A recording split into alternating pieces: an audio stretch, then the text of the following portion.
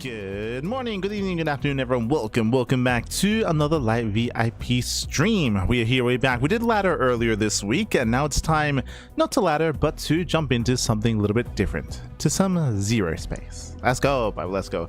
Again, we didn't mention previously, but we don't have a cast for tonight. We don't have a StarCraft 2 related cast on the Cranky Ducklings, so we have some free time to jump into some ZeroSpace. Let's go.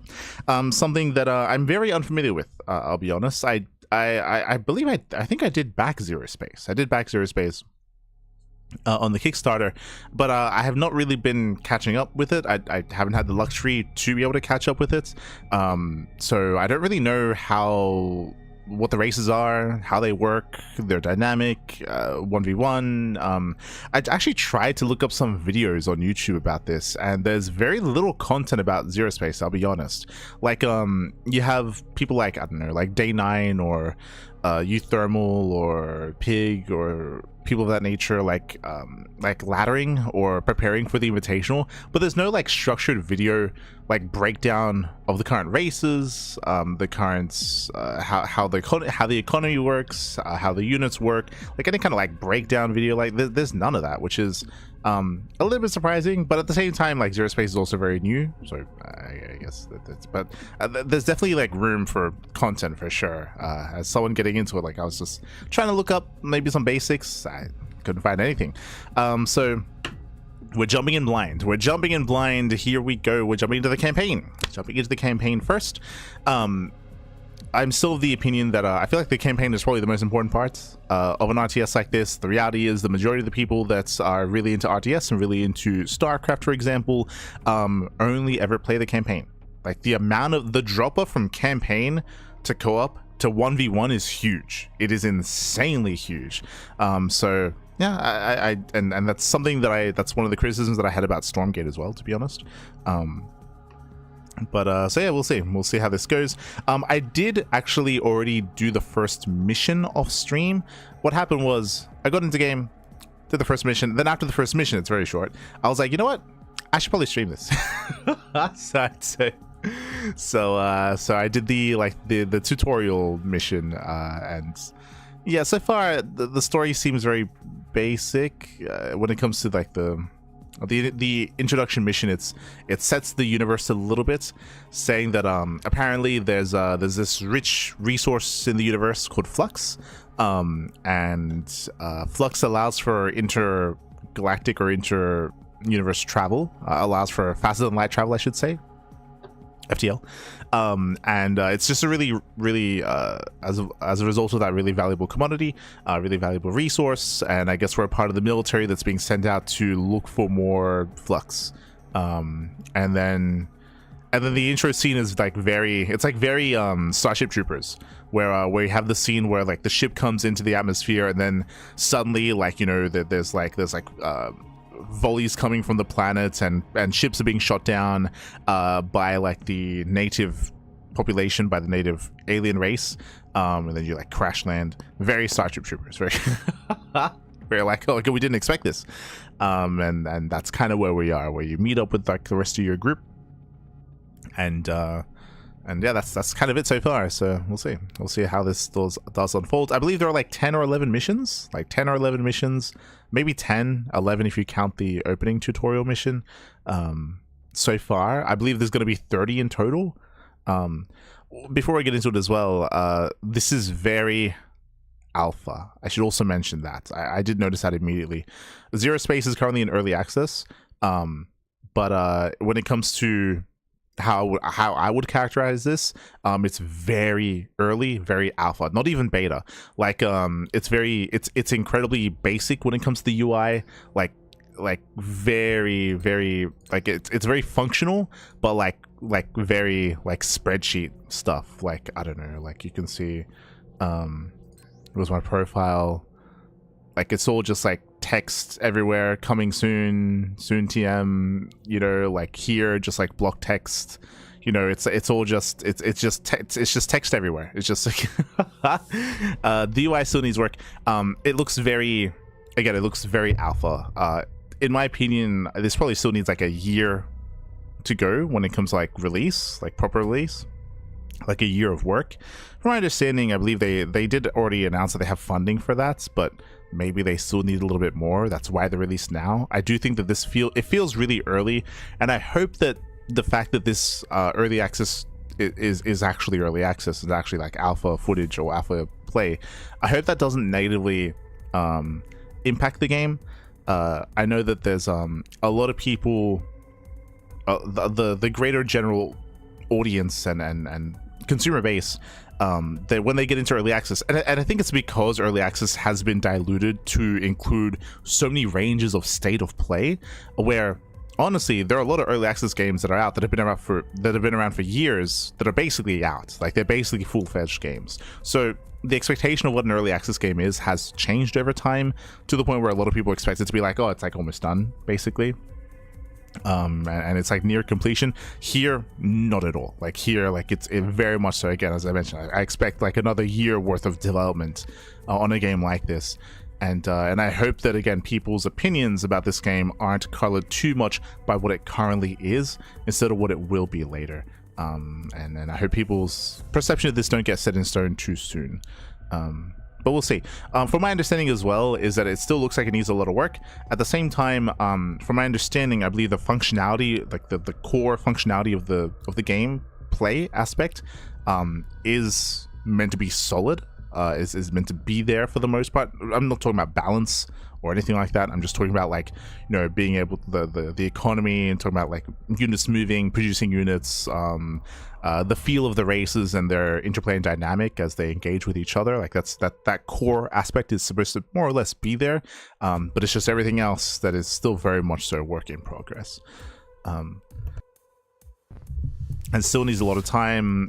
Even when you go into the campaign, like there's like big blocks of text that are like audio inserted here later, or voice acting here later, or like cinematic here later. Like there's a lot of placeholders in the campaign from even just the first mission that I played. So very early, very early. Does it make me a little bit concerned that they released this as early as they did? Like it does pose the question of like why. And whether it is a funding issue, whether they do need resources. But as I mentioned before, like they already did state that they have secured funding to carry them to full release. So I hope that's the case. I hope they're able to do so. From my understanding, they're also like patching the game on a semi-regular basis, like on a weekly basis as well. But yeah, wish them the best. Wish them the best. I guess we'll just step in. I guess we'll jump into the campaign. Oh boy. Command Strider. Resume.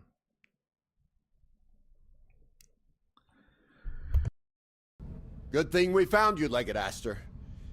Things aren't going so hot over at the LZ. What's the status on the forward base? Construction is ongoing, but let's just say Consul Sherman is eager to get it over the finish line. So this is the oh Jesus.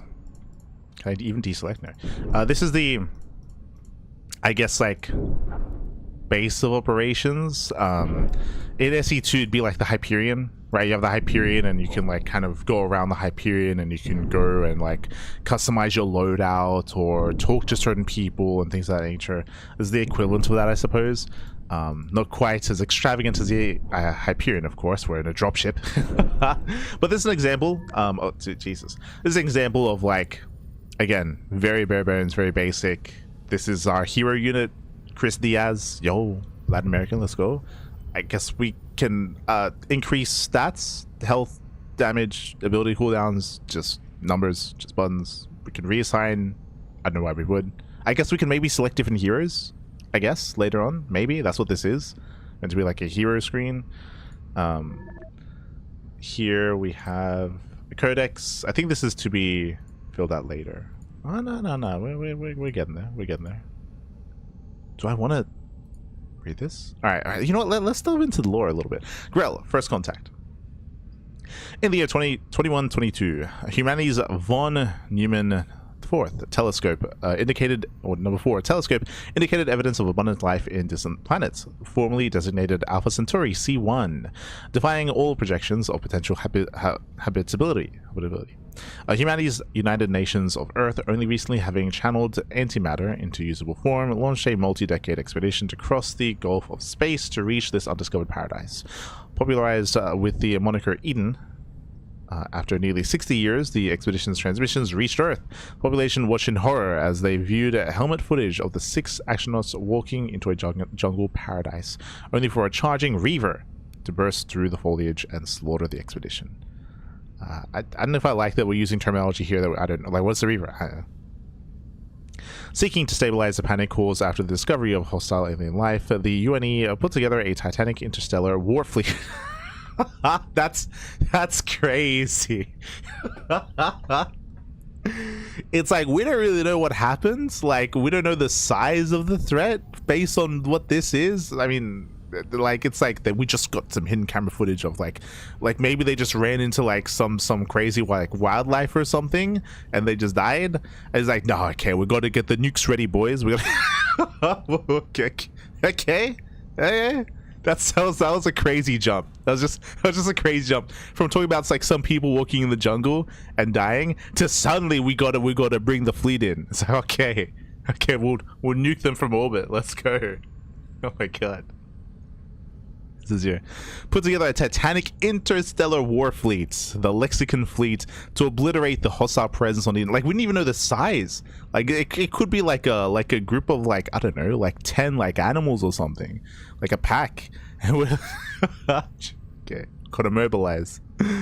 In the decades where such a journey took place, mankind reflected inward on how it should respond to alien life forms in the wake of the hysteria around the Grell.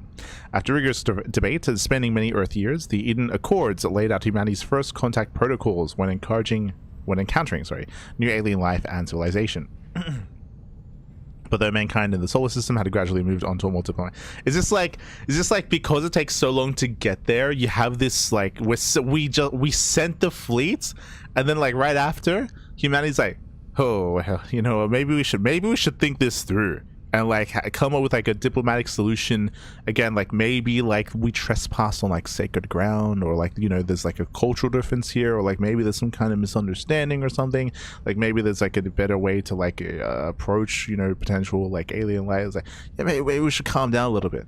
Say, yo, can anyone call the fleet? It's like, nah, they're like in hyperspace right now for like 60 years. Like, then we already sent the nukes, mate. Is this too late? Is that what just happened? The mankind in the solar system had gradually moved on a more diplomatic course. The war fleet sent to Eden was decades underway, with no possible method to contact. No. It's like, oh damn, we sent the nukes. They're arriving in 30 years, and we can't stop them. Meanwhile, we're like, you know what? Maybe we shouldn't do that. This sounds like, I mean, I say it sounds like a parody. Like this, like I feel like this sort of thing is, do I want to say relatively common in media? Like, I don't know. Like, I remember reading like Ender's Game. Like, Ender's Game does this sort of thing really well. Like, yo, if you're out there, want to read a good story, Ender's Game, the book, not the movie. Not the movie, but the and I'm sure there's a lot of novels like about space travel, like surrounding this, regarding, you know, space travel like this, and how long it takes, and the complications that, and the drama that can sometimes arise from something like that. It's just, it's just the initial reaction here sounds kind of crazy. I feel like they needed. Just again, to be fair, this is just a little bit of text. I'm sure we'll get into more of the lore later. I feel like this kind of response would be warranted if there was like a different interaction. Like if all we had to add here was like, you know, we had the expedition. They go into the jungle. They were attacked by a reaver. Like that was like chilling, and then the reavers attack us. Right? Then we suddenly get like attacked by an alien force as a result of this, and then we're like, oh, we gotta like strike back, and then that like instigates, instead of us like immediately responding with the nukes. like right, like it make more sense if it was like a little bit something happens, and then like a big event happens, and then it's like a reaction, instead of like instead of what this is. But whatever. It's yeah. Anyway, through which is what happens in Ender's Game, actually, if you recall, kind of, where there was like a big and like not invade, like a big attack, a big assault from the hive mind race, and then that's instigated a bunch of like animosity and xenophobic tendencies from the population because of that attack, and then humanity retaliates, and then throughout the course, like, hey, I don't want to get into spoilers as to how that turns out, but yeah. Anyway, the mankind in the solar system had gradually moved on to a multi-planet course. The war fleet sent to Eden was decades away with no possible method to contact them. In 2249, the Lexington fleet arrived at its destination and systematically went. Oh my god! They nuked it. I didn't even get there. They arrived and they nuked the hell out of those animals in the jungle, mate. What are we doing? Okay, they were successful. Systematically wiped them out, mate. Out of this culling came the most key discovery of humanity's ascension on the galactic stage, the discovery of the special manipulating resource named Flux. With Flux, the once distant stars are now within mankind's reach. Okay. It's catching up. Shema, papi, shema. Shema. Thank you so much. Oh, Jaguar. Bienvenidos, bienvenidos. Gracias. Ojalá que todo va bien. Ojalá todo te va bien, papi. Thank you so much for the follow. Hope you're doing well. Sorry, attack humanity in the solar system. Never mind. We changed our mind. They remember the war fleet they sent. Oh no. That's yeah. It's crazy. It's crazy. Alright. Hexite. Hexite remains a scientific anomaly that has baffled all of civilized space. It is a strong crystal lattice that facilitates low-energy nuclear reactions, allowing precise fusion or fission reactions, triggered by tuned electromagnetic resonance and photon frequencies. Though processing a variety of different rare metals can be formed, including what most members of the UES refer to as hexite plating. So, very quickly, I believe hexite is the gas, right? Like there's two resources. There's flux, which is the minerals. There's hexite, which is the gas. I believe that this is like my very beginner like osmosis knowledge of this of ZeroSpace. Through processing, a variety of different rare metals can be formed, including what most members of the UES refer to as hexite plating. A hexite configuration strong enough to survive the rigors of ZeroSpace with minimal decay. Yet the origins of hexite continue to concern the greater scientific community. Hexite appears through strange meteors referred to as gray comets that are flung from ZeroSpace portals. I believe, I could be mistaken, I believe that in a game of ZeroSpace, do meteorites or great comets land and then resource spawns? Is that a thing? Or that might be a thing like in the co-op or in the survival mode, but I think that's what that's alluding to. Is that how do we gather hexite? It just comes from space. it just lands every now and then, you know? It's like, is that really like is that really a sustainable resource? Is that we just have to rely on resources to just fall from the sky? Like, is that really is that really no, don't worry about it. Okay. It's commonly in areas of high Leviathan migratory patterns. What is that? Space whales? Leviathan migratory patterns? Space whales? I'm leaning towards space whales. Okay. It is theorized that the regular tearing of real space causes a weakening that these gray comets are able to exploit. Because of this, hexite is extremely common around high flux worlds. Gracias, te deseo bien stream. Gracias. Thank you.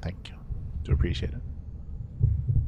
Once a gray comet impacts, it appears to disgorge a form of self-replicating fabricator, which breaks down the surrounding soil into hexite crystals. After a short time, the fabricators self-destruct, leading to a largely uniform hexite deposit, often in the form of a moderate-sized hollowed crater. This crater is then safe to be mined by extractors, which will gather the crystal formations. I like how this is all just like an explanation of just extracting hexite in-game.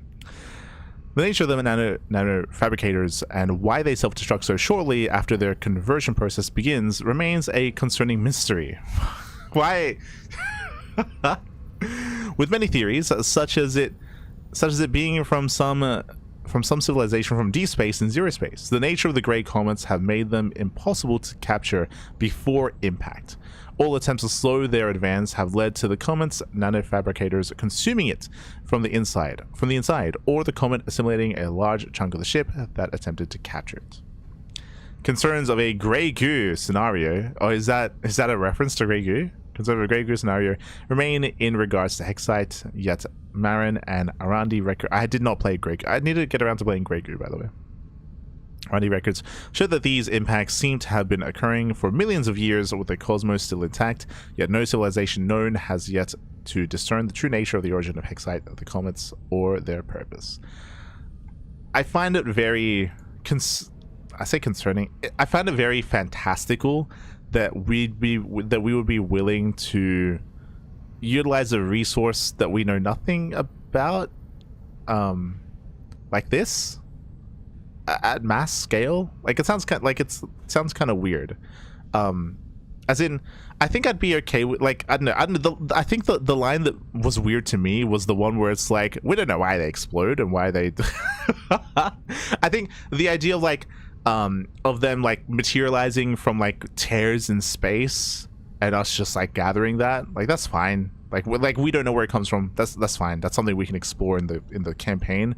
But the idea of us like not really knowing like the combustibility or like the or like the composition of the resource, but we're willing to use it everywhere, just sounds kind of weird. Like that sounds kind of weird. Like, it sounds just strange to float. We didn't have to add that, but we did. It's kind of weird. Okay. United Earth spheres. Yo, how many planets have we colonized in ZeroSpace? The civilian government of humanity is the United Earth spheres, a representative democracy situated out of Earth, representing the interests of all 7 spheres. Okay, so we've colonized 7 planets, I guess. Each sphere is overseen by a consul. Why do we call them spheres? Unless sphere is like a term we're using for like a solar system or like a group of planets. Are we like grouping planets and regions into spheres? Each sphere is overseen by a consul who manages the various magistrates and colonial leaders under their care. Colonies in the UES are given a high amount of autonomy, depending on the conditions of their treaties of expansion, a founding document negotiated between the UES and the colony's founders that determines taxation, applicable UES laws, and trade, depending on the amount of UES and protectorate support needed in founding and defending the colony. Protectorate is the defensive arm of the UES, but exists as its own independent entity, only answering to the consul of its respective sphere. I don't think it's still explained what a sphere is, but sure. There are some exceptions, however. In the fifth sphere, which serves as the Protectorate's central command, the consul's role is also taken by the leading primus of the Protectorate. This allows the Protectorate to function under the control of civilian governments, while still giving the lateral control to function quickly and efficiently without being bogged down in administrative issues. This is some weird terminology to be like an intel report. Okay. Okay.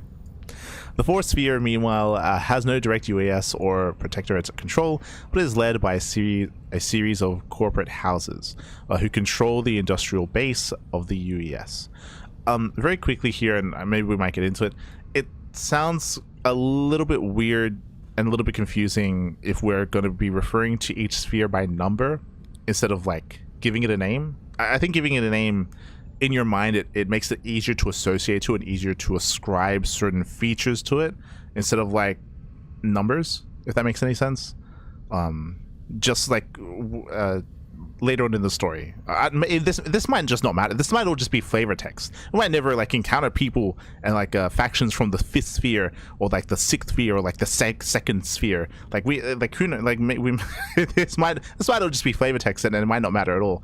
But like if it does matter, I think giving these entities or these collectives like names would help a little bit, especially if some of them like are autonomous and they do their own thing. Yeah, those are my thoughts. Fourth sphere, meanwhile, has no direct UAS or Protectorate control, but is led by a series of corporate houses who control the industrial base of the UAS. So these houses maintain near total authority over their holdings and fund their own private security forces. Each sphere, the Protectorates, and major corporate houses all send representatives to Earth that form the Security Council, a governing forum for all human space. The US was formed after years of strife and weakness as humanity worked through how to best govern an interstellar nation. Humanity's first interstellar government, the United Nations of Earth, attempted to remain an authoritarian, Earth-dominated colonial government that collapsed under the blockade of its colonies in the War of the Spheres. Okay.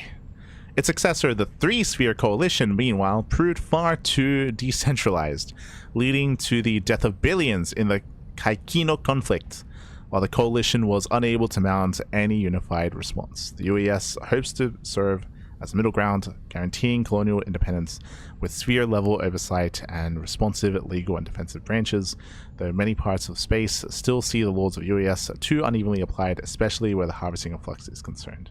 Okay. Okay. We're almost done. I would like to know what the hell's going on in the world before we jump into the campaign. Almost done. Protectorate.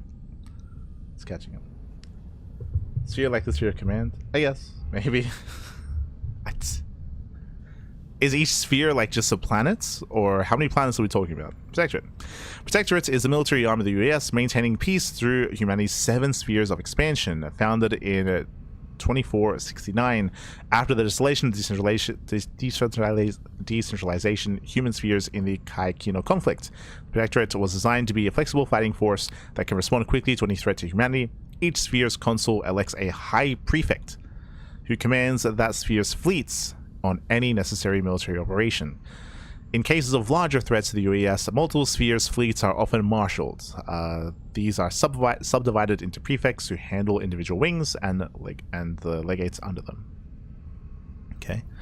Each sphere maintains their own proud military traditions in their Protectorate fleet. The fifth sphere is the center of all Protectorate operations, and where training and logistics are centered, owing to it being the first section of the Orion Arm, colonized under the Protectorate. Seventh is humanity's newest sphere of expansion, and remains a great unknown as humanity reaches the ends of the Orion Arm to the ancient stars of the Perseus-Orion Gap. Orion. Protectorate forces are divided between ground command and naval attacks, each with their own ranks and structures. They are coordinated by the command branch, usually by a legate overseeing an operation. Prefects are commanders of the wing of the fleets, only beholden to the High Prefect and the Civilian Council who commands the sphere.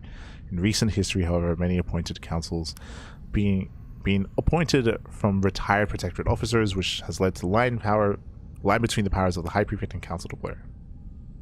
With the recent economic downturn due to flux shortages, the Koru Heart collapses. Who?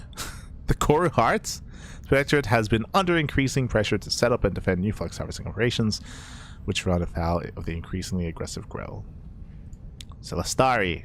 The hell is this? I've never heard this name before, so far in all this text.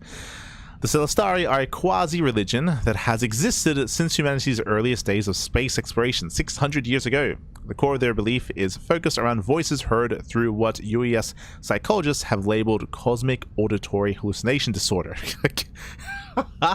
Okay. I don't know if I like that. I'm mixed on that one. The fact that, like, okay, where the subject will hear tangible voices from nowhere after extended periods of space travel. Okay. I was about to say, like, if this is like people losing their minds in space and then they come up with a religion, but then somehow that religion like spreads to become the main religion of the populace, like, that sounds like, what?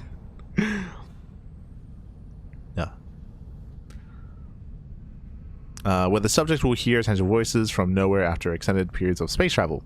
This condition has baffled the medical community as it has none of the direct neurological hallmarks of schizophrenia, and these voices often draw others with CAHD together. No cause or trigger has been found. Roughly 1 in a million humans have been diagnosed with CAHD, with most medicating or ignoring the condition, but a select few heeding the voices. In ages past, I should also say that as they're explaining this, I don't know how big this religion is. Is it like a small, like, cult, or is this like huge? Like, in ages past, those with CAHD formed into groups known as voice cults.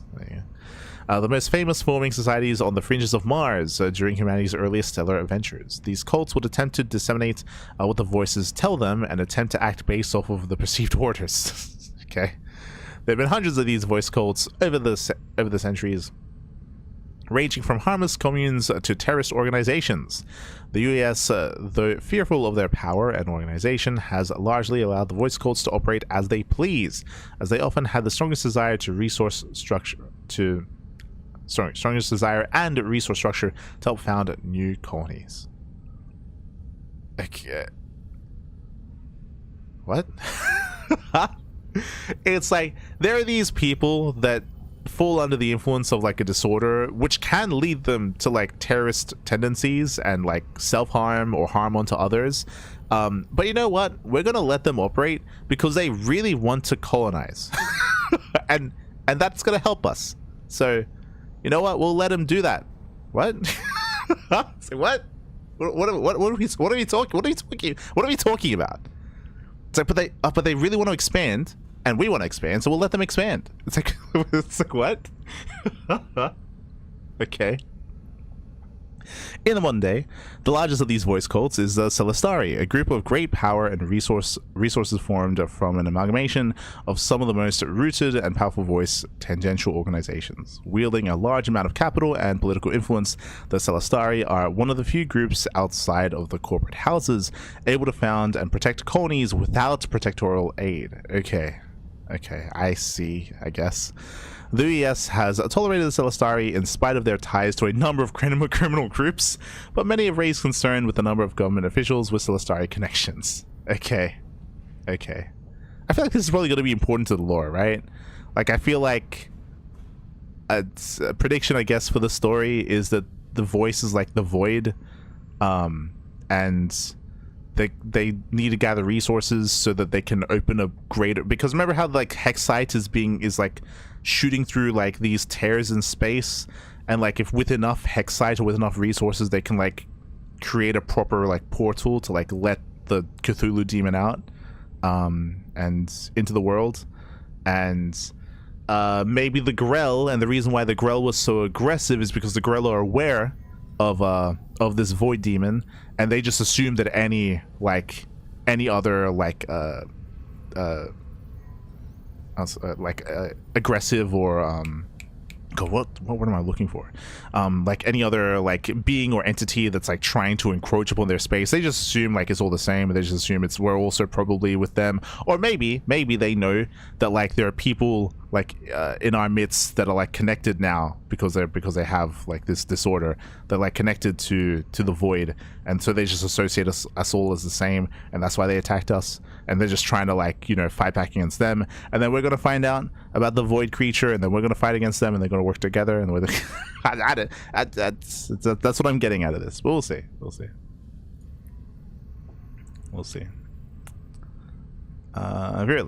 Virulus is an ancient world of the fringe of the Orion Arm, within the seventh sphere of human expansion, located in the ancient located in the ancient Krylivia star system. The planet contains one of the most advanced Grell colonies that the Protectorate has encountered in its effort to expand flux harvesting operations. Due to its distance from any human colonization efforts, Protectorate forces have struggled to establish a logistics network sufficient to pacify the Grell and create a mining operation. The planet was first discovered by Solstari colonists, who named the planet after the famed Martian missionary Janus Virulus. Listening to the voices that so often determined their erratic doctrine, the cult set up camps near flux deposits, only to be slaughtered by the rampaging Grell. Their distress signal. Okay, so here we're confirming actually the first people that the Grell encountered were cultists. Okay. The distress signal was what first alerted the Protectorate to the existence of Virulus. An operation was launched 40 Earth cycles ago to establish a mining base on Virulus by the 15th Legion of the 7th Sphere. The force established a forward base at Camp Ardok, but met with an overwhelming Grell force that drove them back from the planet. Legate Aster, which is us, has now been sent with a force of 3 legions in order to ensure that Virulus is properly producing flux to aid in offsetting the shortage of the UES is undergoing. Okay. Alright, we're all caught up with the lore. Okay. We be colonizing. For some reason, we have like some cultists that like kind of leading the colonization efforts of like expanding and finding new planets. Like not even colonizing, but like the exploration effort as well. They found a planet. They got attacked by an alien race. We're gonna back them up, I guess, because we want flux. And that's the story so far. Alright, we got some emails. Oh boy. Formal complaint regarding Operation Moby. From multiple to Aster, that's us. Council Chairman, I must protest in the highest terms of the actions of Legate Harbor on the gates. Harbor on Virulus. Our Triumph heavy transports were sent down planet side with no Iron Wing support. Our ships were chopped up and sorted, with our fighter escorts still sitting in the hangars. By the time the Legate found the time in his busy schedule to order the fighters to scramble, we had 40% of our ships downed by Grell Skrell? Who's naming this? Grell Skrell ramming and Lasher ambushes. Eagle support for ground. Does this bother me? Was there ever, maybe you can correct me, was there ever a point in the Brood War campaign where the Zerg was referenced by specific units? Like, this is weird. This seems like hyper specific, and it just reads a little bit weird. Like, I feel like usually they just talk about like the Zerg or the Swarm, or like, you know, maybe Kerrigan or like the Brood or whatever. I don't know if they ever like, that like the Hydra shut us down or something. Like, I don't know. It's like it sounds weird to be hyper specific like this, but sure. Sounds a bit weird. Legates Astor and Miller have been downed due to Legate Halber's negligence. I believe that's us. That's a reference to what just happened to us. Must in the strongest term condemn this lack of commandability for the lives lost today. Yours loyally, Legate Spears. Okay, this is like a complaint. Yeah, this is a formal. Yeah, it's a formal complaint about the higher ups. Okay. Council Sherman. Legate Spears is trying to defer blame for this catch. Yo, are we getting into some like interwork politics right now? Is that what's happening? Are we okay? This is too real. This is too real. Like, Spears is yo, did we respond but also like CCing the person that made the complaint? Like, that's like the balls on this guy. Make sure he's CC'd in so he can see me badmouth him to the higher ups. Okay. Legate Spears is trying to defer blame for this catastrophe as a means to dodge his own responsibility. To accelerate the mission timetable. This is so bad, by the way. Like, if your boss is like blaming, or if your like manager is like suddenly like throwing shade at you, like, what the hell? Like, you take responsibility. Like, it's a huge red flag, by the way. Oh my god. To accelerate the mission timetable, he ordered all triumphs to a high-risk ground directly on the fringes of the priority target. Rather than safe clearings 20 clicks south, rather than set up mining bases, our wise Legate instead opted for an airlift strategy of loading our triumphs with shipped resource crates. This slowed deployments of ground force. Like you would never complain like this about someone that works for you. Like, what? You fire them. like I did like this email chain is crazy. This is the craziest thing I've read so far. This is crazy. What are we doing?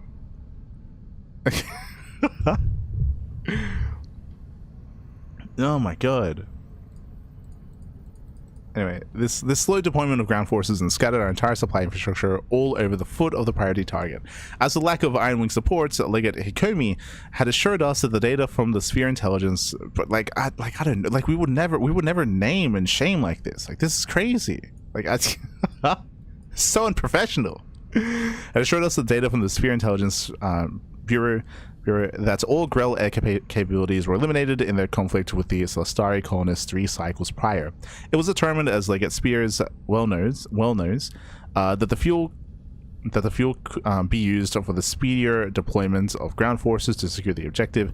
Legate clearly was hoping the speed at which we would secure your Class X objective would translate to a speedy prefect ship.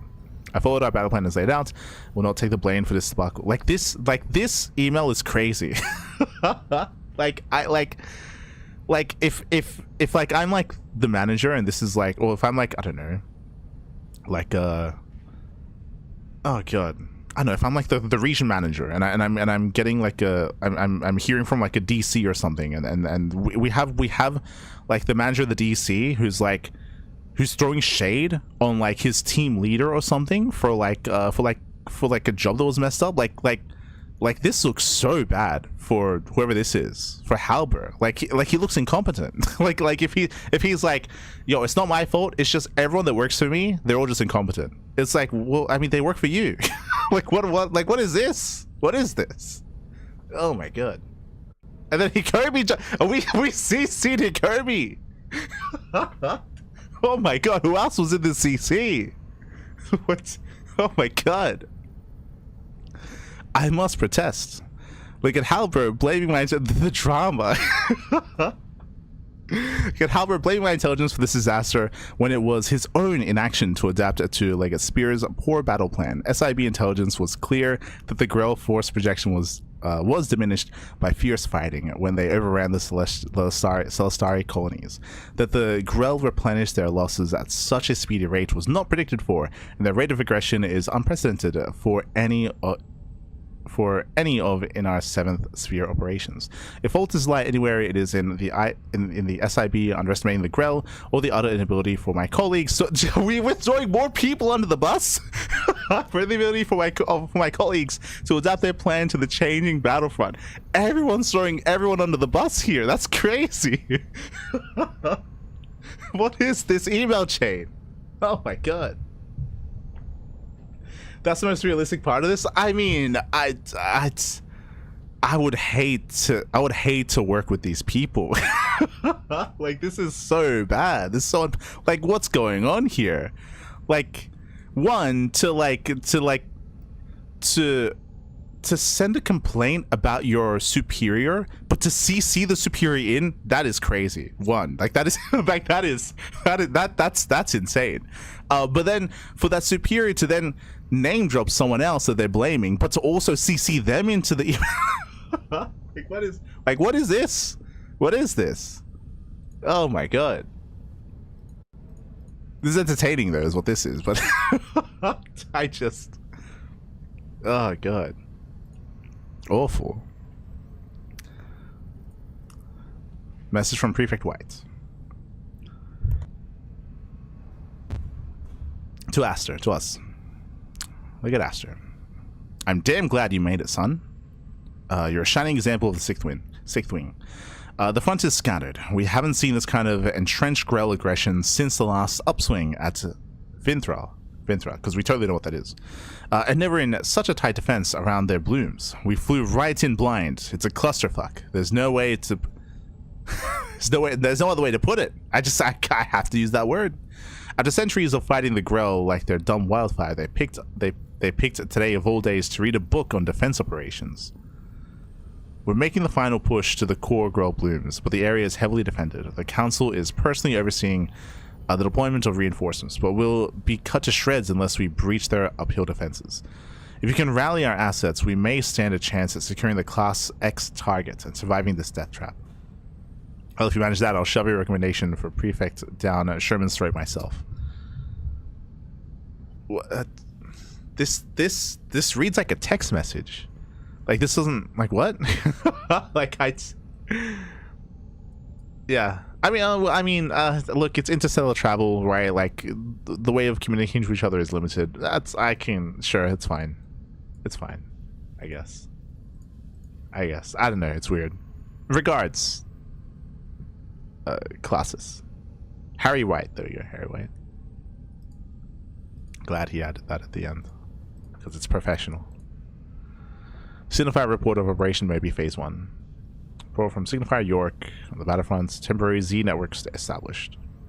Situation critical. Intel stated that Grell presence on this world would be damaged by prior conflicts. Grell appeared to have mounted heavier and more aggressive resistance than expected. 60% triumph downings before landings were turned back. Look at this, Aster and Miller unaccounted for. Sergeant Chris rallying remaining forces in Point Augustus. Sergeant Miller has encountered resistance and has been pushed back from Point Januaris. Signifier Haggerty...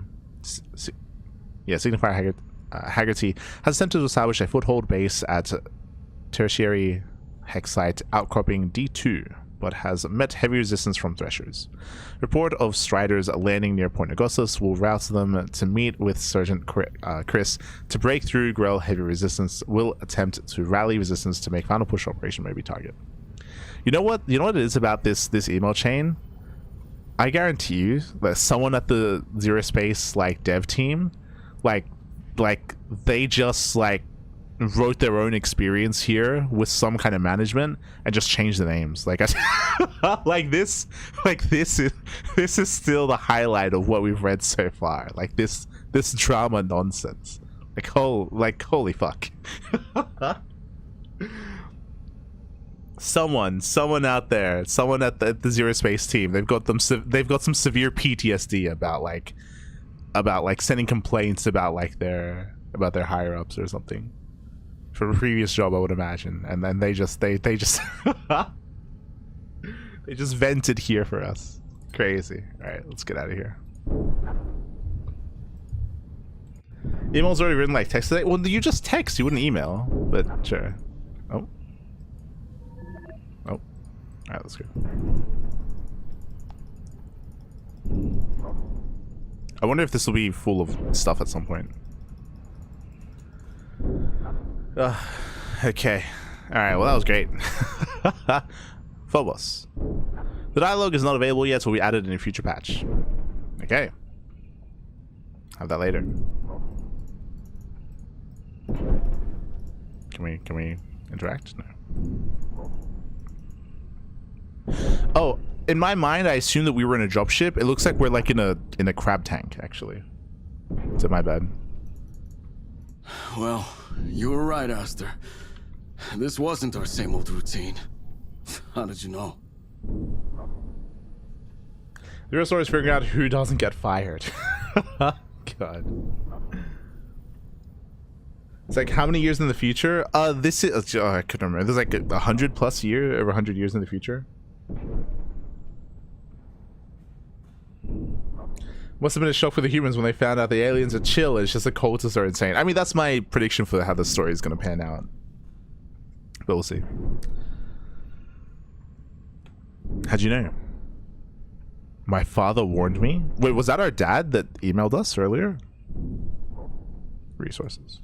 It was strange how many resources were being poured into this. Normally the top brass is tight about expenditures. Yeah, that doesn't sound like Sherman at all. We're facing a shortage. Can't waste flux to get flux. And this time, Sherman had no problem signing off on more commandos, new equipment. So what does this mean? You think old stiff-necked Sherman has some kind of ulterior Dad threw us under the here? bus. No. I think the dad was the one who was like, "Thank fuck," like the one that was cursing. I think that was our. I think that might have been our dad. The other email, the one who was like, who had story time for us. What is this? ZeroSpace. ZeroSpace. Hold on. Hold on. I'll move some of this stuff out. There we go. Okay. Wouldn't go that far. I'm sure the council has good reasons for anything the way he is. Clearly, we haven't been given the full story. I can only hope it's for a good reason. Let's say Fergus. We can speculate later. What kind of soldier is this guy?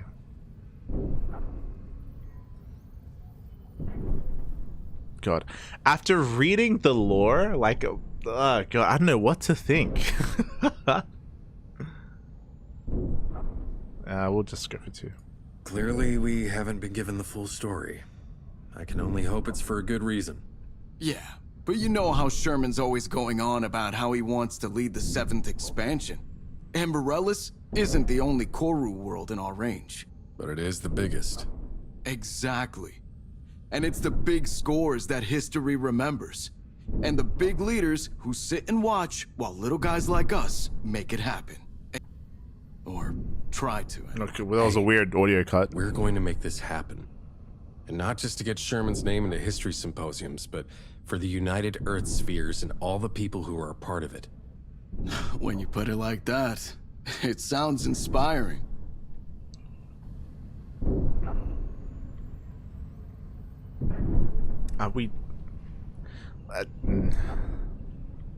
Was this written? Was that dialogue written before the backstory was added? Because like he sounds like very like, you know, very optimistic and very almost like patriotic. Is like, oh, we're gonna do this for the human race.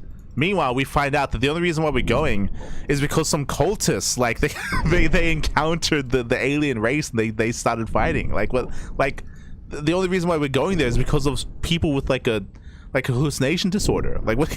Like what? I feel like the greater context has kind of like shaded our viewing of like the dialogue here in a weird way. Ready to proceed. Continue.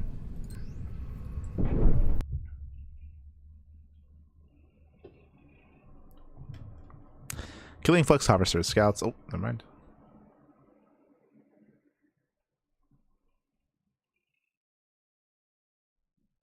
Fighting's broken out all across Morellis. We're getting hammered out there. The sooner we can bring this to an end, the fewer lives we lose. We can't make a push without a forward base. Yo, where's the stutter stepping? Aster. Sergeant Diaz. We're on approach to the drop site.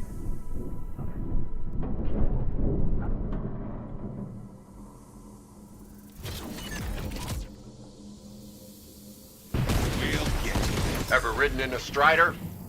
We'll cut right through the grill. Unload. Is it you? Let's liven things up. Next stop, combat. Stop, hold position, patrol, In aim. a rush. Oh, look at it. Oh, look. Hitting the gas. Yaku, it's like a crab. Look at him. Look at him go. Taking a shortcut. We're walking here. Coming through. That's great. Look at him go. Striders can load and Stay unload. ahead in Victor Linnea. We're with- walking over. Even when the strider's moving, right click, striders load. Okay, cool. Moving. Literal crab. Let's get moving. I feel like I'm. Clearing the path. I don't know how, but I somehow turned around and I'm facing the wrong way. Okay, there we go. Okay, we got it. Package on. We're walking here. We're walking over. Get a load of us. Another Celestari settlement. They were all over Varellis. Those cultists that claim to hear voices? I've heard their influence within the UES is growing. It is. Rolling hot. We're moving. Consul Sherman to all ground forces. We stand at the precipice of victory. No, A you're great not many there. of your No, comrades we have lost given their lives one. today. Their sacrifices will not be in vain. We lost Remember your one of the cause. boys. Fight for the future of the Protectorate. Fight for the future of humanity. The top brass give such rosy speeches from the comfort of their capital ships. No, come back. Forward base secured. Deploying perimeter. No. No barracks, no supply platforms. Looks like the Grill ate them. Let's get production up and running. Phobos, need you online. Phobos support link activated. Like at Aster, your command authority is recognized. We serve the Protectorate as one. Oh, there's no worker. What? Where's bottom left? Okay, I was looking top right Supply for. platforms increase your supply count, They do. allowing you to field more units on the battlefield.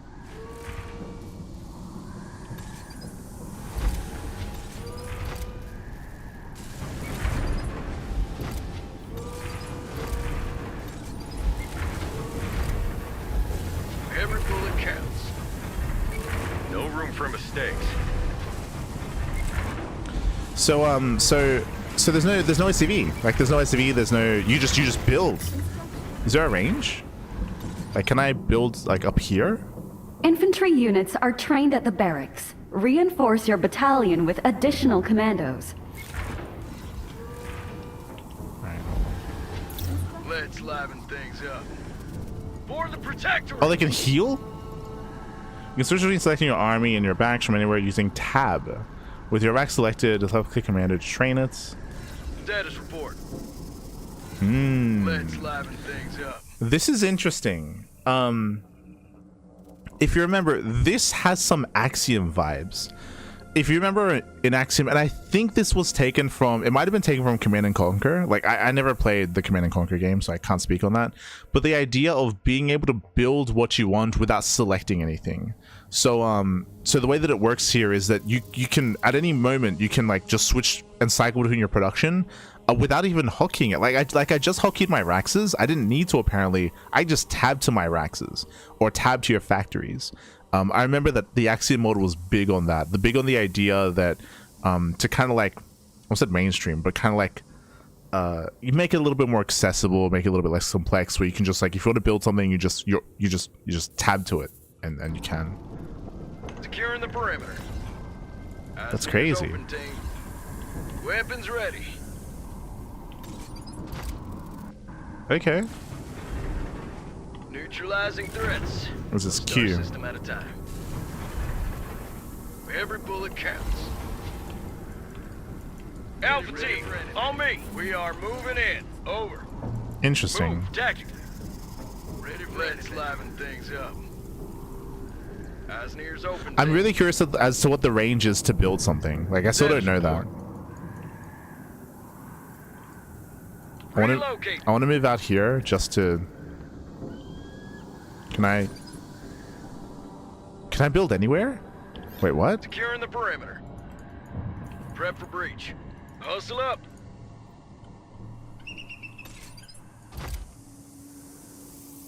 Yeah, whoa.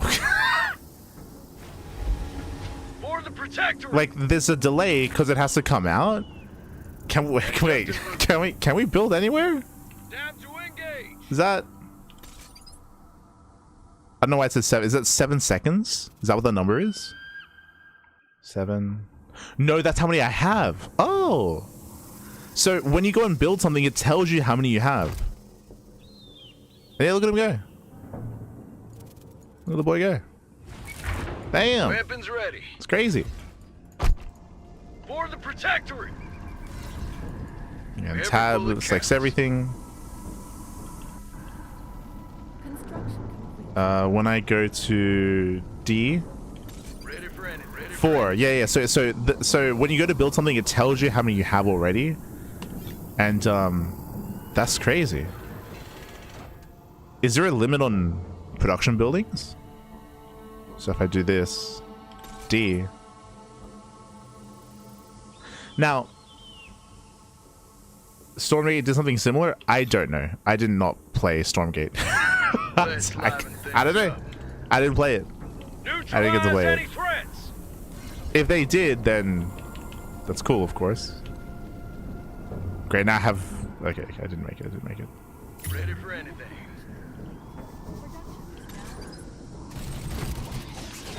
Securing the perimeter. Main gate breached. If the Grell take the operating tower, we're done for. Protect it, no matter what. D-E, cavalry here. Time we go on the offensive. Mission is to secure the heart of the Koru colony and eliminate all resistance. Move out. Leggett Miller. I served with him at Priora. Looks like an ambush. We need to stay on our toes. We do this right for breach, and we all go home. Thresher, spread out!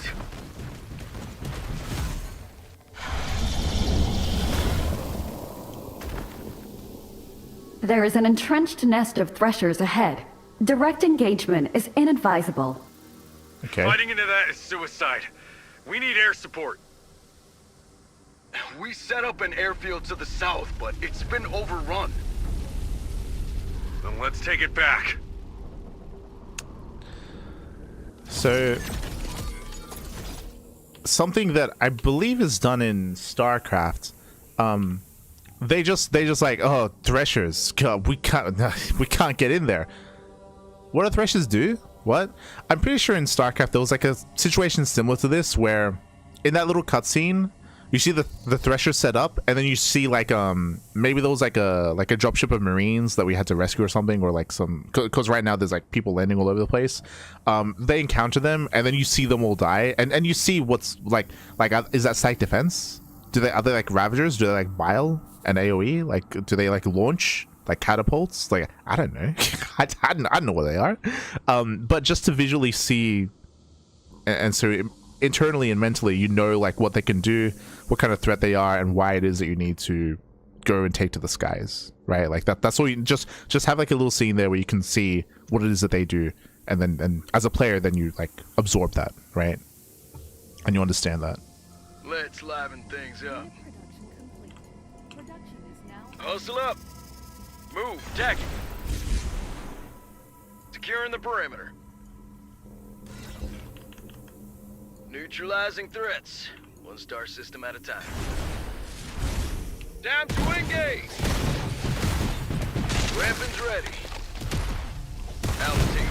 Neutralize any threats. Adjusting route. Status quo. For the Protectorate. Airfield's online. Oh, Eagles are ready for takeoff. oh, Give us the target and go ahead, Legate. Paint 'em red. airstrike. Calls down an airstrike dealing 200 damage to ground units. Requires airships. So I thought we were going to unlock like the ability to make airships to add to the army, but apparently we can just like airstrike. Okay. I guess we have to do it twice. Threshers are history. Can we just spam this? It costs 3 energy. Can we just...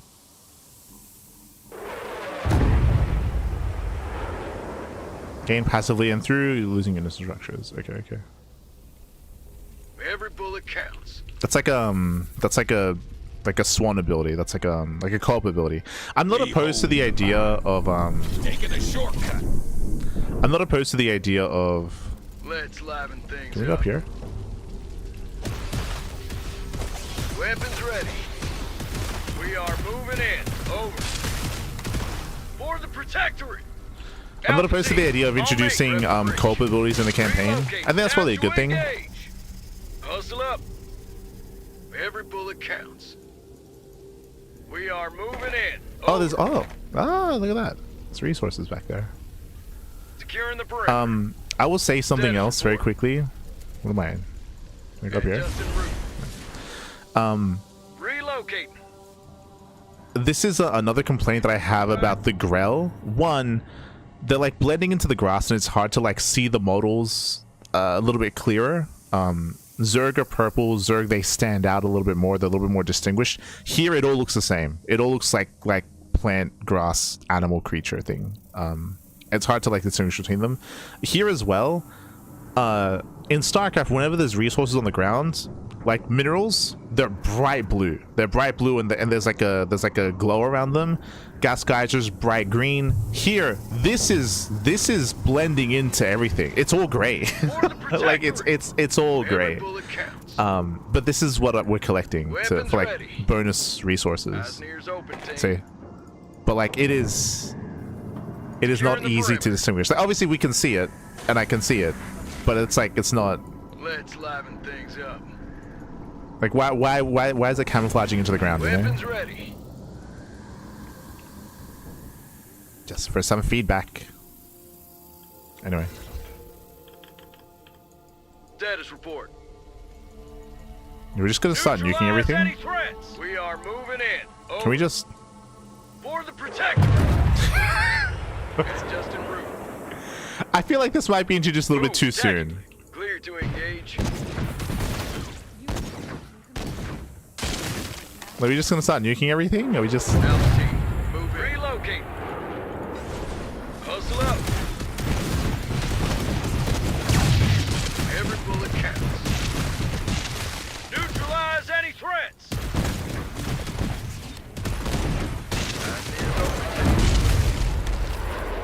Securing the perimeter. We keep our troops safe. Alpha team, on me.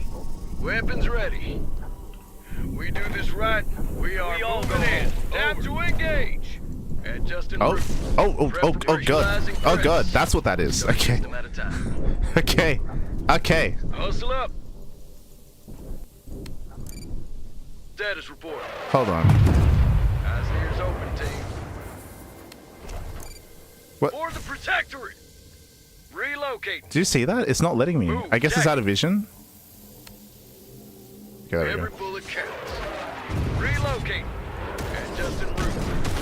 Eyes and ears open, team. Let's Well, now I know what the threshers are, by the way. Now. We are moving in. Over. Relocate. Can I just do this? For the Protectorate. Clear to engage. Adapt. Overcome.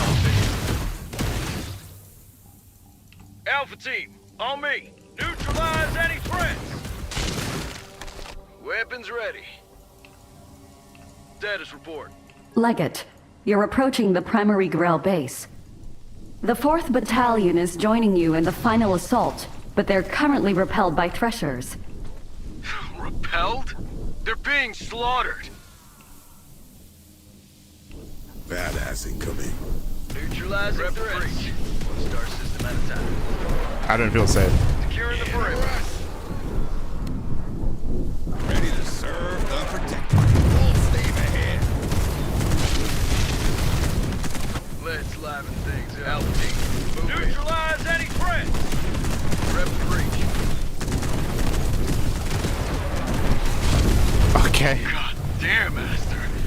I've never seen so many. Are we out of energy?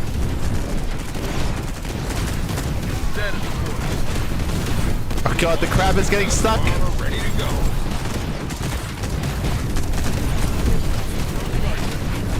Here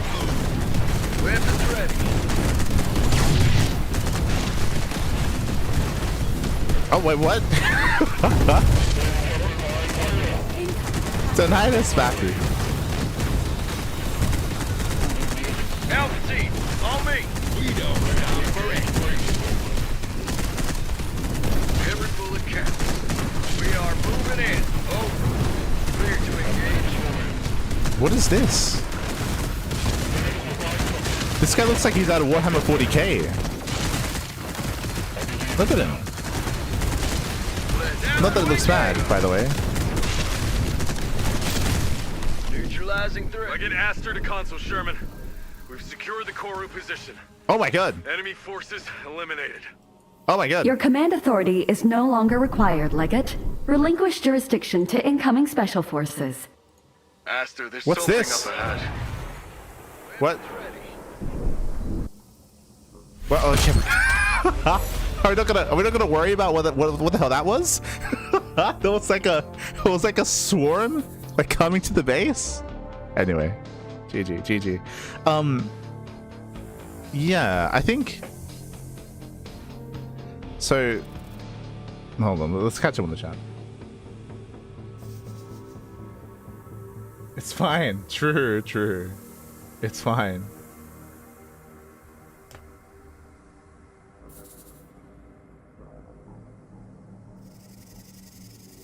I think the visual clarity discussion fades with experience. It takes a bit of time, but your eye will adjust. I think that is a negative thing to say.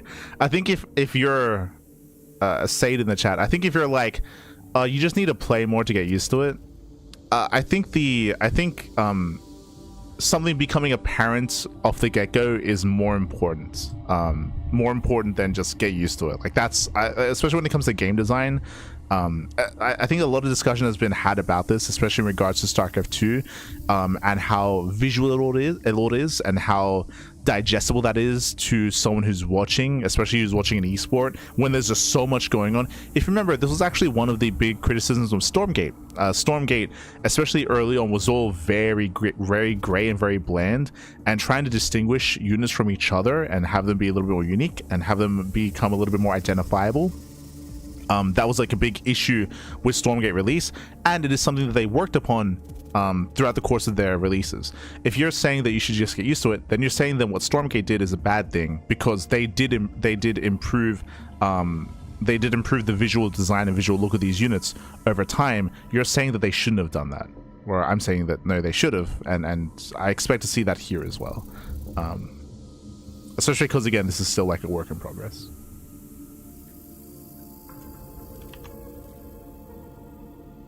Here we go. The girl's camera reminds me of how you don't see colorful cats in the wild because they're a natural selection. Yeah. I think your point, but I'm not sure. Okay, I am sure. but I feel like what I'm saying they probably already know. I should also emphasize that like I'm giving like very basic level critique that they probably have already heard, and I would imagine they're probably already working on it as well. I would imagine. I don't think I'm saying anything new to add to the critique or to this discussion. Something that I will say though is I could be mistaken, but I want to say that in StarCraft, something that they do throughout the course of the campaign is the slow introduction of new enemy units, and understanding how they work and what they are. This first level introduced a Thresher, which I guess is a siege like catapult unit. That's all I know, right? Like I especially with a new game and a new IP like this, like there were like some other like things that were like spawning creatures. I think there was like a big Nidus thing that popped out, like those like the little guys. Like I know Thresher, that's all I know. And I hope that the introduction of these units and what they are and what they do and all of that, I would hope that improves over time. I'm sure it will. Like I'm sure, again, just like they introduced the Thresher, they're going to introduce other units, but like when it comes to everything else, like I've got no idea what they are. I know what they are, I know how they work. But sure.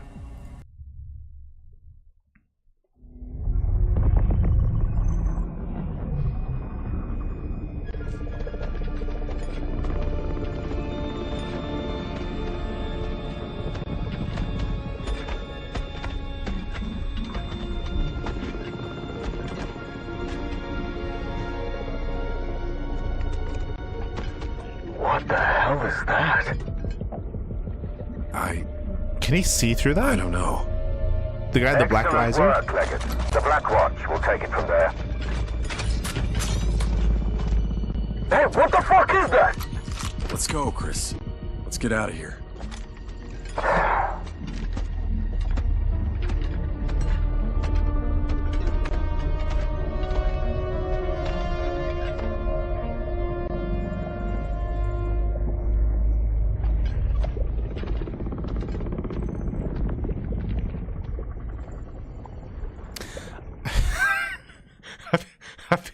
I feel like the cutscene should have began with us seeing what they're seeing, because they're like, oh damn, like what's this? Like, we don't know what they're talking about. By Okay. the authority vested in me as consul, you are hereby promoted to the rank of prefect and charged with the duty to uphold the laws and sovereignty of the Protectorate. Did we get the other You guy vow to fired? serve with honor, diligence, and above all, loyalty. You understand that the people who serve under you have entrusted their lives to you. You fight to safeguard your ship, your fleet, and all Protectorate colonies from any and all enemies. Did the drama, like, email chain work? did the guy get fired? Did that just happen? Congratulations are in order, Prefect Astor.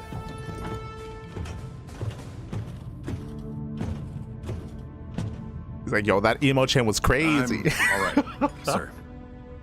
It's the good stuff. Old Earth. Same bottle I shared with your father when he made Prefect. To the most stubborn bastard I ever fought beside. He was a man of conviction, sir. But there can be such a thing as too much conviction, when it no longer yields to reason and authority. Is he talking about our dad? I respected your father, Astor. But we both know he made a fatal mistake. He sent an email. I'm not my father, sir. I'm entrusting you with a task of utmost discretion. We recovered something important from Virelis. You and your new crew will bring it to Trinity Research Station. Sir. Tanner will handle the logistics. To your prefecture.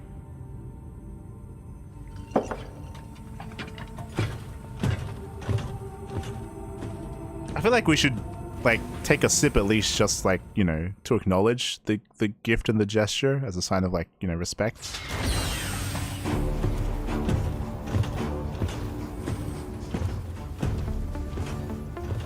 Right? Like, Command on deck. Attention.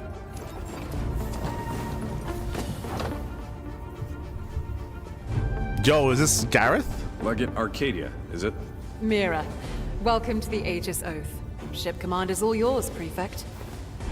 When did this turn into Mass Effect? What's going on? Okay. I was not aware that we were working with other life forms. That changes things. Cool.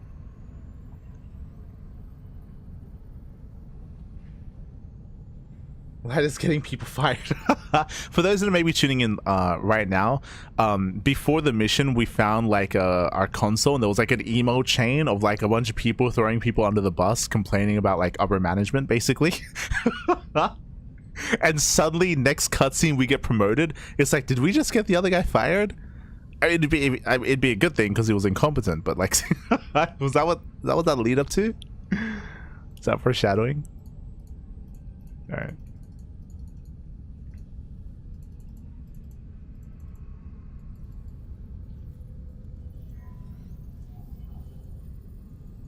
I love that we have like 20 different seats and we've got like 5 people. It's great. Let's explore. Access is temporarily restricted. I just got promoted. What is this? What do you mean it's restricted? What are we talking about? Do you know who I am? I'm a prefect now. I'm sorry, Prefect. I'm afraid I can't let you do that. Don't I own this ship? What? What is this? I Override accepted. Please enjoy your visit. What? Am I meant to be able to do that? If that's like meant to be like a little like Easter egg thing, that's cool. Okay, I just forced my way in. All right, let's go. Oh my god. Oh, are we like transporting like fusion cores? Is this the transport room? That's cool.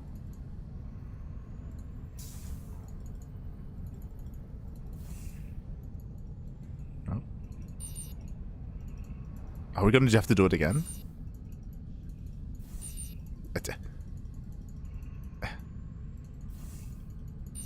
Are we? No, okay. Catching off like a can. I mean, we're this is literally our ship. Like, what's? Oh, we just clipped. Yeah, just clipping through stuff. Information. Oh, the email chain. Okay. Email chain. So this is the formal complaint about Council Sherman. No. This was to Council Sherman. This is for Legate Halber. That's it. Okay. All right. Do we have a sequel? Here, congratulations from the Sphere Intelligence Bureau, from Thomas S. Hogdal. Okay. Hello, Prefect Astor. I'm Operator Thomas Hogdal of the Sphere Intelligence Bureau, assigned for operations in the 7th Sphere. Consul Sherman has informed me of your election to Prefect, and I wanted to offer my congratulations and give an introduction. You've already met our bruisers in the Black Watch, who are working with your council. Well, we're from the more civilized side of the branch. Okay. That's a really weird... Okay. The SIB worked with your father to safeguard the 7th and know our relationship will be similarly fruitful. I don't know what's up with our dad. Did he go crazy? I'm assuming that he started hearing voices and went crazy and joined the occult. That would make, to tie it all together, that would make the most sense if our dad's crazy. Or he might just be dead. I don't know. Officially, it is the SIB's job to provide the Prefect with up-to-date dossiers with the official UAS line of the history. It's really weird to get an official email like this and kind of like... I feel like in every one of these emails, we're throwing someone under the bus. Like, apparently, these guys are meant to be working with the Black Watch, and they're like, nah, yeah, screw those guys. It's like, what's going on right now? Do we just hate everyone that we work with? Is that what this is? Is this like the devs' way of venting to us? Jesus. This is crazy. That's just a crazy thing to see in like an official email.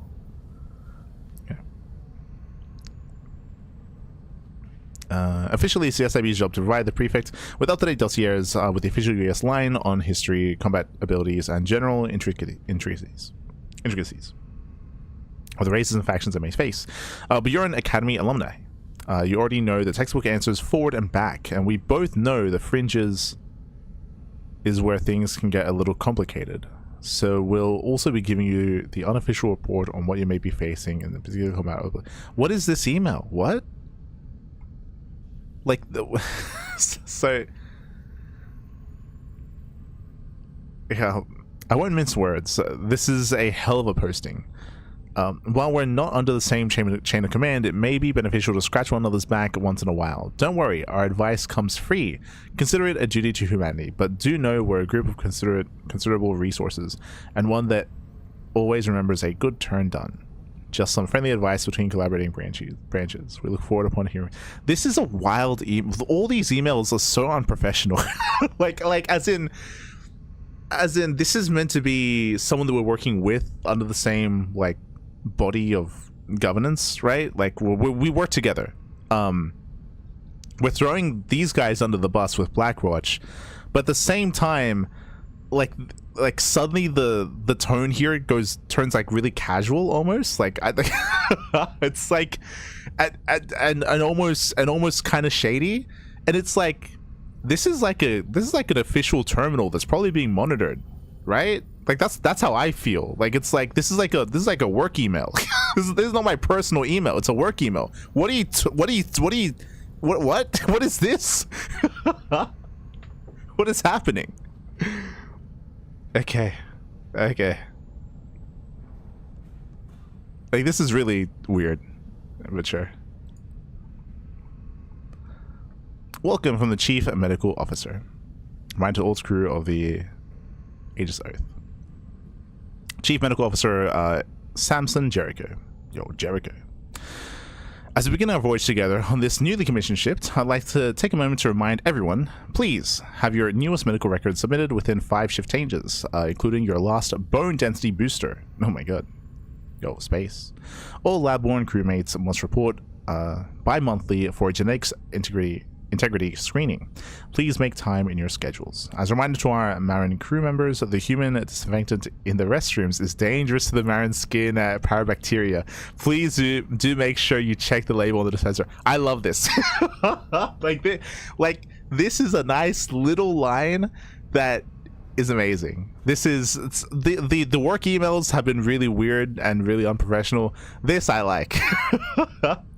Anyone who suffered armor breaches in their armor, like, this is a really nice way to kind of like expand the universe a little bit, because we do work with aliens, or like with people of other, with Marins.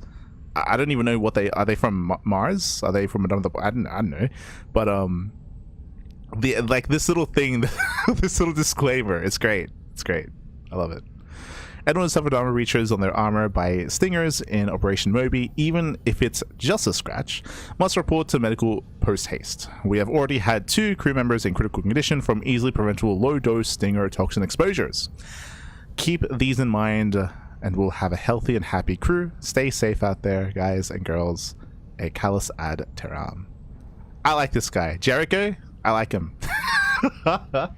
It's great. Their name doesn't matter. It's true. Time to file complaint to Subsaurian. The interagency pettiness. What do you expect? It is very petty. It is.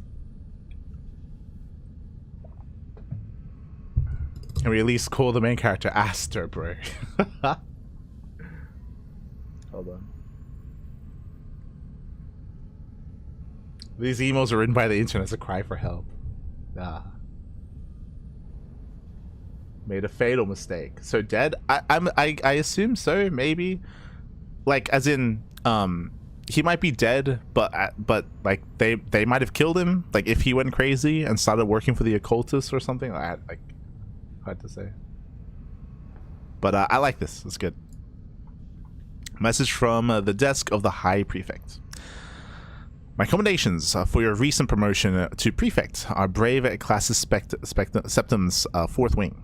I have watched your rise as a legate with great interest and agree with the assessment that you're worthy to follow in the footsteps of your father in commanding his forces. Your father worked under my command as Prefect of the 4th Wing and served with distinction during the Grell invasions in the late Flux Crisis. Viewing the after-action reports on Virilis, I have seen the adaptability of your command in a crisis situation. I've not seen such fine work since the Zakara counteroffensive. Yes, I just sent air support just to bomb everything. So we did. We just A-moved back. We just A-moved.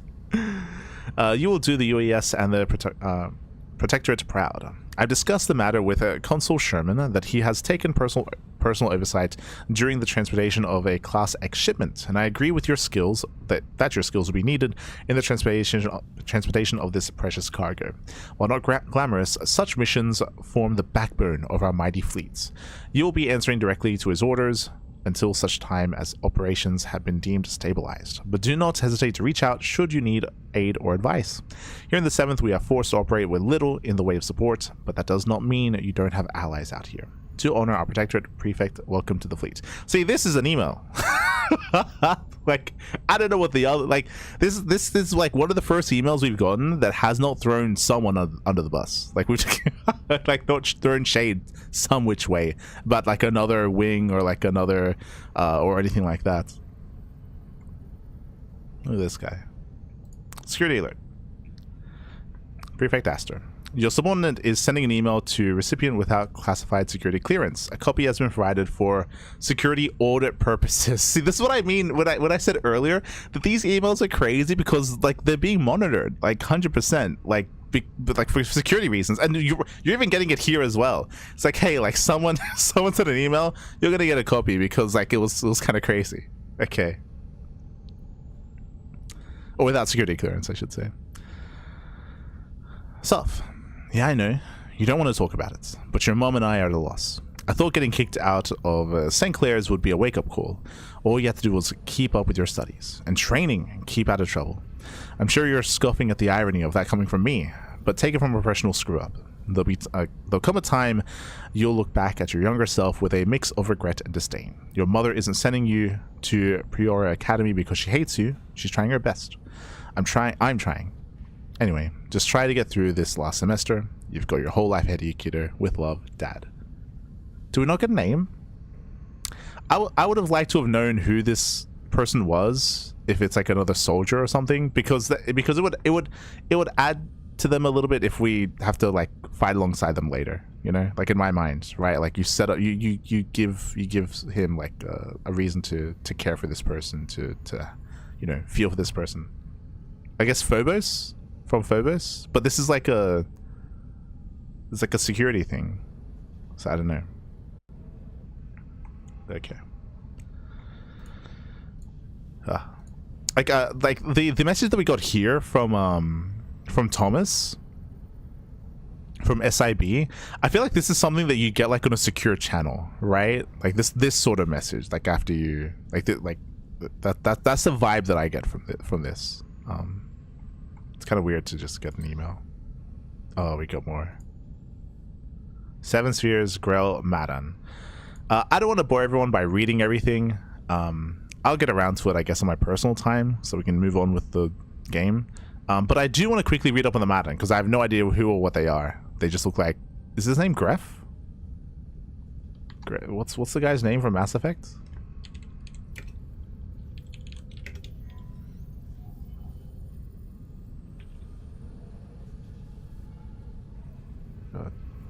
Gareth? Sorry, Gareth, that's it, right? Am I crazy? Garrus, that's it. They look like Garrus from Mass Effect. It's been years since I played Mass Effect. They look like Garrus. Madan. The Madan are people born of the brutal world of Kyre, ravaged by constant storms and evolving with limited resources. From their harsh homeworld, the Madan have developed a society that values the communal whole, and how an individual may do their role within that society. The Madan Commonwealth to better their people. Each Madan follows their Orlak, or life path, selected as they come with maturity, and are driven to see that duty as their purpose. To humans, most Madan seem grim, serious, and devoted to their roles. A common misconception amongst their protectorates is that the Madan are a warrior culture. This is simply derived from their soldiers being devoted to combat as their life path and totality of their purpose. As a culture, the Madan do not find an early or glorious death to be something one should strive for. Instead, the most honored life is a full one where your kin can recount your great deeds. Reflecting this philosophy of the preservation of life, Madan favor attacking from range. Oh, wait, what? Reflecting this philosophy of the preservation of life, Madan favor attacking from range, but still train their bodies for the eventuality of martial combat. Okay. Okay, well, what? The Madan are humanity's closest allies in the Orion Arm, a relationship formed through a fraught history. Early in humanity's expansion to the stars, the inability to receive Madan warning transmissions led to humans intruding on their flux-rich worlds, leading to the First Madan War, a bloody conflict that ended in a stalemate as the two sides managed to establish lines of communication. Since their unfortunate first contact, the Madan and humanity have had a fruitful diplomatic history and have often come to one another's aid. The Madan liberated the devastated human second and third spheres in the Kaikino. We keep hearing about the Kaikino conflict. I still don't know what it is. In the Kaikino conflict, while humanity aided the Madan in reclaiming their government from an extremist coup in the Second Madan War. It was a really weird line here because it felt very out of place. I'm referring to this one sentence. Reflecting this philosophy of the preservation of life, Madan favor attacking from range, but still train their bodies for the eventuality of martial combat. It's a really weird line that sounds like a line that you use to try to give an explanation as to why maybe modern units in game are range based with guns. But like, it's a really weird line because you would never say something like that about humans. Like, we use guns. That's just the weapon that like everyone does. Like, as in even here, it's like we just do because it's efficient. So it's a really weird thing to like specify here. It just feels out of place. Feels a little bit out of place, is what I will say. Feels out of place, and it feels like you're just saying it just to try to explain why in game the units are only range based. It's like, what? It just makes sense.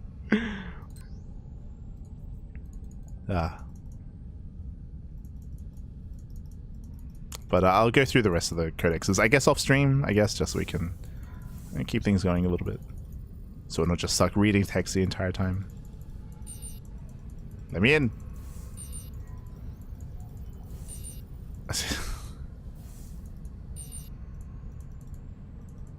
I like how we were allowed to like force our way through one door, but not the others. Like, what? Why? God. This is where how you would do it, because it wouldn't make any sense because we own, like, we just got promoted, we own the ship. It'd be like in game, I don't know, maybe the engine room is under maintenance, or maybe there was like a fuel leak or something, and so you can't gain access to it. Like an in-universe reason as to why an area of the ship is inaccessible. Or maybe like maybe we rescued a bunch of people and you know, there's like an influx of like survivors like in med bay, and it's like you know, overflowing, and you can't visit it right now because it's just full, and you just add whatever, make it up, you know, it's a story, make it up, just have a reason as to why we can't like access certain areas of the ship instead of this, which I'm sure they'll do later. Again, this is still it's just my recommendation for something like that. Which again, I'm sure they'll do. Drop team. Who is this? Meta Arcadia. Reputation? Factions with a high reputation make their forces available to you at the mercenary compound. Okay, so we can gain reputation with the Madan people to unlock their units. I guess? Okay. Oh. I didn't need to go to the console to look at all the emails. I could just do it here. Okay. Okay. Specialists. These are combat stats of the hero currently in this field commander slot. I would want to see. So we kind of glossed over it in the first mission, but Aster, he has like a stun ability. The guy with the minigun, he has like a heal ability. I would imagine that Meta has her own unique ability as well. It'd be nice if it showed that. So you have Meta, you have Aster, you have the other guy, the angry guy that swore in the cutscene. And here you have their stats, I guess, but you also have their unique abilities. That'd be nice. Just so you know what you're loading into, what your loadout entails. Chris, that's it. Chris Diaz. There we go. That's the guy. I'm impressed, Diaz. You almost looked like a real sergeant just now. Hey, if you can make prefect, then there's hope for us all. True. Is that regulation, soldier? Probably. Takes me back to the days when I was my kid's hero. Now I'm just a crusty old hard ass while she's all angst and teenage rebellion. Was he the dad? Speaking of feeling old, your new Leggett looks like she's right out of the academy. Though that's not too surprising given who her family is. I'm shocked the Arcadians didn't pull strings to promote her straight to consul. He's the dad, right? Oh, he's dead. 100%. Oh, no.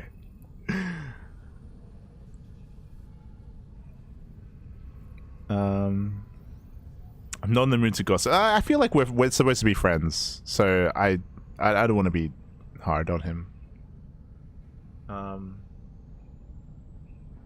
Am I wary of people with ties to the Security Council? Am I? Do I have any reason to be?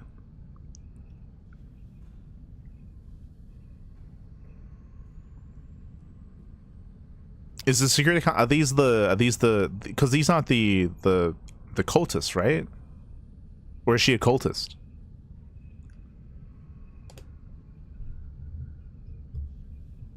Sorry, just catching up with the chat.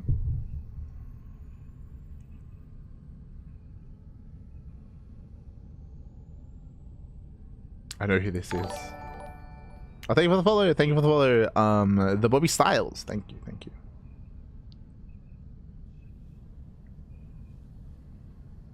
That's personal time getting more matches to cast. True, true.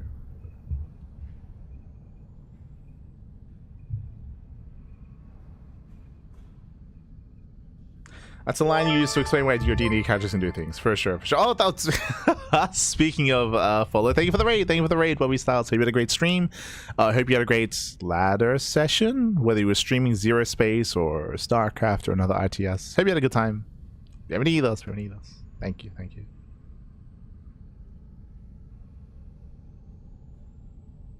They all have phones. True. All right, all right. Am I wary? I don't know her. I'll be wary. I'm wary of any officer with family ties to the Security Council. That's what I'm saying. I'm sure she thinks she earned her spot. The same way her family thinks that just because they can churn out some decent weapons, they're qualified to advise on military policy. Let's see how she does on this mission. If she can pull her weight like everyone else, we won't have a problem. Joe? I don't know, Aster. I don't want to put a damper on your big day, but something weird's going on. I mean, there was like a big egg. Leggett Nepo, baby. You got a mystery package bumping around the cargo bay, and the consul's cultist advisor breathing down your neck. Is this really what you thought you'd be doing as prefect?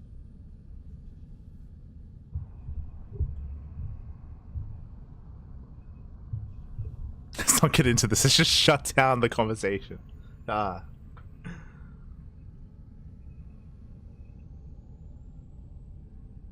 don't know enough about my character. I know nothing about him. Like, I don't even know what his dad is.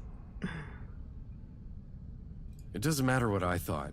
I swore to uphold the laws and sovereignty of the Protectorate. And that means following Sherman's orders. No questions asked. That's not what I said. But I'm not gonna upend this or any mission without good reason. Look, I get that you have questions, especially after what we saw in Varelis. The weird fetus thing at the tree? I was gonna say, we're not gonna talk about that. This was important, and I believe him. Do you believe me? Of course. I told you, I'm with you till the end of the line.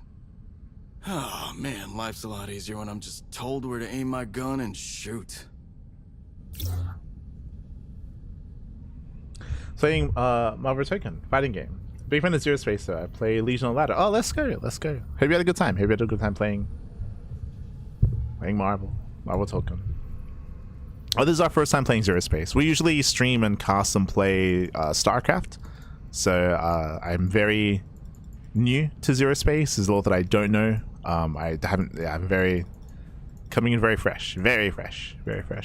But Chris is totally gonna die, 100%. Like they set him up as like the Tychus character, where he's like very brash and very like stubborn, headstrong, doesn't really think about too much, just wants to fight. But at the same time, like, he's got a baby girl back at home and he's doing right by her, and he doesn't want her to be a screw up like him and all this stuff. No, 100% he's dead. Whether he survives until the end of the game, well, we'll see. Eluridian Jafardorn Greydor, at your service. Please, call me Hel. Moran diplomat assigned to the Aegis Oath, for the continued cooperation of our peoples. Glad to have you aboard, Ambassador. My father had a lot of respect for your people. He loved to remind me that you were our first interstellar allies. The relationship between humanity and the Morans has been a fruitful one, though our long history has not been without occasional complication. Is it wise for us to keep bringing up our dad if our dad might be a traitor? Like, to be fair, we still don't know exactly what happened with him, but it feels kind of weird if we keep invoking his name, if there's something that happens with that. But sure.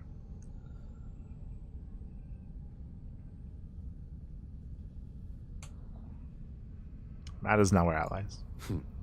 What matters now is we're allies. Indeed.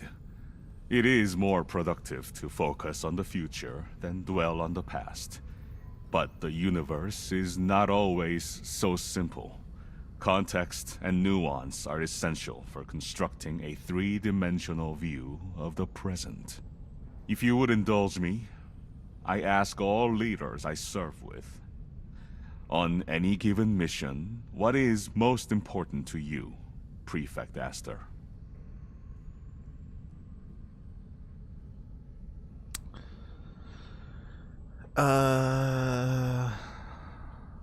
So the mission objective is always a priority. My soldiers and crew come first. People are what matters, are what's most important, or I prefer not to show not to tell.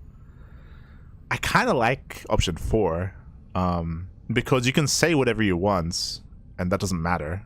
Like, where your actions matters more than you know what the political thing to say to an ambassador, right? Because you're gonna say like the best thing you can, because he's meant to be the ambassador of his people on the ship. So I kind of like number 4, but at the same time, I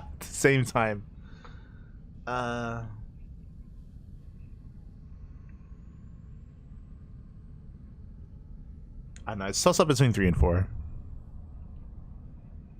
I guess 3. People are what's most important. The Protectorate protects. That's what my father believed in. And how far are you willing to go? Past the point of your ordinance?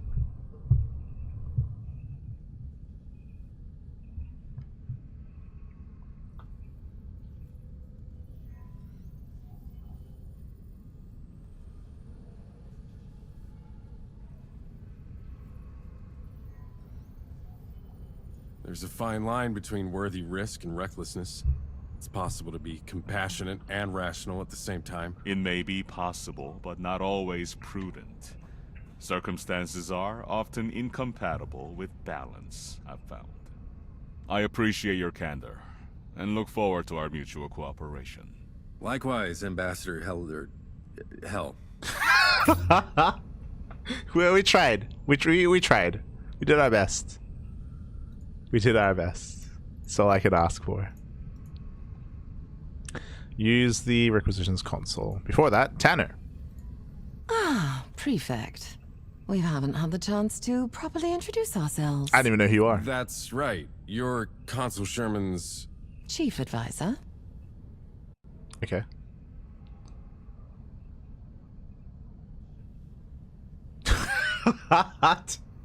Number 2 is hella confrontational. Like, what the hell? Is it not like a third option? So we have you to thank for the Protectorate's recent success. I can't take all the credit now, can I? You're the ones putting your lives on the line for the greater cause. My role is to gently nudge the Consul in the direction that best serves the interests of the UES. Oh, is she the... And what direction is that? One toward truth. She's the cultist, right? That's what she is? Of the Celestar? Yeah. Okay. She's crazy. Do you believe that reality is observed, or that observation makes reality? I see. She's crazy.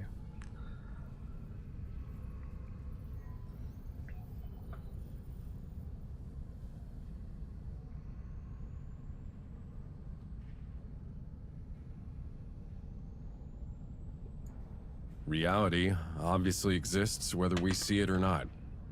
Does it? We have no way of knowing that. But we do know it. It's just how the universe works. Humanity was ignorant of gravity and germ theory until they were discovered. But enough on that. Let's return to business, shall we? The Varellus cargo is safely tucked away in storage. I saw to it myself. Is the cargo the big larva? Are we... So I don't know what... like, I think that's what they're implying. Are we taking the big, like, fetus larva thing on the ship? That happened? Did we load that up?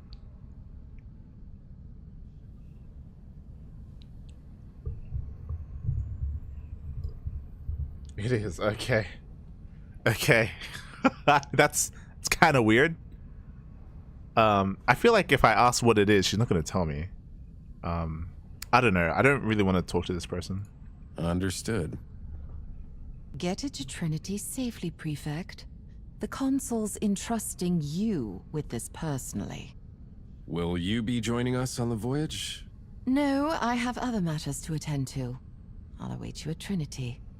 Good luck. Is there additional dialogue? Do we... Heard from one of the hangar crew that Sherman's cargo moved. Come back anytime if you want. Come back anytime if you want more unsettling gossip from the rank and file. Okay. Want to goss? Talk some ideas. Hell.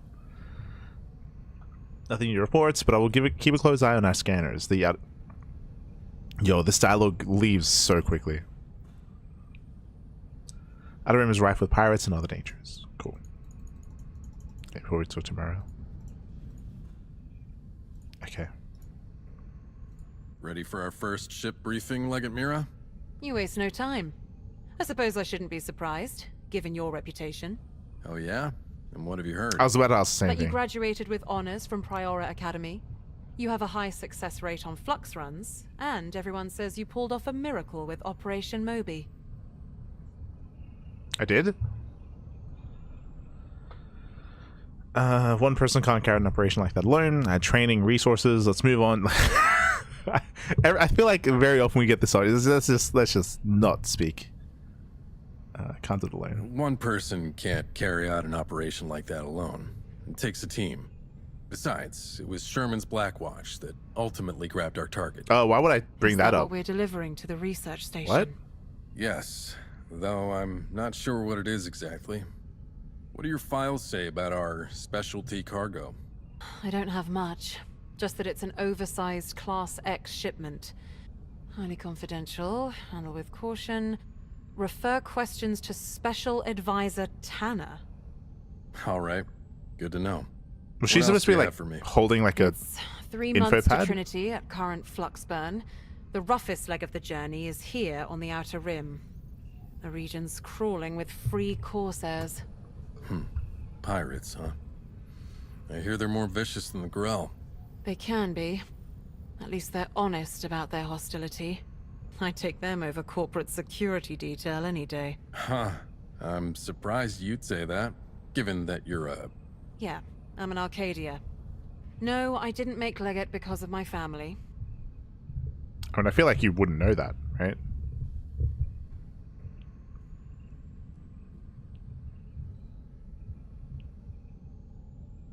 I'm not gonna be confrontational like this. That's crazy.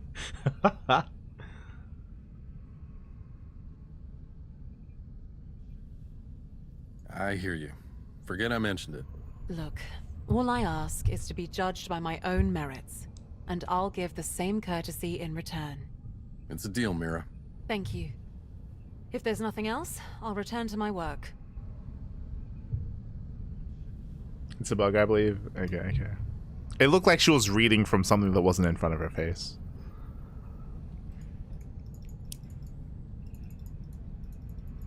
Do I read the pads? No, we'll just move on.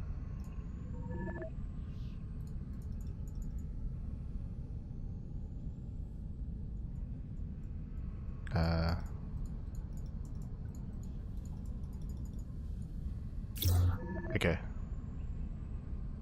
Select the units to view its upgrades. Unit upgrades, grant permanent bonuses, research more in-game at the cost of flux. Base buildings, supply, commando. We can't access the factory or advanced factory. Specialists.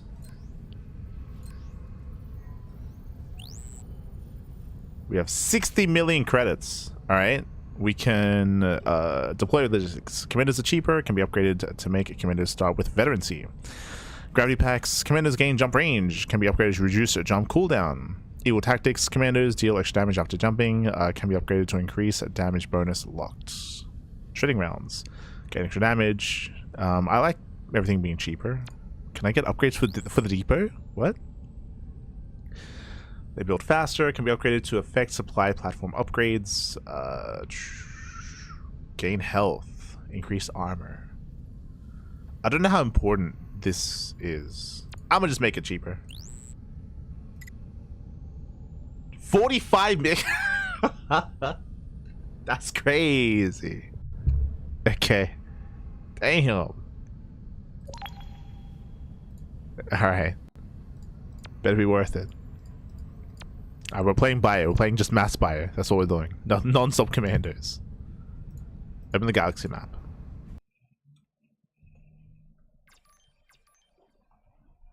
Distress signal. Oh, we have our map. Oh my god. No, this is a little bit daunting. We're in the Iron System. System 1342, 1342, 13... I think it's just like... I haven't seen it yet.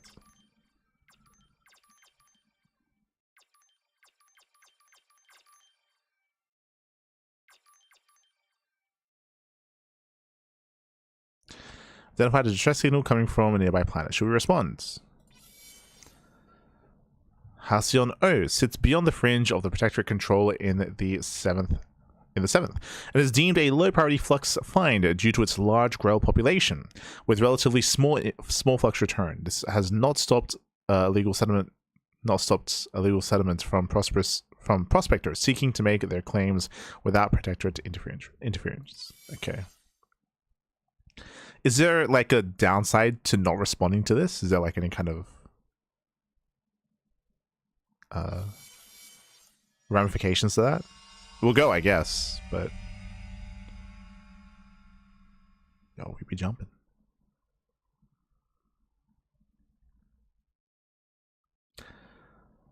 Difficulty: casual, normal, hard, brutal. I'ma just stick to normal. Like I don't have my regular hotkeys, so I'm not gonna be able to play at a hard level. I feel. Launch loadout. True. Okay, we have no options.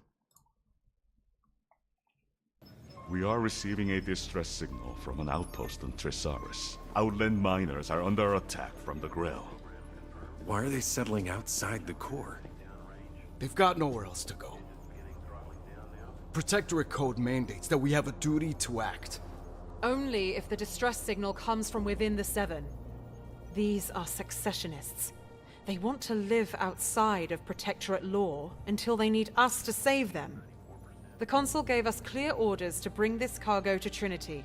No diversions. So you want us to let these people die because of the flag they bear? I want us to follow protocol. To hell with protocol. Soldier, you're out of line. There are civilians down there, Aster. Prefect, your friend is speaking out of emotion and doesn't no way you're respect the chain considering of what command. she's saying when we both know she's a career deviate officer from the mission who's to help only a here group of because of a terrorists. fucking family.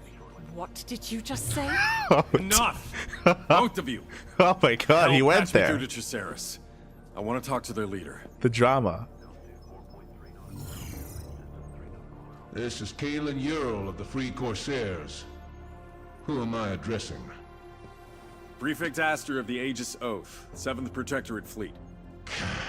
Protectorate pigs, huh? We have better chances of survival with the Grell. You sent that distress signal, and we're answering. No one's coming to help. Under Protectorate Penal Code, you are in violation of unauthorized possession of heavy weapons and illegal flux extraction. Who else is gonna answer the call? After we've rescued your people, you will surrender all of your arms and flux to Protectorate custody. Do you understand, Kalen Ural? We'd rather die free from oppression than live under the tyranny of your boots. You're gonna tell your people you made that choice for them. Fine. We accept your terms. Prepare for deployment.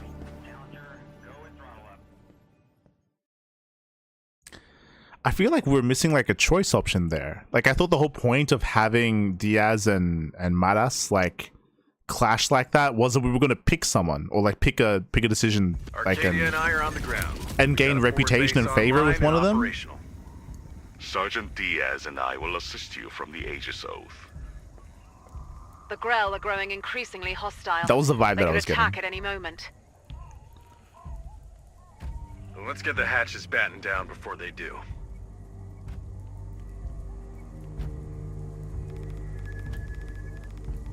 Hold on. Can I pause? Can I? Weapons ready. Okay. Of course, you wouldn't understand the suffering of those as well. I'll be honest. So, I don't know if you saw me like suddenly like have a realization. I was like, wait, what? I thought it was Diaz arguing with the ambassador, with the Celastaris, with the cultists, with the cultist ambassador. Because in my mind that would make sense, right? Because you have the cultist ambassador who all they want is to bring their larva egg home, right? With that, like without any delay, and they don't care about anything else. So that initially I thought that's what was going on.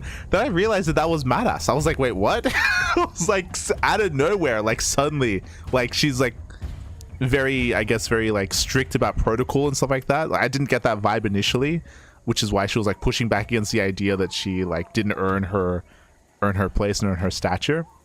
Because that caught me off guard. I was like, wait, what?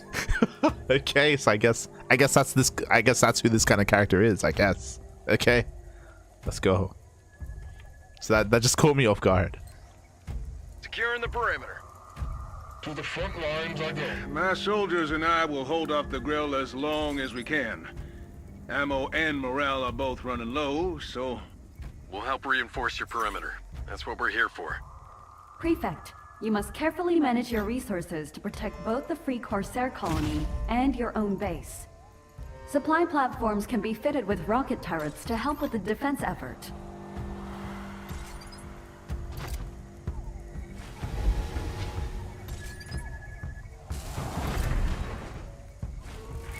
Status report. Where are they coming from?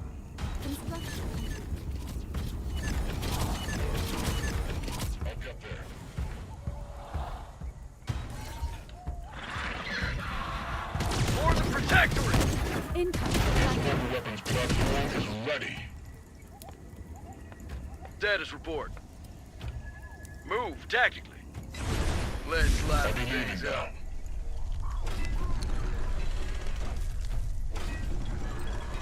Hold up! Just en route. Prep to breach. Relocate. I see your over the team. Bastions can be trained at the barracks. Unlike commandos, they require flux. We better send out a harvester to collect more.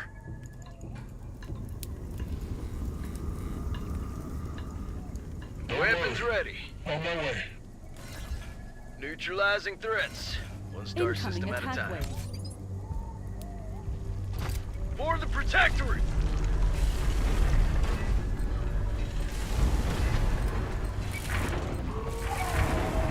Let's liven things up.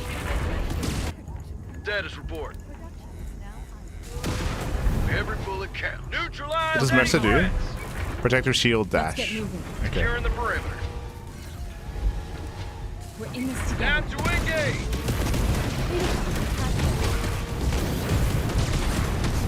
Comms clear. Ready to move.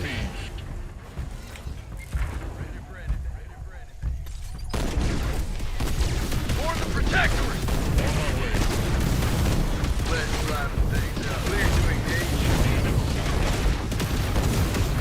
Now engage flame. Move in.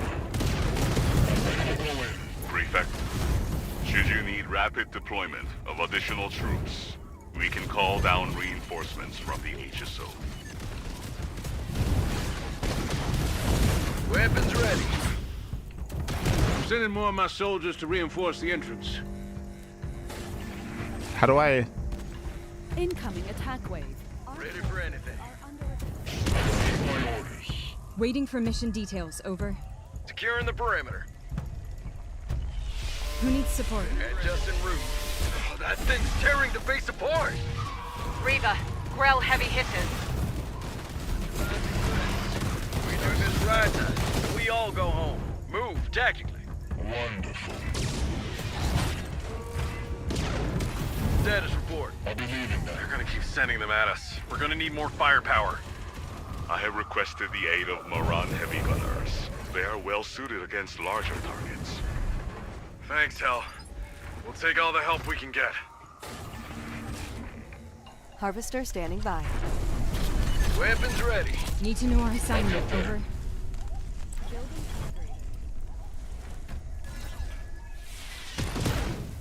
Let's liven things up. Ready to Got a harvest. job to do. Eyes and ears open, team. Construction complete. What could I do for you? Securing the perimeter. The front lines I go. I am ready to assist. Alpha team, on me. Every bullet counts. Let's do this. Incoming attack. Adapt and overcome. Oh my god. Weapons ready. Do this right. We all go home. Primed and ready. Securing the perimeter.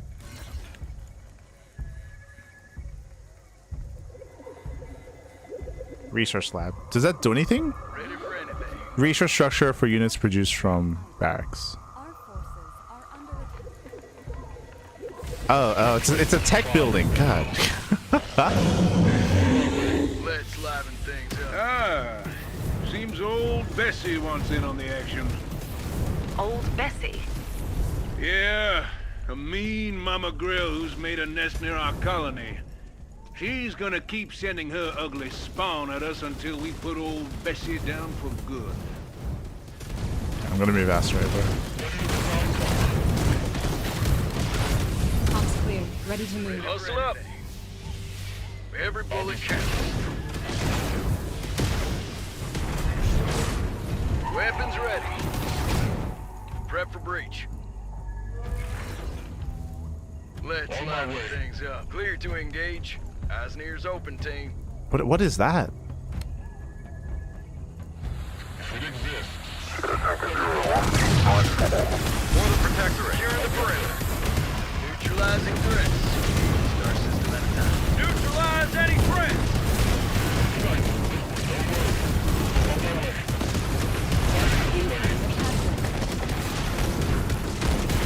For the protectorate. What can we tank? Ah. Every bullet counts. Status report. Rest in peace, Bessie. That's for all my men you've killed. Securing the perimeter. Ever since Operation Moby, Grell aggression has increased all across the system. Their colonies usually act independently. Disconnected. Something strange is going on. You and the prefect were at Varellis, weren't you? What happened there? A lot of people died, is what happened. Officially, they died for flux. But unofficially. Enough, Chris. Focus on getting these colonists out of here. More of my men are moving into position. We'll hold the line at the main entrance. Weapons ready. Fire. Dash to ignited. I feel like For the protectorate. Every bullet counts. Move, attacking. The Grill are flanking us. Sneaky little bastards. I was about to say. We weren't expecting an attack from that direction. The flank attack must have come from somewhere south of our position. Might be worth finding it. If we destroy the source of the Grell from the south, we won't have to worry about any more attacks coming from that angle. Unmatched precision. Securing the perimeter. Moving out. Prep for breach. Alpha team, on me. Weapons ready. Incoming attack wave. Status report. Let's liven things up. Every bullet counts. Move, attacking. For the protectorate. Ever perseverant. Securing the perimeter. Every bullet counts. Status report. I'll be leaving now. Clear to engage.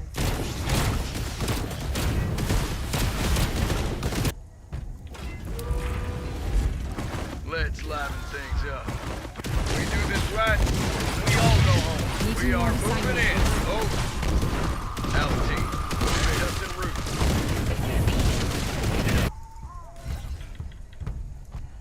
Weapons ready. I'll get there. Neutralize. Neutralizing threats. Is that it? System at a time. To the front lines I go. Incoming attack wave. Ears open. I shoot from afar. Status report. Ready to harvest. Watch the bastion on the field. Ever persevering. Playing with fire now. Incoming attack wave. For the Protectorate. Let's liven things up. Unmatched. Move, tactical. Just en route. Now to engage. Securing the perimeter. I wish I could control these NPCs to like get them to back off. Status report. Clear to engage. Ready to gather flux. Incoming Weapons attack ready. A nice fantasy. Prep for breach. But yeah, the beginning of this mission was really How much longer on the daunting evacuation? because We're moving as many people as we can. I was not told how Shuttles are already to. above capacity. The outpost can't hold forever. I was not told like whether there are upgrades or how to gather like this resource. I still don't even know. Like I didn't. I didn't even know how this resource was being mined. I just made something, I guess, but it wasn't like clear. What else wasn't explained? For the Protectorate. Army production build. You're There are all mercenaries? Under Protectorate law. Can't be worse than Apparently? risking your lives day Since in when? and I don't day know. out. Viceroys bleed the people dry. And the Protectorate turns a blind eye to what goes on out here. Apparently I can Can get better. make mercenaries. Like that Not without a wasn't push, explained. Master. All due respect, But I guess you so. don't know what it's like for people out here. What we're pushed to. Neutralizing threats. Star system at a time. Oh, calm down. We are moving in. Oh, neutralize any threat. Status report. No room for mistakes. For the Protectorate. Now to engage. Weapons ready. I didn't know that Mara had like a shield ability. Like that wasn't explained beforehand. Every bullet counts. Status report.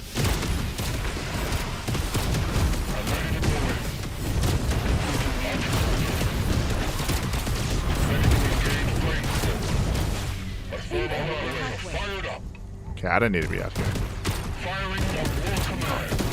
Hustle up. Let's liven things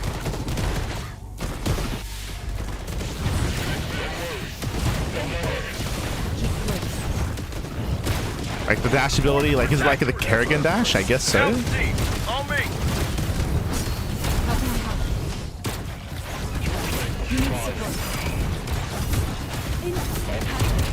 We are moving in. Over. Quick scope. Of course.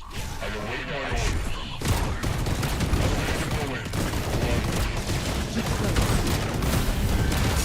Waiting for mission details.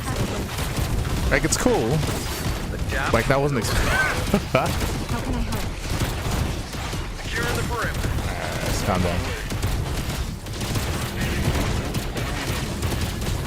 I got this. Status report. Unmatched precision. Eyes and ears open, team. Weapons ready.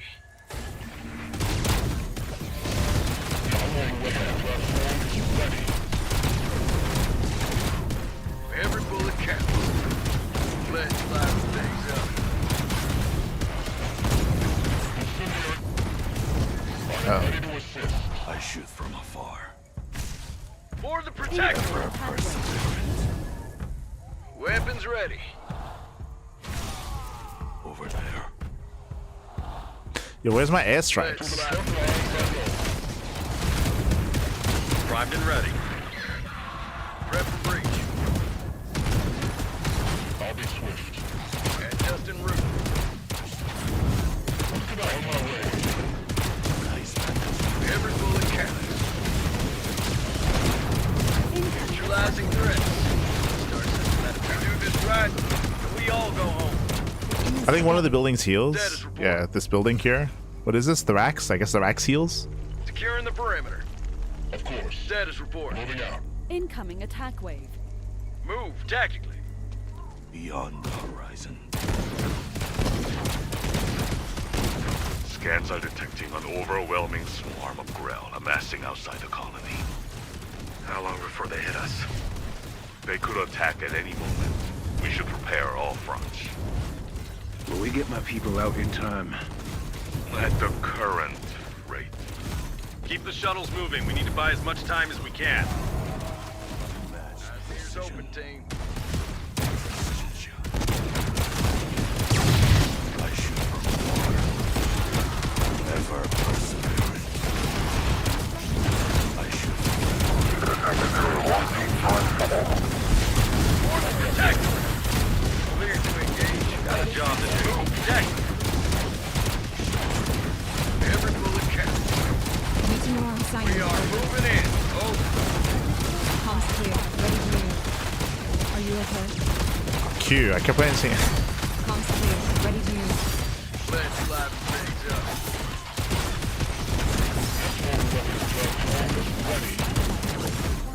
Incoming attack wave. Additional supply required. Every bullet counts. Ready for anything. Oh, a supply blocked.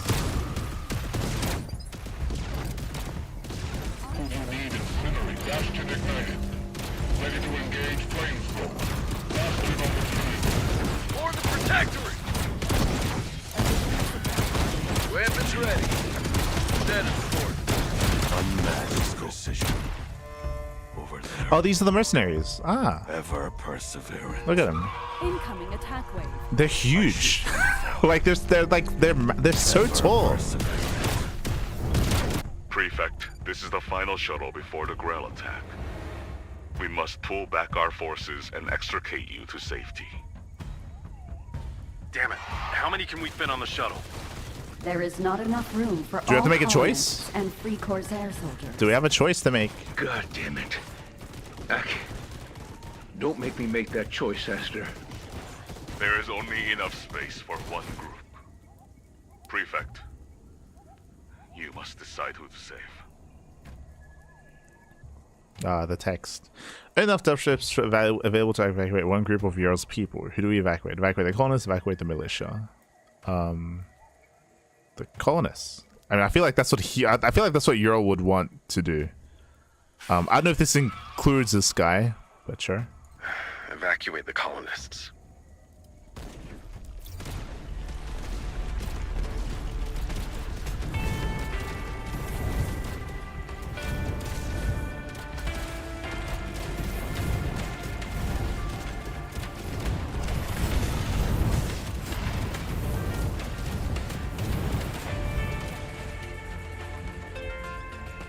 Okay, rotate these guys out. Rotate these guys in. Pull these guys back.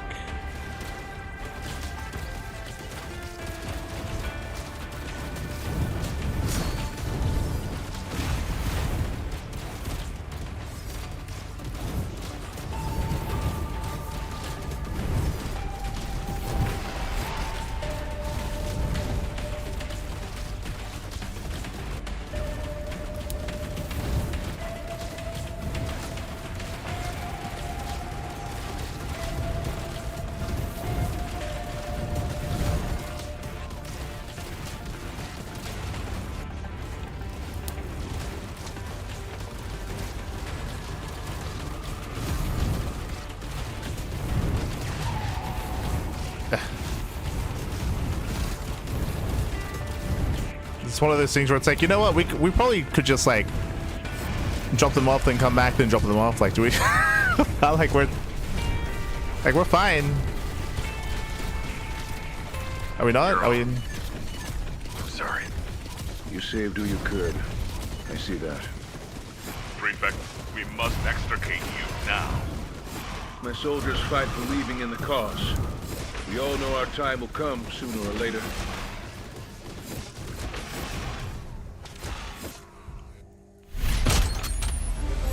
Most of Euro's people have been evacuated. Victory. Oh my god, spreadsheets. Did we track the spread? That's funny. We tracked like the kills of like the NPCs. I like that. It's fun. Look at them go. Look, the local miners. 20k worth of damage. Damn, look at him go. The Grell? For some reason we tracked the Grell's damage. Okay. Looks like a main version one. Yeah. I guess that's like a charge ability, I guess. I'm lost. Okay. Continue.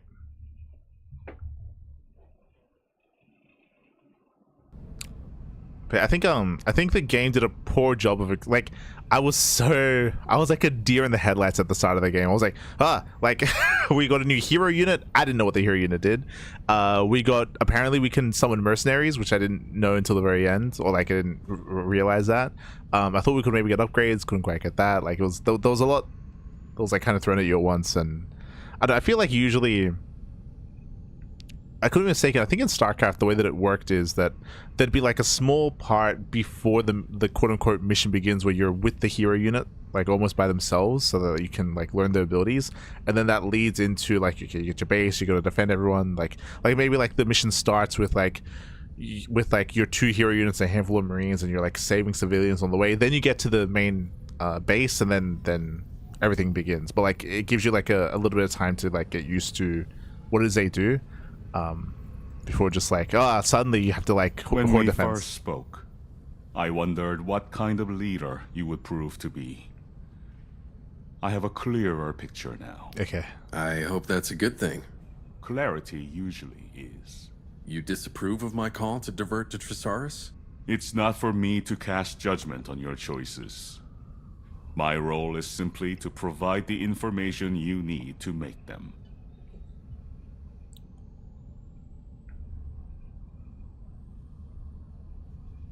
I want to hear your opinion all the same. Just because I'm prefect doesn't mean I'm above criticism. You misunderstand me. I am not holding back out of deference for your rank. Moran hierarchy is not based on perceived worthiness, but on one's purpose. As communications officer, my purpose is to facilitate the order and flow of information. As command of the Aegis Oath, you direct the fleet, according to your higher orders and best judgment. Which is why I'm coming to you now. Prefect, weird audio. Do you know precisely what we are carrying to Trinity? No. I know it's dangerous. I don't know if it's dangerous. I don't know. Could be like a big giant alien baby. I don't know.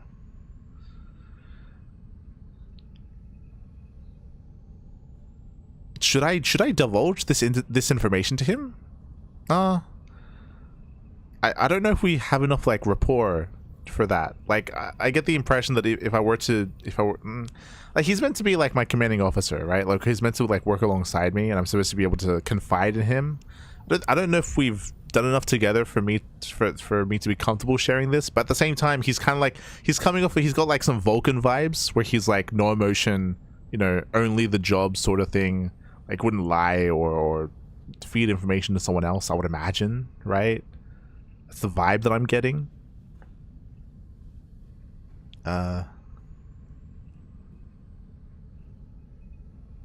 Let's go for option 1.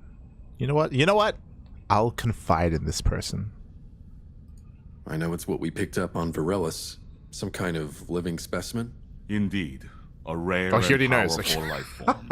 Okay. Is it dangerous? He already knows. No, not inherently. Even full-grown, this species is exceptionally gentle. But their capabilities make them desirable, and therein lies the risk. Why does he know more than us?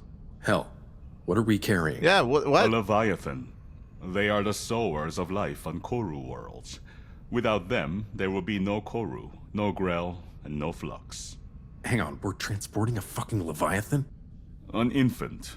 But yes, that's correct. How do you know about this? Knowing such details is key to my role as communications officer and as Moran liaison. The first live capture of a Leviathan is a historic event. Consul Sherman could not conceal this from our leadership. Though I am surprised he chose to conceal it from you. He told me this was a task of the utmost importance, I guess he thought that was enough. I see. Well, if I may offer my opinion now. This is not a mission of mere importance. You must rise to an extraordinary occasion, Prefect Astor. So now he gives us his opinion? You cannot afford to be distracted. What? Even by the best of intentions. None of us can. Understood. We take this thing straight to Trinity no matter what. Thank you, Hell. Feel like we're being a little bit inconsistent, but sure. Yo, Diaz, what's up? You know, I joke about being a lowly sergeant, but I'd rather be a grunt my whole career than have to pick who lives or dies. I just can't help thinking of the poor suckers we left behind. Then again, that is part of being a soldier. Not everyone makes it to retirement. But hey, either way, a tough choice had to be made. And you made it. Is it wrong that I feel like it's weird that he's in the command room? Like like, as in, I appreciate his perspective and the dialogue that we're having, but it also feels weird that he's in the command room. It felt weird that he was arguing with Maras earlier as well. Like, as in, I don't know. It feels weird. Like, I guess, like, the equivalent of this in StarCraft is that Tychus wasn't in the command. Like, Tychus was chilling in the bar, and you go to him just to chat every now and then, right? Like, he was not, like, he was in the lower decks of the Hyperion. He wasn't there in the. I think there might have been like 1 or 2 moments where he was in the command room, but even then, I don't think he was, because that's not necessarily his place. I feel like it'd be nice if there was a reason for him to be here. Like, if we really wanted him here, it would have been cool if, like, when we get promoted and when we first like get onto the bridge, like, we make that exception, right? We're like, hey, like, this is someone who fought alongside me. Like, I value his expertise, I value his insight, I value his opinion on the battlefield. He's gonna be on the bridge, right? And that's like my connection to not just him, but like to the soldiers, to the boys, you know, to the crew, to the team, that sort of thing. And there could be like a nice scene like that as we get into this, because it kind of feels a little bit odd that he's here, to be honest, without making that distinction. Because even here he's talking about it. He's like I'm just a guy. That's like, even he's saying it. I don't even know why I'm on the bridge. For sure, I'm just a guy. Okay. Yeah.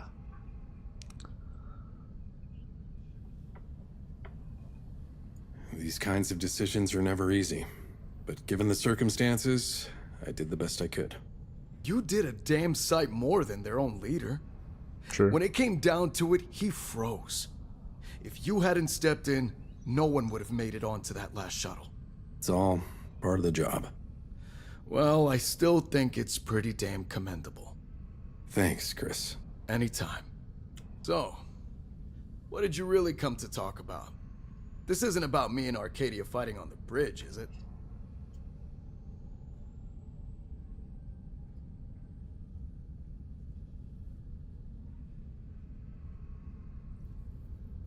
I need you to sort it out.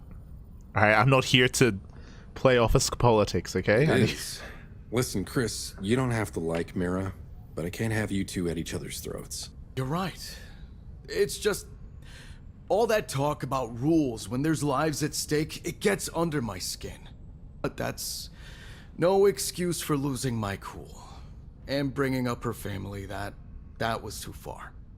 It was. I'm surprised she didn't punch me in the face. You gonna apologize? Me too. But I'm glad she didn't. We're up against a lot here in the Outer Rim. I need everyone to be on the same team. You think I haven't been? Astor, I may not always trust our higher-ups, but I have never doubted you or been disloyal to my fellow soldiers. Yeah, this isn't about me. I get that. You're the best squad leader I know. I've seen you crawl through heavy fire to save injured men. It's why all the commandos respect you and why I need you for what's ahead. Right. I hear you. Well, listen. I may not get why this delivery mission is so important, or why Arcadia has such a hard-on for the rules, but I'm Team Aegis all the way. And I'll start showing it. No more loudmouth Diaz. I promise. At least until we get to Trinity. I can't hold it in too long. I might explode. Yeah, I definitely don't want that. Like, I like this dialogue. But like, I feel like this. I feel like this emphasizes a little bit more that I would have liked to have had that earlier scene, where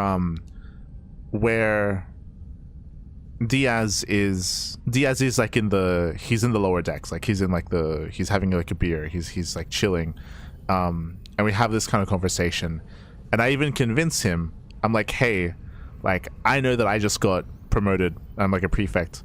I need to stay grounded.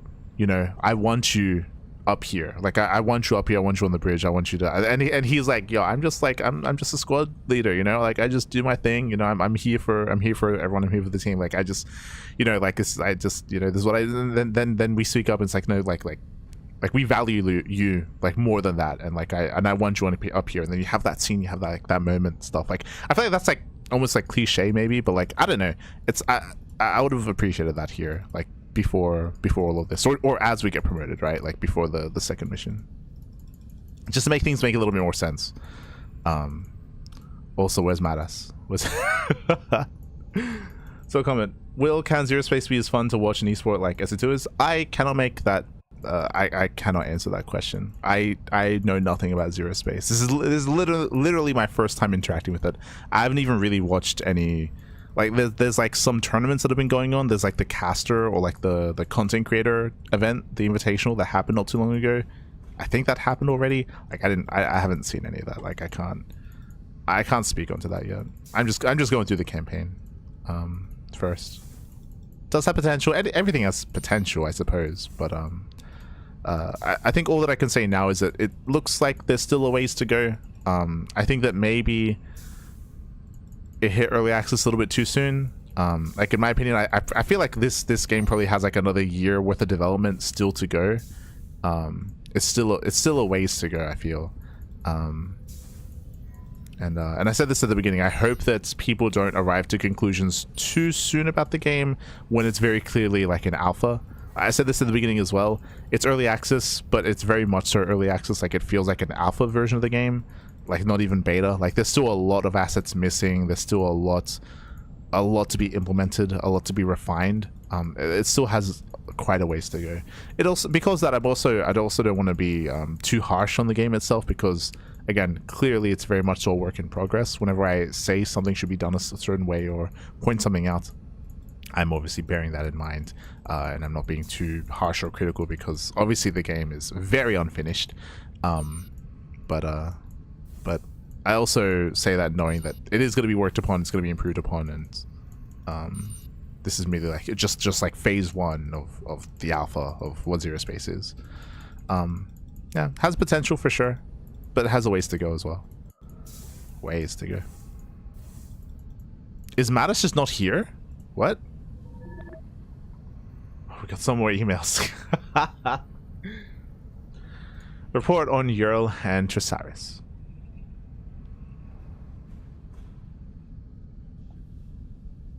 There have been some tournaments for the game. There have been some like content tournament, like some like YouTuber like caster tournament sort of thing. Like, there's been some events. I haven't watched any of it. Like, I'm very out of the loop in terms of ZeroSpace, the competitive side of things.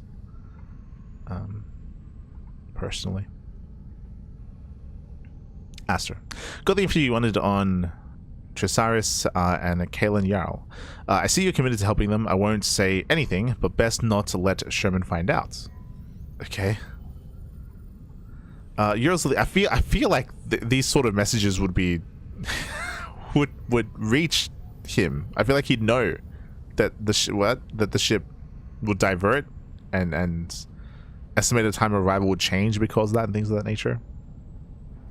Ural's the leader of the faction of the Free Corsairs, that ideological rabble of disjointed pirates known as the Free Seventh. They're devoted to protecting the independent colonies of the Seventh Sphere, who didn't sign... I love that the text is bleeding into the white bar.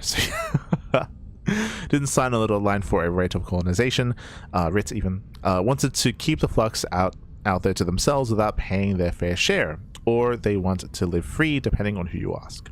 You're also a wanted man, a pirate with his own band of vigilantes, but one who's largely kept the peace out on the fringes. All that time near unprotected Flux has aged the man beyond his years. Is that what it ages you? Okay. And not uncommon for those who stand too close to fringe Flux operations. That's good to know. The SIB and Protectorates haven't seen the need to devote resources to removing him, don't want to wipe out what tiny measure of stability there are on the fringes.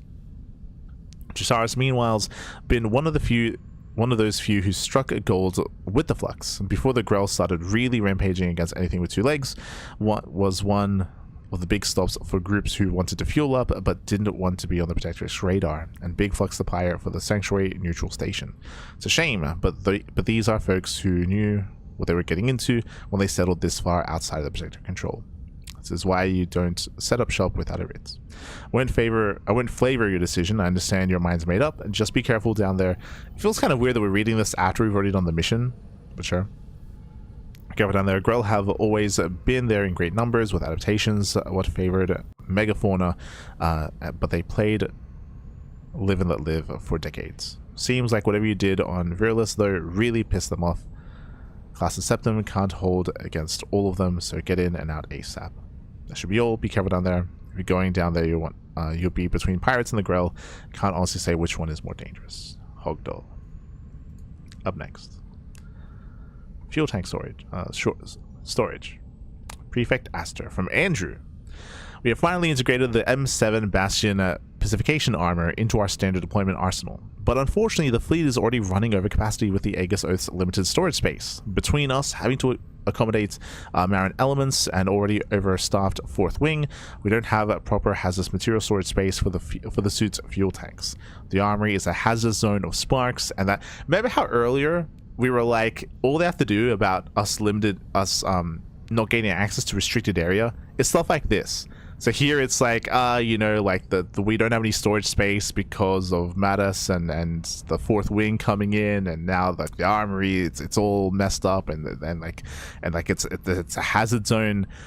This is exactly what we said, except it's coming in an email instead of it being like at the entrance of that area. So it's kind of weird that you have to go out of your way to read this. We did find an alcove near the rec room we could requisition, but as many commanders ignore the do not light ashweed on a pressurized spaceship rule around here, it's probably not the best idea. Ashweed? Okay. Yo. We do find that the medical wing has good amounts of designated containment space. Maybe we could appropriate that as a temporary fuel tank storage while we requisition further transport vessels to supplement the Aegis Oath. Thank you, sir. Do not pull the explosive fuel tanks in medical. Chief Medical Officer Jericho. I love Jericho. it's yeah. I mean, I guess he was CC'd in, I guess. I don't know how he got news of this, but okay. That's great. That's great. Shout out to old mate Jericho. Sophia, I need a massive favor. Aster. I'm gonna call in a massive favor. As you know, Sophia's graduating from Priora in a few months. Oh, this is Diaz. I can't believe it. I can't believe it either. Feels like just yesterday she was running around playing prefect and tripping over our boots. I was hoping she'd be more like her mother when it comes to school, but she's got the rebellious troublemaker gene from me. I've been pushing her hard to get her act together and doing all the dad speeches and whatever, but we're not really seeing eye to eye right now. That's why I want to get her a killer graduation gift. I'm assuming you haven't thought of a gift to get her either, right? See, I'm saving you too. What if you ask the legates, if Arcadia R&D can make Sophia her very own custom shotgun? Okay. For our first deployment. We could call it the Diaz 3000. Pretty cool, right? No, I'm not going to ask Mara myself. We both know she still hates my guts. Maybe you should talk to her about that. You know what? Let's table this for after we get our cargo to Trinity. I don't know what it is, but that mystery thing is seriously wigging me out, Chris. What weirds me out, about this email, is that we talk on a regular basis, and he's very candor about our discussions on the bridge. So it feels weird that we were just like talking, and then he sends me an email. It's like, what? That's what's a little bit odd, but sure. Port on Tresaris jump. Jump number 1. Ship classification, Ulster class, war carrier, Aegis Oath. ZeroSpace time, 15 hours, 23 minutes, 4 seconds. Real space time, 12 hours, 43 minutes, and 33 seconds. Time depth. Flux usage, 2.25 grams. Oh, I guess this is how like space jump works, or ZeroSpace works. Wait, what? So it took us 15 hours, but in real time it took 3 hours-ish less, or I guess 2 hours and 40 minutes less. Okay. First successful transmission of current to Aegis Earth crew successful.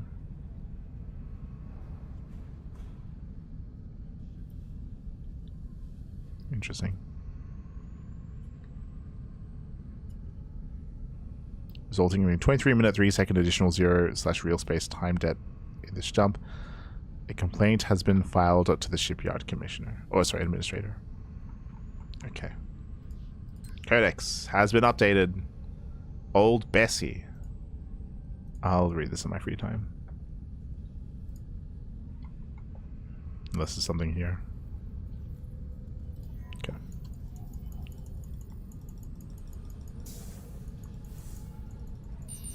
I feel why is Matas not here?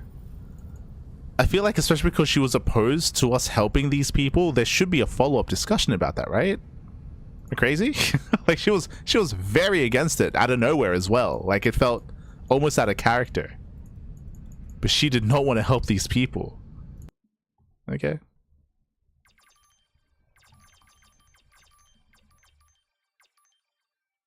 Halcyon cluster. A mysterious signal has appeared on the Aegis Earth's sensors. Halcyon is the third main protectorate cluster that contains a wealth of species diversity, businesses, and military bases. Growth within the system has been steadily climbing as 3 of the planets required terraforming. However, each planet is now home to at least one major city with their own unique culture. The second wing of Classus Septum is permanently stationed here, but will sometimes be joined by the 4th and 5th wings for training exercises. Rumors state an intricate black market network is located within the solar system, but the Protectorate has been unable to find any evidence suggesting it actually exists. Cool.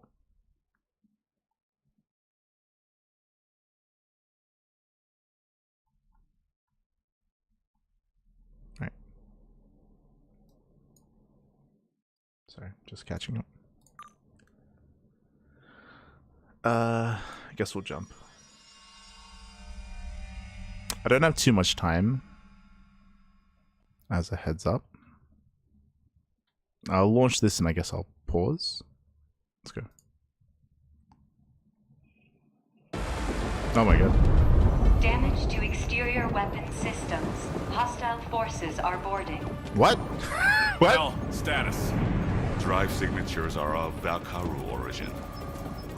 Our communication systems are... Comms are jammed. Offline. The enemy's taken the hangar. We need to keep Tanner's precious little cargo away from them. If they've breached the hangar, they're between us and the cargo hold. What about our soldiers? Fight our way through. Hell, you'll be safe here. We'll need the comms back up and running.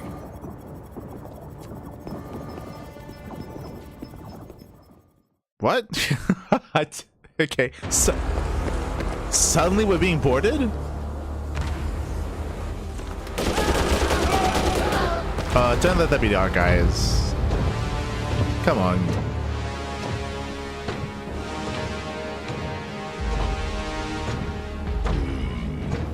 The heretics are liberated from their silence. Do not underestimate them. Retreat if you must. Brother, I will bring the humans to heal. The Star Traveler is near. Find it.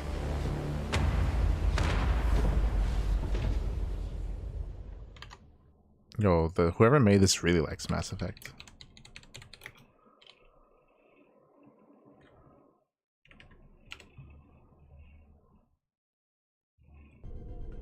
I'm getting scattered reports on the status of our reserve forces. We can't confirm the number of casualties, but it's bad. Looks like the fight isn't going so hot for our side. Diaz, with me. Arcadia, head to the sublevel and rally the garrison. We'll regroup at the hangar gate. Understood. Are we really just not going to talk about the people we just saved? Are we not? You're playing with fire now. We're not. But I was trying to, so I was just looking it up, the race. They remind. So I mentioned earlier the people that look like Garrus. These people look like the Krogan. Is that what they're called? They give me those vibes. But I will have to BRB here. I have 15 minutes. I would imagine this mission is going to take more than 15 minutes. I have to let the bunnies out. So I'm going to go on a short break. Going to be going on a short break, and when I come back, we can jump into mission 3. So we need a moment. Take this time, get some snacks, get some food, train your disruptors. Be back soon.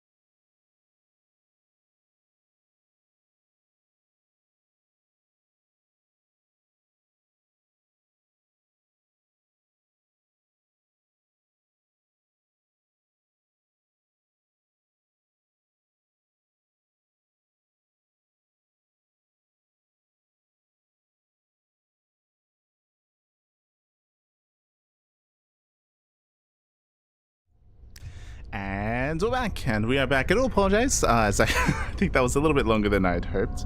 Like maybe 15 minutes, maybe. But I was just letting out the bunnies. For those who don't know, you have two pet bunnies. Two pet bunnies, Chi-Chi and Karina. And around this time is usually when they do get to free roam. They get to free roam, so they're hopping about in the house. And in around 2 hours time, I'm going to give them some veggies. So I got 2 hours. I have to feed the bunnies. Just catching up.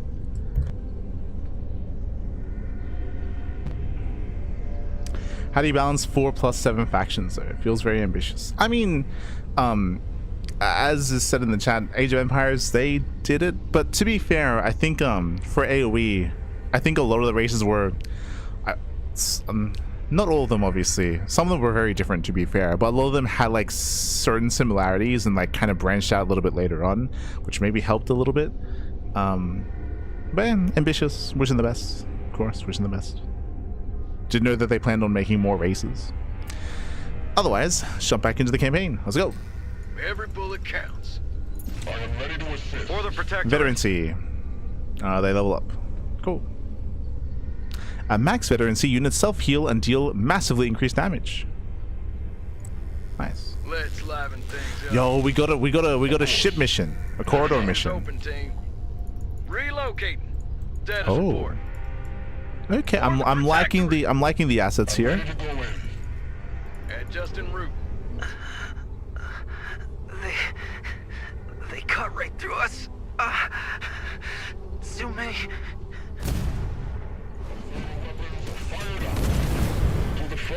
I got this. Move, tactical. We are moving in. Over. Watch your step. Mine's ahead. Take out the detonators. Do we just... Got ahead. Okay. Right click command to destroy it. Units will not automatically take mines. Securing the perimeter. We do this right. I got we it. all go home. You need a break? Weapons ready. I'll be leaving now. This is... At objective. Scout ahead. Down to engage. Every bullet counts. I would imagine Understood. we could have attacked this. Let's get moving. Hustle up. Astro must survive. Chris must survive. Alpha team, move in. We are moving in. Over. I'll be swift. Relocate. That platform's in the way. We can jump. We need someone up there to activate the console and move this thing. We can jump. We've got you covered, Prefect Aster. Leave it to us. We can jump. Okay. Let's liven things up. Jesus. Move, tactical. Adjust en route. Eyes and ears open, team. Relocating. Move, tactical. Status report. Adjust en route. Hustle up. There's too many hounds. They'll tear right through us. Damn it. We don't have time to backtrack. Just drop it on them. Drop the Prefect Aster. Drop I the. have the enemy in my Drop sights. the. What? we. Come again? Holy shit! Could we not have just dropped the platform back on them? Am I crazy? More than a paper pusher. That would have been never easier. Pushed any paper. All that matters is you're on our side, and you can shoot a rifle. Cover us from the rafters. Without failure. Come on, Chris. Let's keep moving. Without Three. failure.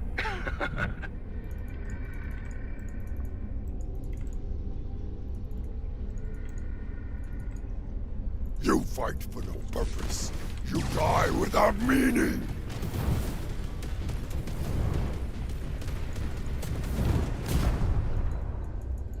Sublevel's clear. Garrison's rallied. Hell's got a gun?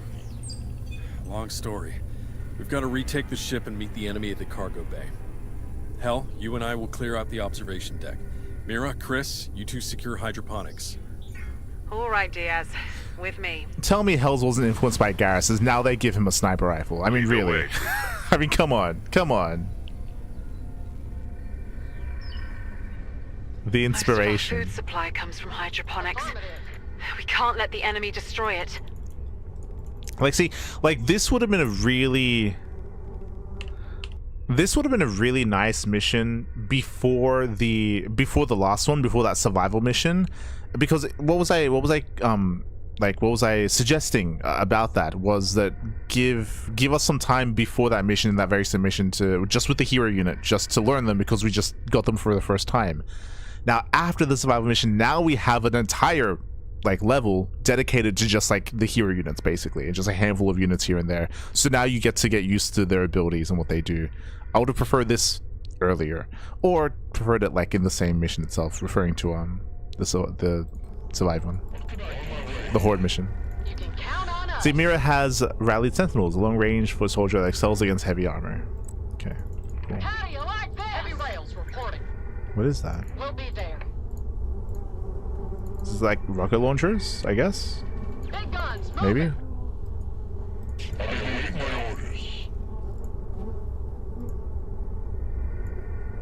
Scout ahead.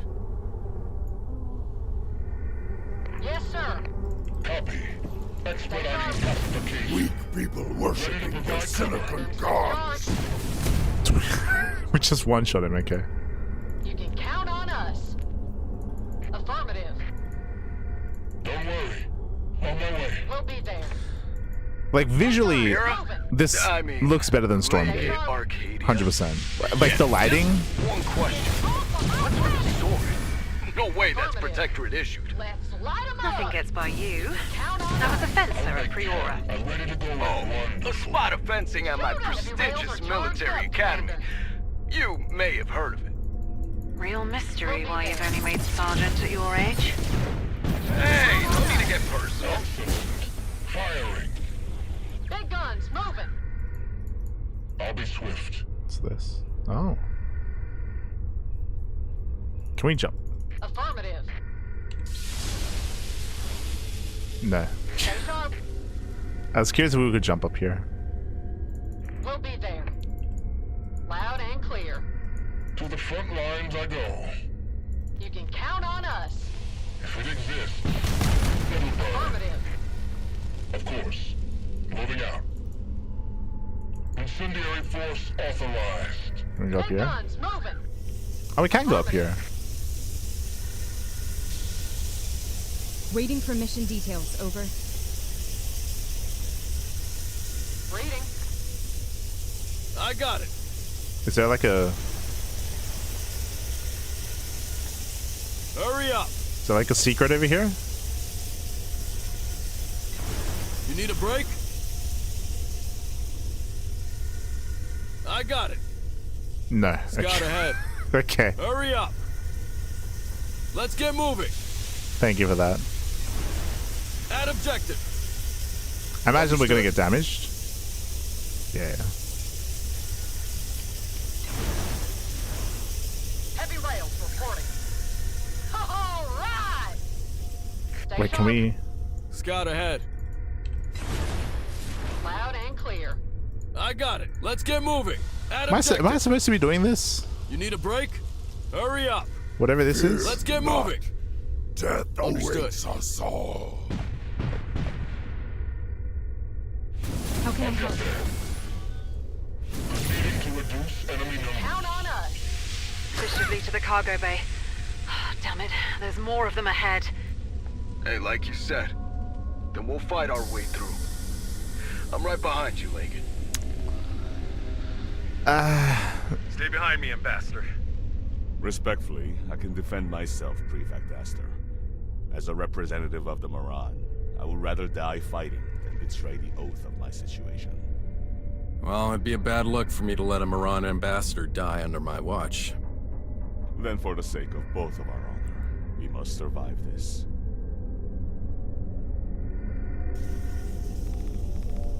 Like even here, like they keep going back and forth. Like this is like this is a good thing, but you keep going back and forth between two different groups of units because it's and this forces you to become familiar with what these units are on an individual level instead of having to like macro and have this like bigger scale like that's maybe like taking away your attention.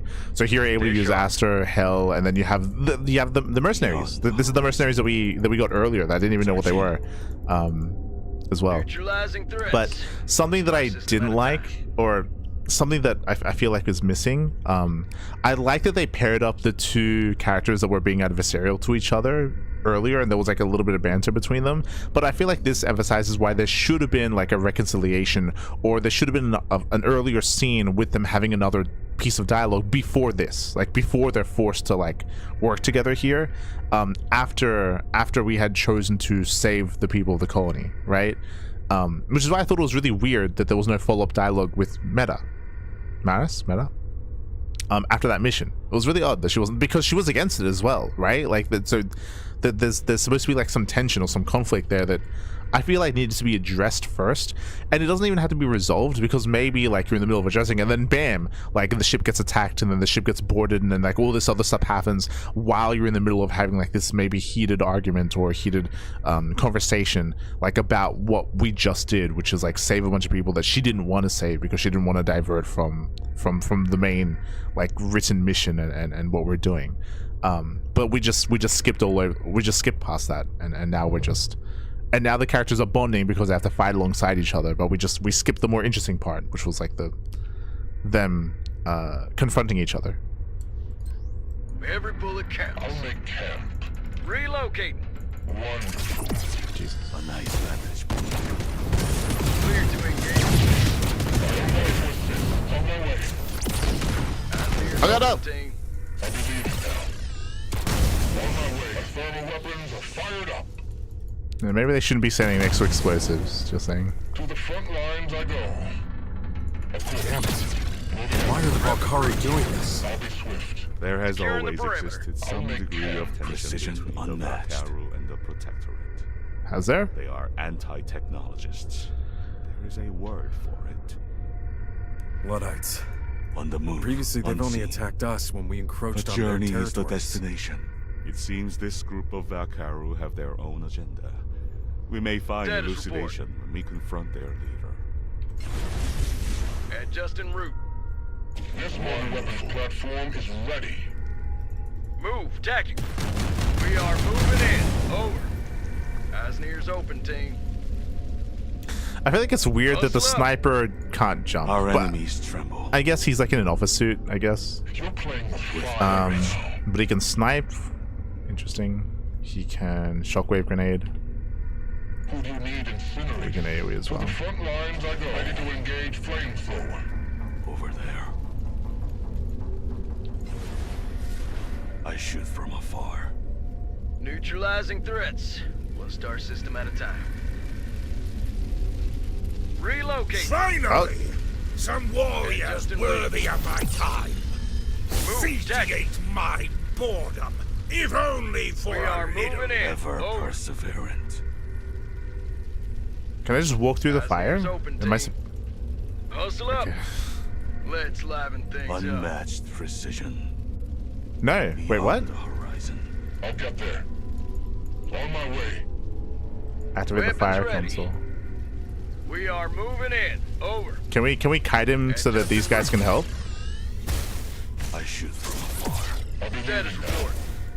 Ever perseverant. For the Protectorate. Let's liven I things shoot up. from afar. Eyes and ears open, team. Neutralize any Unmatched threat. precision. You're playing with fire. Ever perseverant. No, come back! Every bullet counts.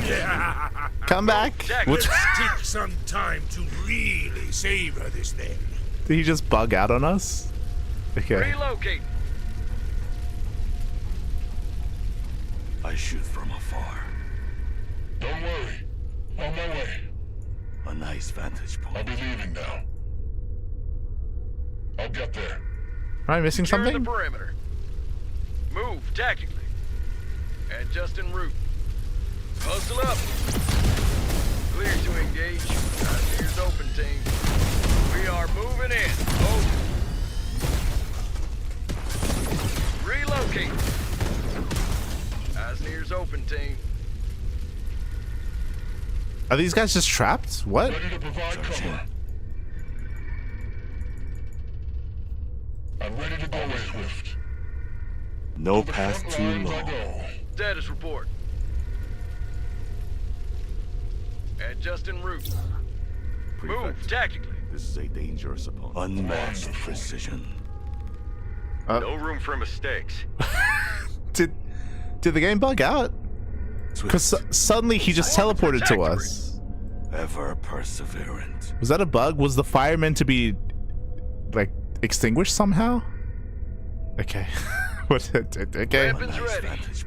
Sure. Relocate. Over there. Suddenly we've teleported together. Justin Revel in the dust. Show me your fame. Alpha team, on me. Alpha team, move in. Unmatched precision.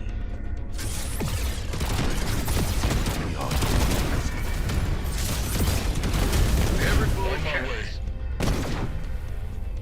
For the Protectorate. Weapons ready. Time to engage. Securing the perimeter. Burn, heretics! Brother, Did you see me? I saw you. Mora, I will keep the reinforcements at bay. Go on, Prefect. All right. Stay alive, Hell.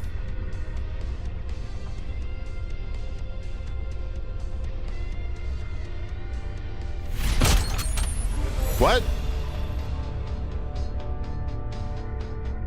This feels really short. What? I thought... So in my mind, what this mission would be is you begin with, like, you've got Diaz and Madas, like you've got them and their little squad, they're working through the ship. Then we've got Garrus and we've got God, what's the main character's name? Aster? You got them like going through the ship, and then we meet up, then everyone comes together, and then we encounter the big like egg or something. But no, like we just stayed separated. Okay, that was a really short mission. That was really weird. I felt like that was like half of a mission. Like we missed the other half. Like what happened? I don't know. Okay.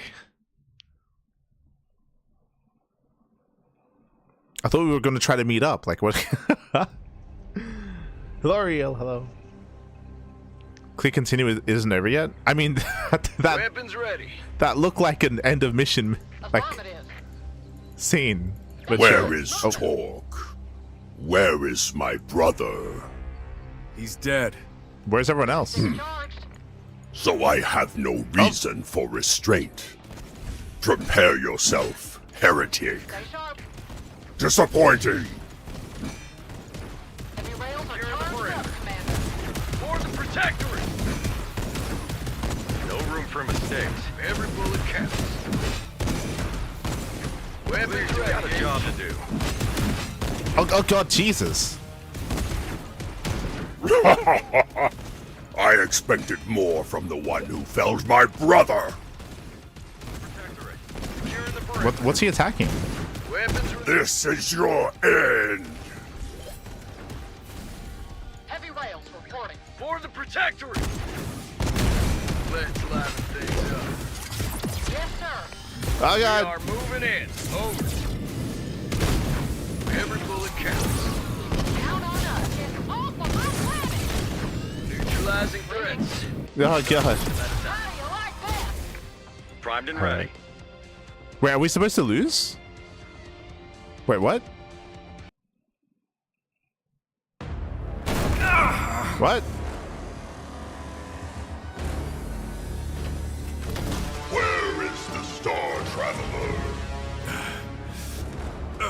I feel like we could have tried to keep going. Like as in, run it back. So wanting of truth, but you are deaf to that truth because your kind defiles the very essence of nature. Get away from him!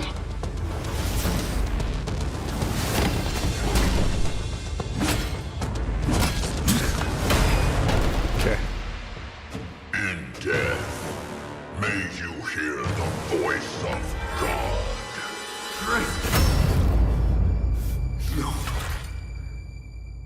Oh my God, what happened to our eyes?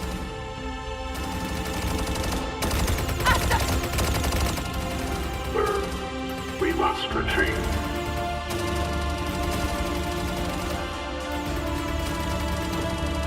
What's happening to our eyes? Oh my god. I feel like they killed him off too soon. Like that's. Hold on, we'll get there. Where are you? Your position's overrun. This is your last chance. We're trying to sit by and let these people die. Suicide. You have a son. Hey, kiddo. Hanging in there? Don't cross the threshold, Master. Chris. Hope you don't mind. I just need to rest for a second. You go on, though. We'll talk about the story after this. Just listen to us. Do not cross the threshold. The universe seems empty, but just because we can't see something, it doesn't mean it's not there. Same dream again. We're gonna meet Jericho? Yeah. Try to look presentable, Prefect. The new recruit is here.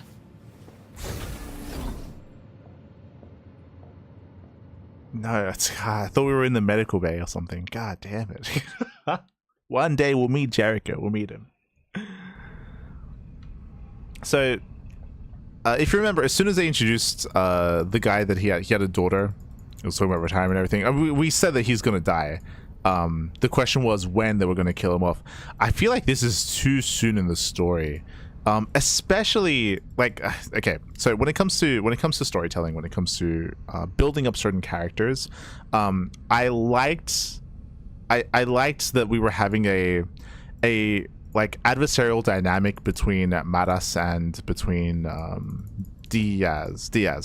And if you remember, like I was talking about how it feels like there was a scene that was missing where we needed to have another confrontation and we had to address what just happened in the previous level, where we went against what Maras wanted and we saved the colonists, right? And they just kind of skipped over that. They just skipped it.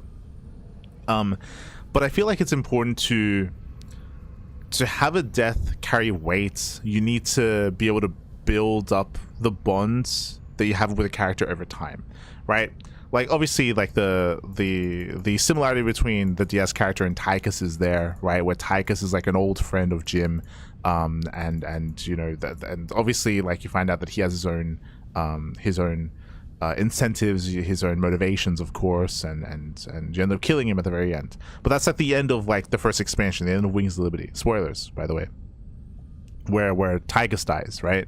But like what's important is that you build up the bond and the friendship of these characters and the relationship of these characters over the course of the campaign of the first expansion. I would have loved to have had more time with Diaz to be able to create that bond, to have this death have more meaning. This is literally like mission 2, 3. Like we had the tutorial, then 1, then 2, and then we kill him off, and it's like you haven't given this character enough time to make you care, right? To make you care, to have that hit home a little bit more. It would have been more impactful if you have, especially if Diaz created a better, more like respectable relationship with Meta, right? Where, especially in the previous mission, right, where they're butting heads, to have them like gain each other's respect as well, right? To have that arc happen, like you have a character arc with those two, to have them gain respect, to have them work together as well. So then this death doesn't just impact us, but it impacts the Meta character alongside that. Whereas right now they just met and they didn't even like each other, like Meta and Diaz. So Meta doesn't care. I mean, maybe she wouldn't have cared anyway, right? But like, yeah. So I'm not fond of the idea of killing a character before you build them up and before to make it more impactful, right? Just like storytelling 101. Just catching up.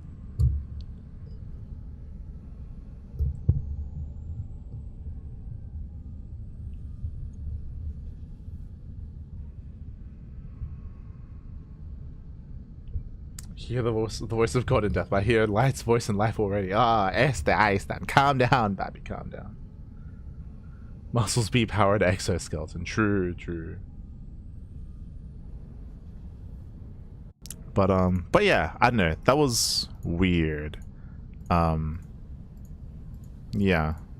I would have liked to have yeah, just writing wise, like usually you want to be saving killing off a character like that, especially one that you're supposed to grow fond of over time.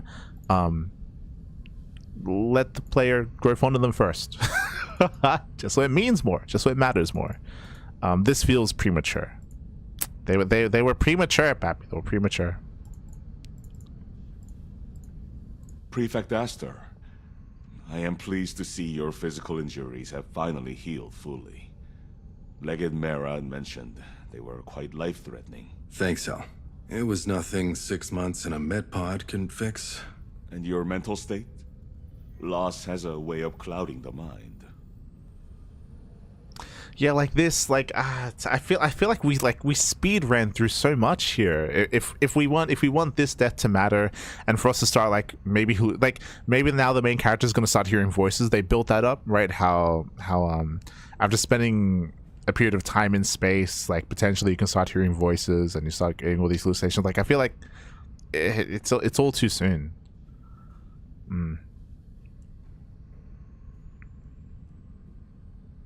It's complicated. Lots to process. That is logical. To feel the weight of loss is to honor the value of what was. And we have to keep looking forward.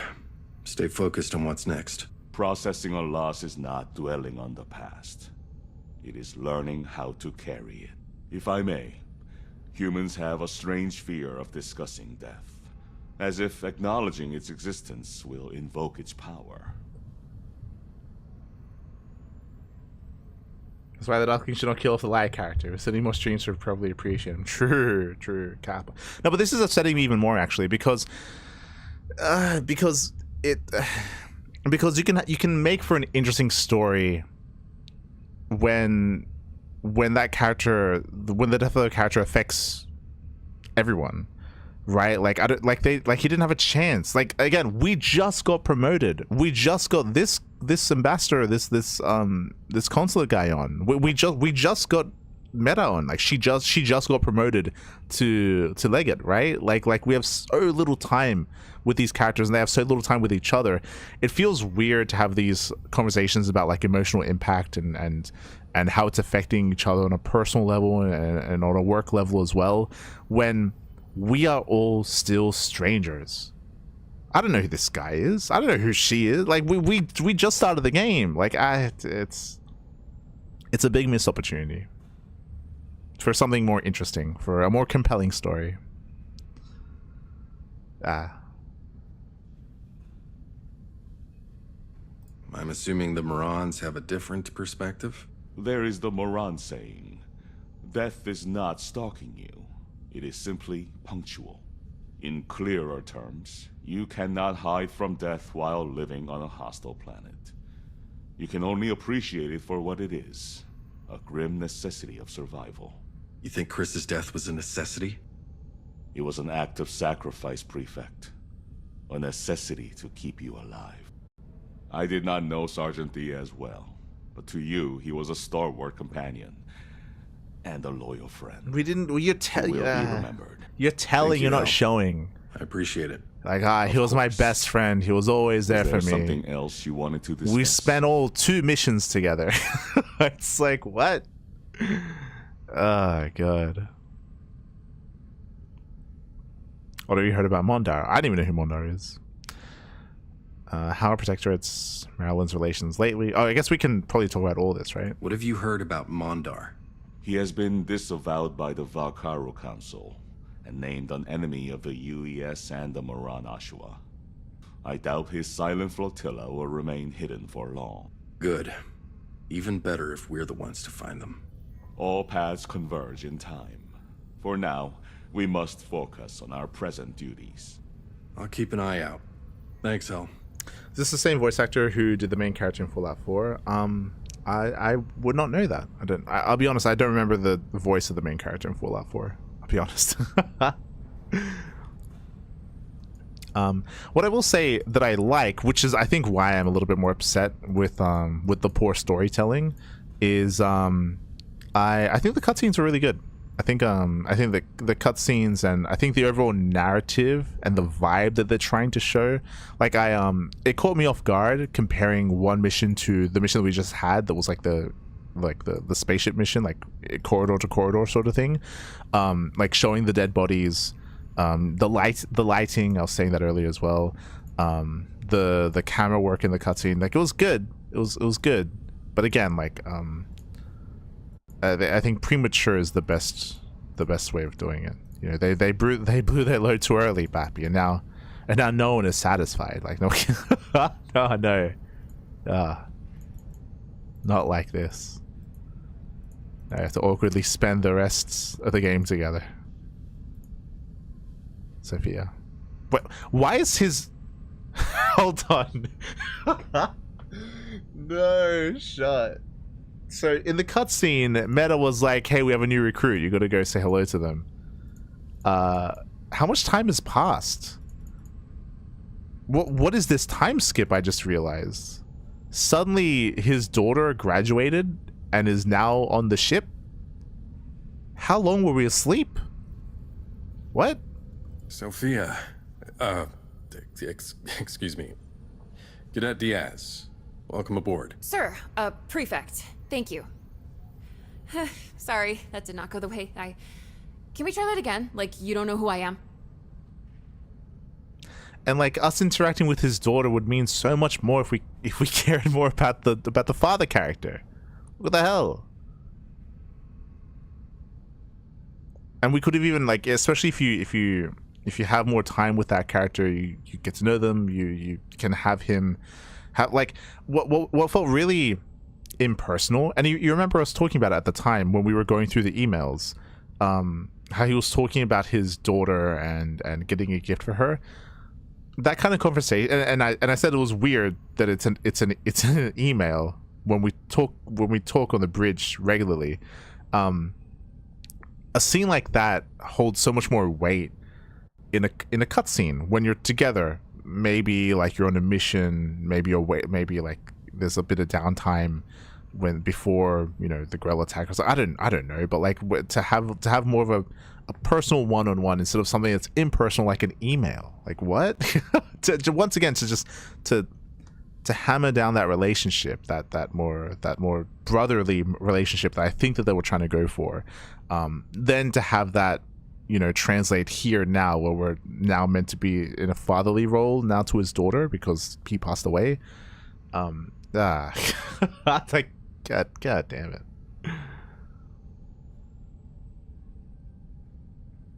Have we met before? Okay. It's okay, Sophia. We don't have to pretend we haven't met before. No, I want to do this right. You shouldn't treat me any different just because you knew me as a kid. I'm not. Listen, you can ask anyone here. I'm not one for formalities. Show, don't tell. Can I ask, how did I get assigned to your command? Are you asking if I pulled some strings? Did I? It's not like I was top of my class at Priora. I mean, I got my act together after my dad. But 6 months isn't enough time to get on the dean's list. So 6 months time to skip? get assigned to a big ship like this straight out of the academy, it's a little weird. We just started the game. Yeah, the Aegis Oath isn't the choice assignment it once was. We lost a lot of favor since the Triceris diversion. We lost a lot. I read the report.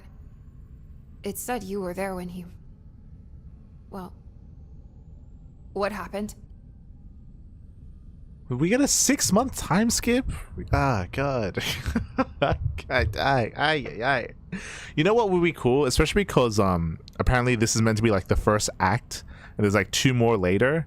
Again, just spend the entire act with the guy, with the father guy, then kill him off, and then introduce his daughter in Act 2, right? Crazy? And and then he can like tell you stories about her like throughout the course of the first act, right? and you can get to her, like, to know about her that way, to have that like bit of like familiarship.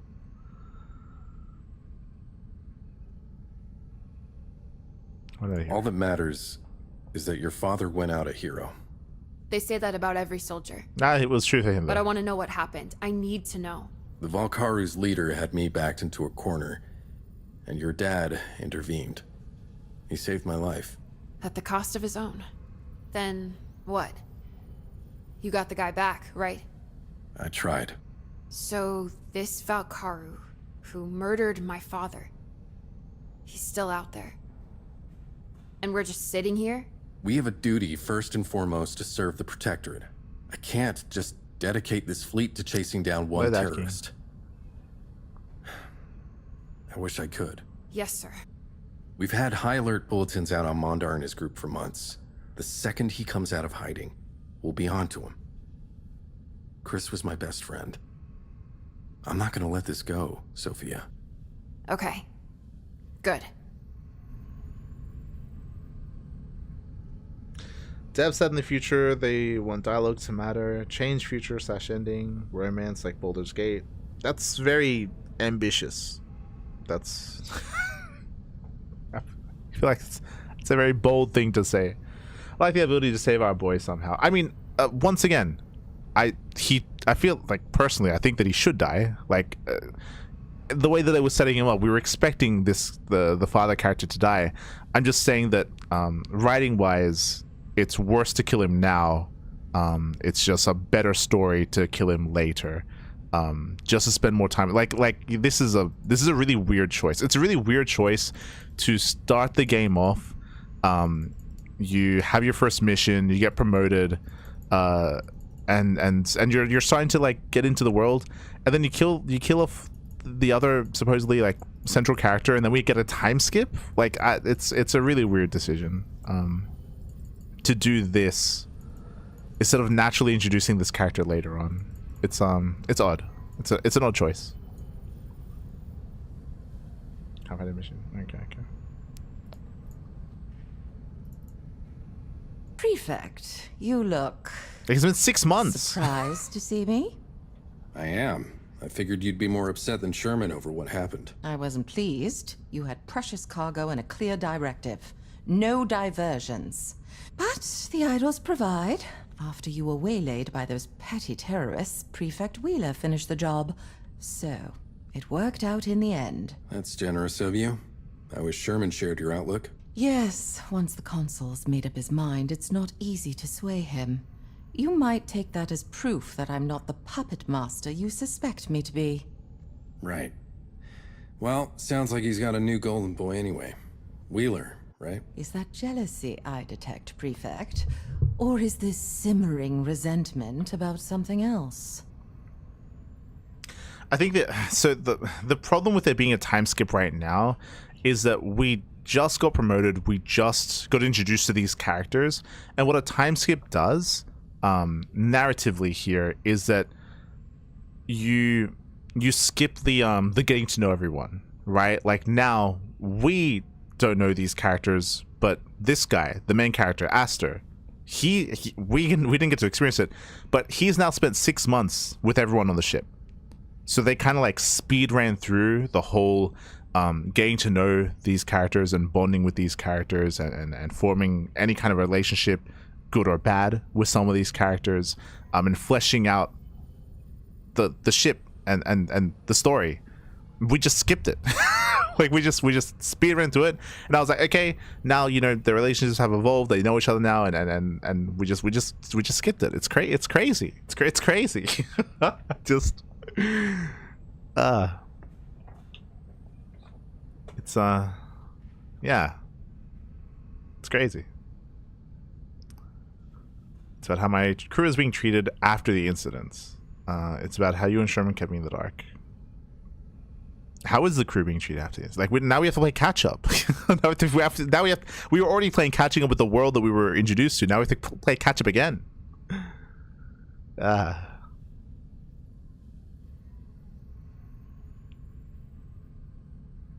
No, like I don't care about this. It's about how my crew is being treated after the incident. If this fiasco had just affected me, I wouldn't care. But they all have a mark on their records now. That's not right. Apparently. Especially when they gave their all to keep your cargo safe from those petty terrorists. Had you obeyed orders from the start, you wouldn't have been intercepted at all. You sure about that? That incident was no random drive-by. Mondar knew what we had on board.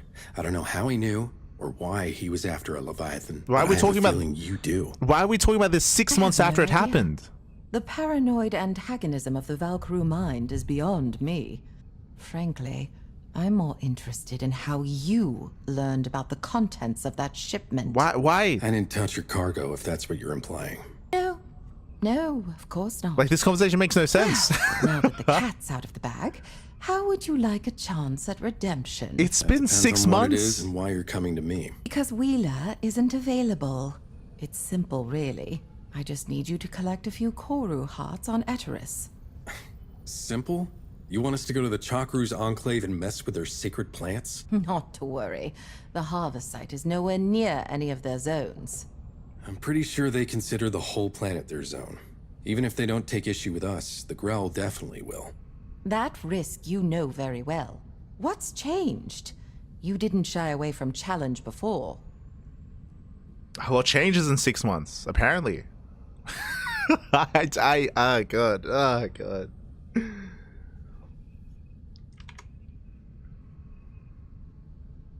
Alright. I see things differently now. Nothing's changed.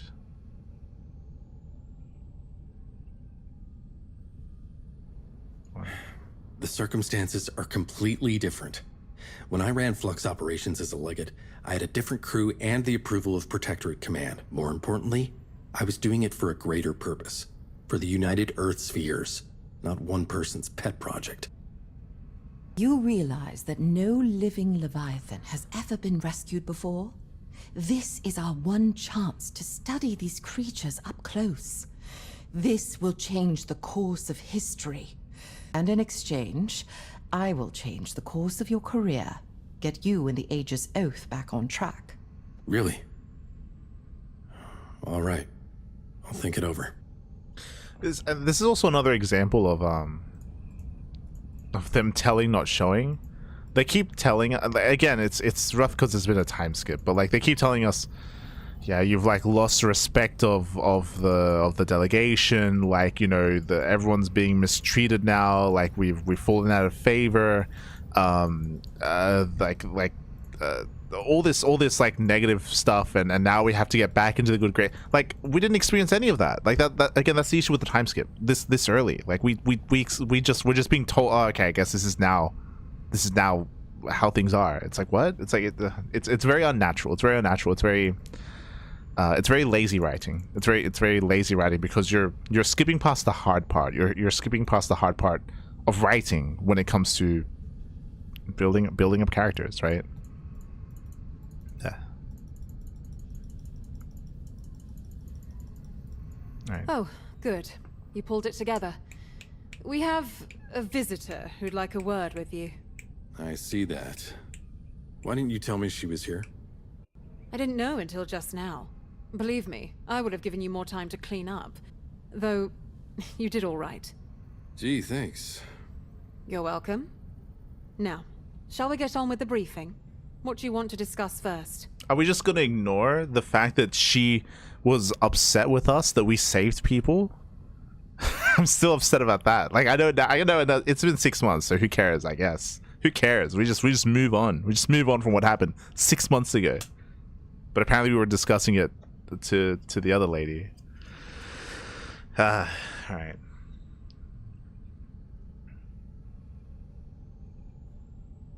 I think another thing. This is I guess my feedback for the story and how it's being portrayed. I'm making the assumption that if you remember, I made the assumption earlier that the voices of people here might be like, I don't know, some unknown being past the rifts, right? That's setting Hexite all over the place. If they want to go the route of it's actually the Leviathan, like we know nothing about we still don't know, like outside of the universe, I don't know anything about what even is a Leviathan. I don't know. Apparently it flies around and it shoots out flux. if that has something to do with people hearing voices, it would have been nice if before the boarding of the ship, there's a scene. You'd have a scene where we're doing something like this, where we're going to all the members of the ship. We're discussing things. It would be really cool if we could make our way over, because if you remember, we can walk around the ship, and we found in an email that like there's some issues when it comes to storing and how the storage area is like full and it's overflowing because of all the influx of people and all this stuff and things are moved around. If we can explore the ship and then we can encounter this area, and then there could be something meaningful here, especially if they're playing up with the idea of if what these dreams are is that now we're starting to hear these voices. If maybe they set that up, that if it is related to the Leviathan, they can maybe set something up there just to like add something more personable to the character, but also something just a connection there, just because right now I feel like we're very disconnected to what we just did, like to the baby Leviathan thing. Like, we keep being told that it's really important. We keep being told that this has never been done before. No one's ever done it, and it's crazy, and we can learn so much. There was never like a scene where we interacted with it, and it would have been nice to have had a scene that lets us know how important and maybe how mysterious this is, and maybe something a little bit more there, and to tie that thread first, and then as you're exploring that, bam, alarms go off. You know, the ship shakes. You know, we're getting shot at. We suddenly get boarded, and then shit goes down. Right, shit goes down, and we're like and then obviously they take it, but they give you a scene like that to make you at least intrigued or interested or even care about the fact that they just took like a Leviathan larva, right? Like, because I feel like we're very disconnected from that in the story. This character, I mean, Aster, and I guess the player character as well, or the person playing. So with the new recruit. Let's talk about the new recruit. How did Sophia wind up here? Don't tell me it was a random assignment. Stranger things have happened. I saw her at the ceremony for Chris and was curious. We missed the funeral. I heard she was sharp, but wasting her talents. Then, in the past 6 months, she's really turned things around. Would have been top of her class at Priora if she'd had more time. God. I thought we could use someone like that. Someone who responds to loss by getting stronger. Yeah, we could. You're right. It's just funny that you, of all people, decided to pull strings for someone's kid. How dare you? I would never. Maybe I tugged on them a little. All right. Well, we've got a lot to do, so let's get to it. Let's. Do I only get one option? Wait, what? It'll be good for the crew to get back into action after all these months on the back burner. Personally, I'm itching to do something other than logging reports and checking the ship's maintenance. We had like 4 different options. I thought we could go down them one at a time. God damn it. But also, as I just mentioned as well, like the last time we interacted with Meta, like there was a lot of conflict going on there as to what she wanted, as to what we wanted to do, what was morally the correct thing to do, and we just ignore that completely as well. Like,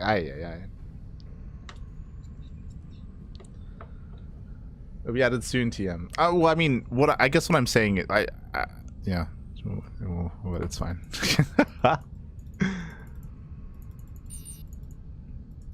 Oh, let me through.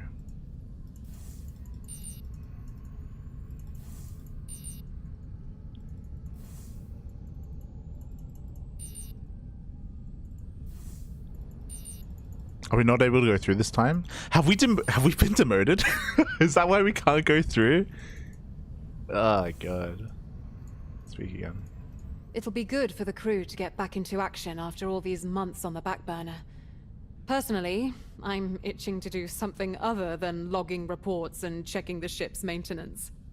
Despite the optimism held by Consul Sherman's envoy, the Shah crew on Eterus will fight fiercely to protect what they hold most sacred. Okay.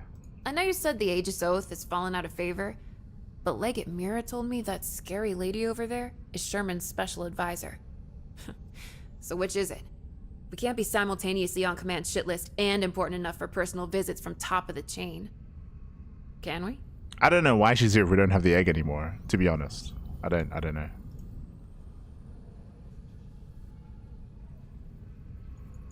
Do we not have voice acting? I guess not.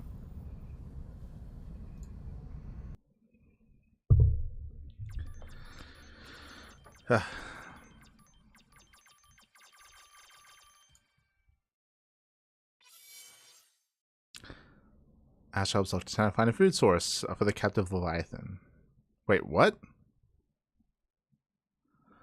Asher helps Dr. Tanner find a food source for the captive Leviathan. The Aegis Oath team encounters an unexpected faction.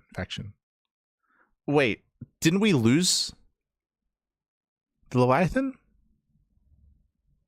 Did I mess up? Wait, what? Did I misunderstand? I thought the whole purpose of them boarding us was that they stole it. Did I misunderstand? I thought they took it, and that's why we're out of favor with everyone, because we failed. Did I miss something? Am I crazy? What's this? What? Triangle is composed of lush farming worlds that provide food for not only its own solar cluster, but its neighbors as well. Each world is catered towards a specific food group. Even though each world is colonized, the worlds within the system are heavily automated. Deemed as an essential cluster, the Protectorate fleets rotate patrols. Did I miss something? Why are we looking for food over Captain Leviathan if we failed to capture the Leviathan? Did they not steal the baby Leviathan? Or are we just looking for food for when we get it back? Question mark? Okay. Okay.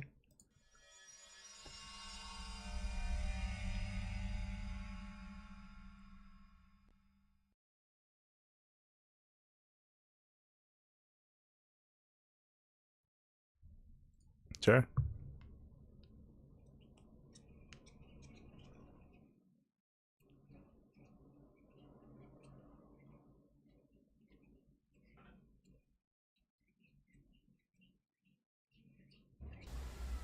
Deployment to Eteris successful. First protocol. Secure the surrounding drop zone. Phobos, any movement from the Grell or Chakra on the scanners? Chakra markers identified in the vicinity. Proceed with caution.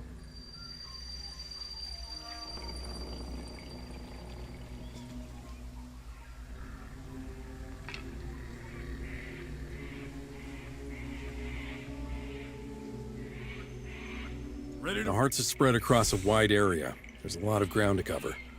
Predators are agile units suited to navigating this terrain. They can also deploy mines to quickly defend a position. Oh, they're vultures. And they're also very zoomy boys. Why are they so small? they're like little race cars. Waiting for green. Alright. Predator mine. Place a mine, detonates, dealing 100 damage. Mines last 60 seconds. Let me go. Come on, let's go. Give me the green light. Oh god, oh god. This mobile weapons platform is ready. I'll make engine's good. Can I drag him in? Time to go. On my way. Shifting gears. You got it. Shifting gears. Lined up and ready to roll. I don't know if they do friendly fire. I await my orders. Don't worry. Ready for war.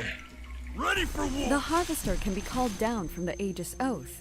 It will gently extricate Grell fauna with minimal damage to the surrounding ecosystem. Ah, yes. Gently. Lovely. The Harvester will take care of the hard part. Tanner, anything we should know about these Koru hearts? They're baby food for the Leviathan calf.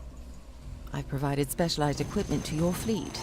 These harvesters are designed to handle the delicate task of Koru heart extraction. Simple. Let's just hope the nearby Grell stay dormant. Is there a reason why it's not doing anything? Should I be doing something with it? It's ready for war. Hitting the road. I guess it's sorry. So it is working. That's why it's a countdown. You defile the sacred bones! Oh my god. We're under attack by the Chakru. So much for a simple extraction. Stay sharp down there. This is unexpected, but the Chakru shouldn't pose a threat. We're only here for the hearts.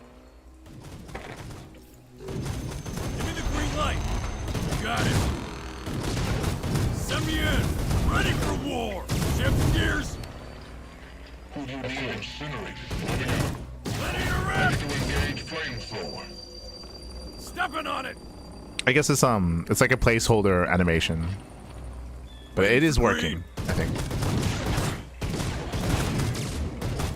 Harvest complete. Yeah. The Koru heart has been successfully extracted. We didn't sign up to fight these people, Tanner. You're still clinging to that naive way of thinking, letting misguided morality paralyze you at every step toward the bigger picture. If you want the world to be black and white, then I'll keep it simple. There are orders, and you follow them. I'm not arguing against that, but soldiers need to believe that they're fighting, dying, for something that matters. Send me in! Oh? Stow your weapons, outsider. We do not seek violence. Who are you? I am Crown, chieftain of the Merva Chakru. The Leviathans are the custodians of life and death. And we merely hope to preserve that cycle. The Irdad tribe were the ones who attacked your soldiers. They are more reactionary than us. Okay. As you have seen, they take great offense to the machinery that you use to harvest the Koru Aka. As do we. But we'd rather come to a mutual understanding than wage violence. We need the Koru hearts. Aka. There's a baby Leviathan in our care. I thought we lost We're not it. here to fight. Am I crazy? Yet you brought weapons to a gravesite. If you're using Aka for the cycle of life, then we may help prevent further bloodshed. Our shamans can extract the Aka per Chakru tradition, and the Irdad will not interfere. But I must warn you, our rituals agitate the Grell, and they will attack. So we either anger the Chakru or the Grell. It's like a Greek parable. Use whatever method you deem suitable, Prefect. Just get me the Koru hearts.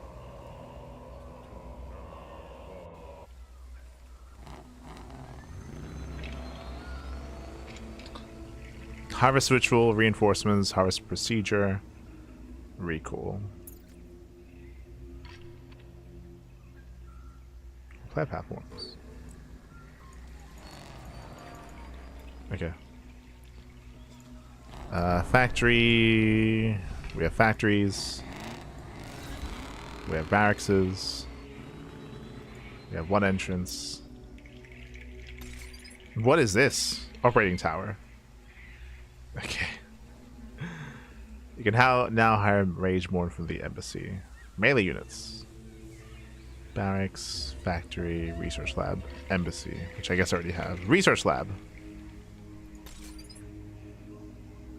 Cool.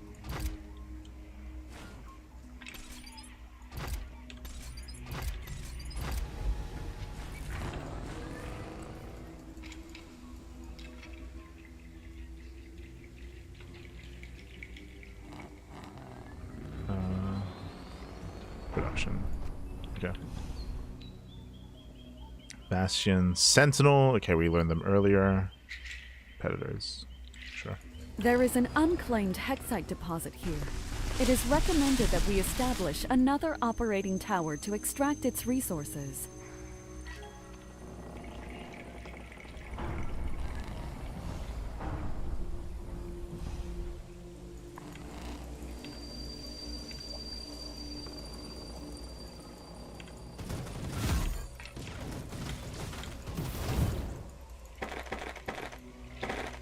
Careful!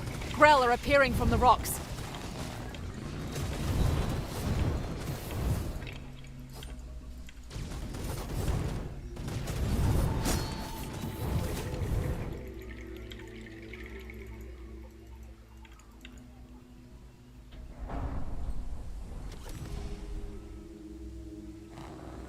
Can I? How do I build a? Am I crazy? Build operating tower. Oh, it's predetermined. Okay, so you can't just build them anywhere. You need like a setup for that.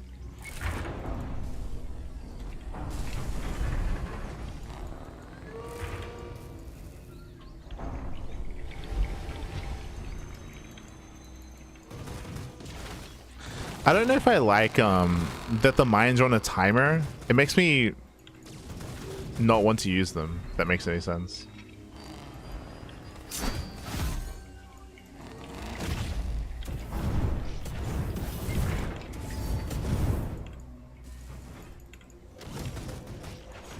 Prefect, there's an opportunity here to collect additional research samples from the Koru. It's not mission critical, but I would consider it a favor if you were to collect those samples for me. I see. If we get the opportunity, my soldiers will keep an eye out for these additional samples. Warning, Grell ambush detected. Oh, thanks for warning us after it happens. Let's go.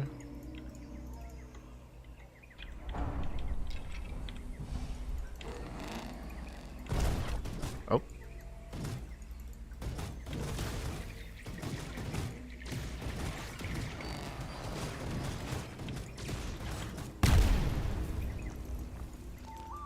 What does the chairman do?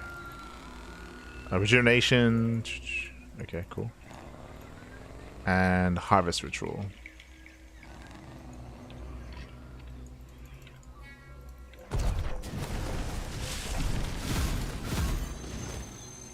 Time for round 2. So, you're going with the pacifist approach. Not what I expected from you, Prefect.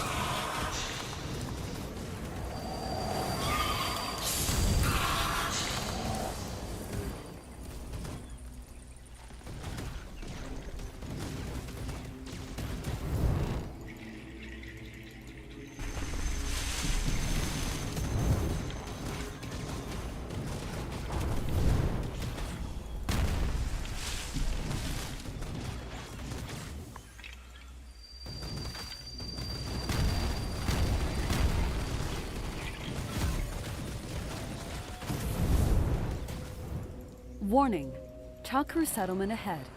Avoidance advised. Destroy Grell trees. Okay.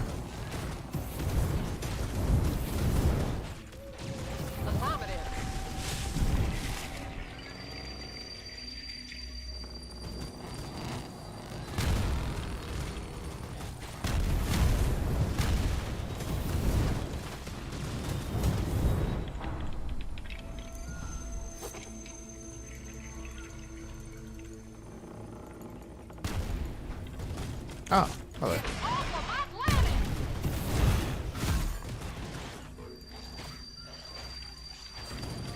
What is it about the Koru hearts that's so vital? The Grell push nutrition into those bulbs, engorging them with minerals and flux. Appetizing.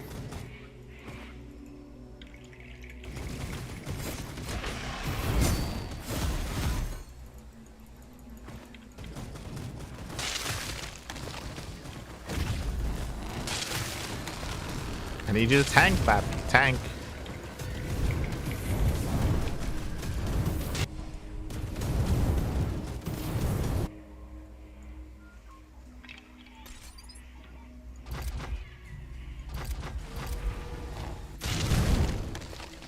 Marvelous. The quality of these samples is unprecedented. Am I meant to do anything with this? With this, like, flux deposit? Like, am I? I don't.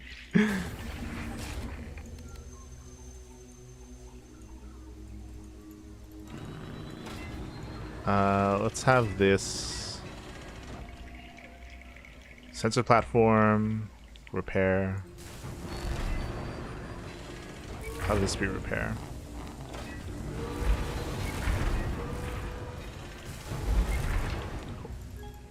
Watch out! The Chakru are attacking from stealth. I've heard stories about Leviathans. seeing their clones in person? It's hard to comprehend even when it's in plain view. Tanner, you're raising one of these in your lab? Our Leviathan is much smaller, of course, but I assure you that Trinity can accommodate her. I've made sure of it. That's quite an undertaking for the sake of conservation. It is, but it's necessary nonetheless. Grell hostiles are attacking from the rock formations.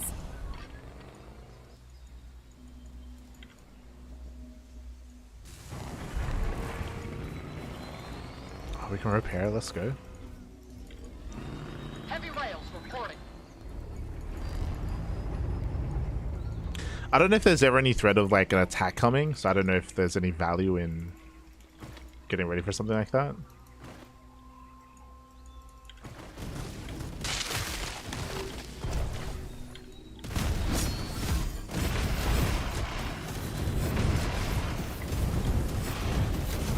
Count on us.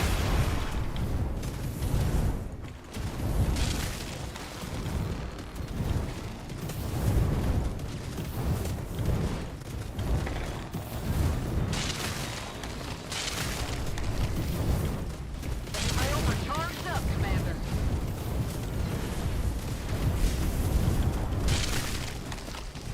Outstanding work, Prefect. This will reflect positively in my assessment to Consul Sherman.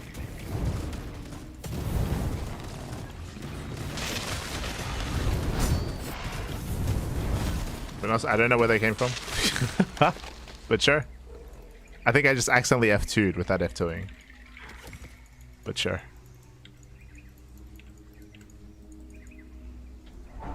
Loud and clear. Yes, sir. Harvester ready.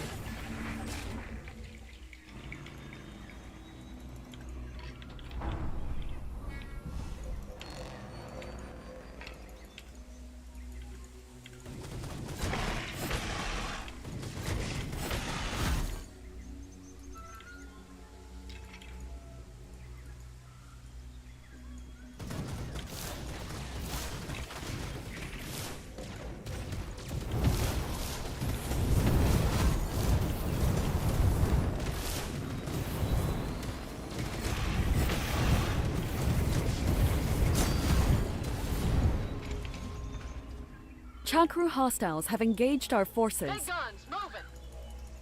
Okay. Securing another heart. Be ready.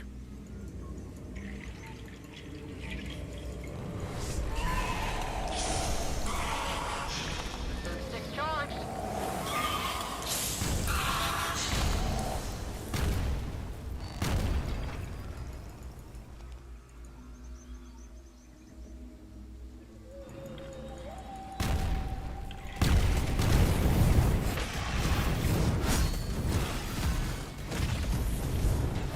Oh, they are attacking.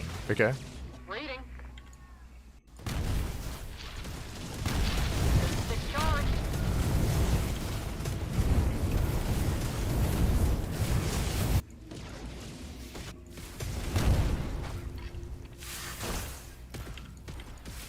Heavy rails reporting.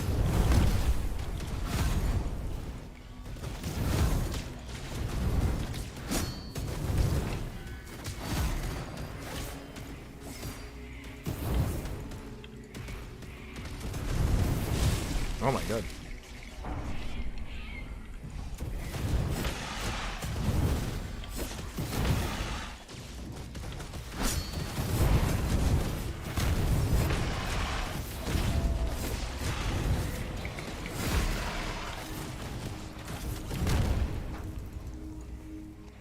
Okay, cool. Got it. We're over halfway there. When this is all over, think you can get us off the console's shit list, Tanner? I don't know what you're talking about, Prefect. The Consul doesn't play favorites. Yeah, sure. That's why he hardly said a word to me since... Admittedly, he was less than enthused with what happened at Traceris.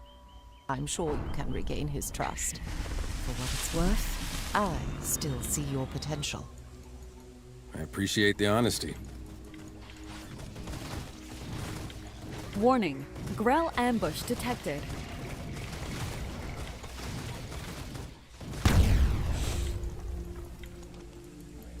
I will say that when it comes to how the Hellions move, or the Vultures move, it's pretty smooth. I think it controls well. Like, it feels good. The army feels good to control, Pappy.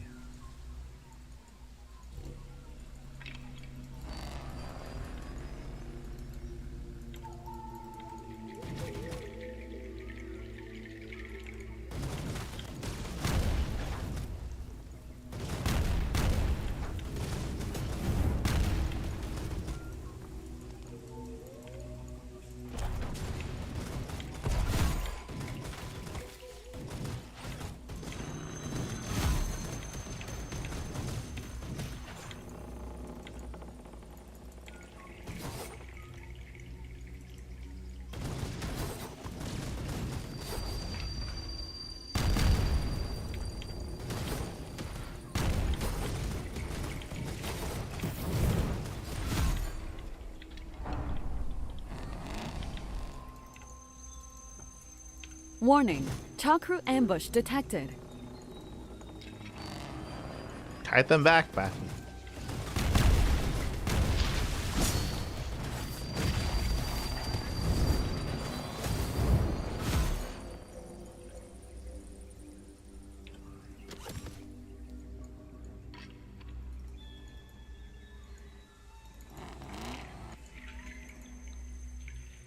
Yes, sir.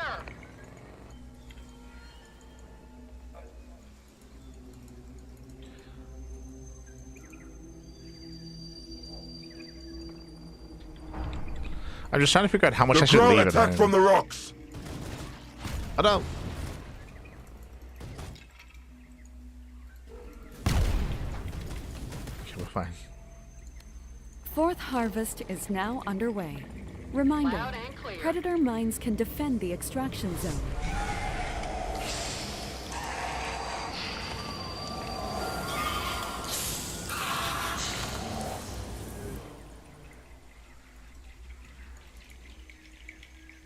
We'll be there. You can count on us. Big guns, Jesus. moving. Affirmative.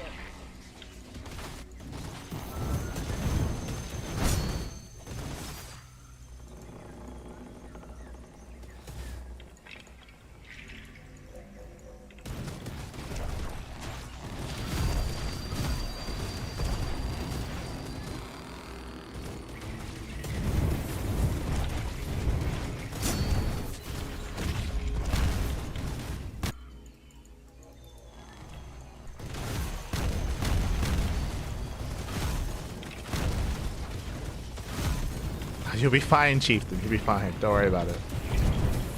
Heavy rails are charged up, Commander.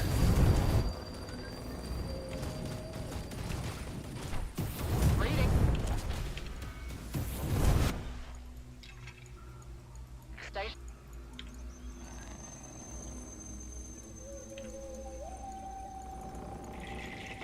One more heart to go. I'm impressed at your resourcefulness, Prefect. Didn't clock you as the flattery-giving type. I'm not. Oh, what?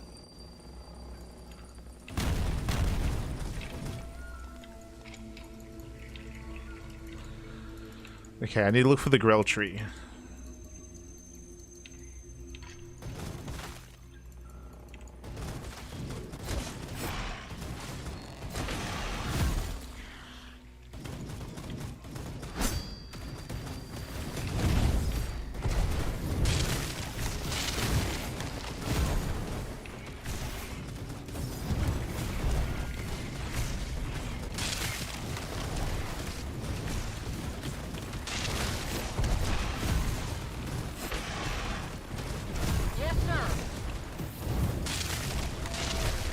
Much appreciated, Asta.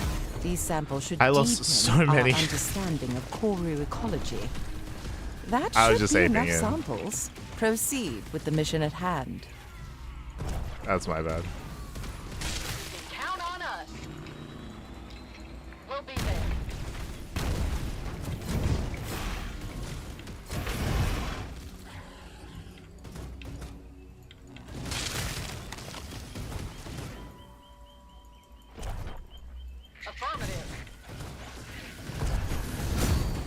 Jesus.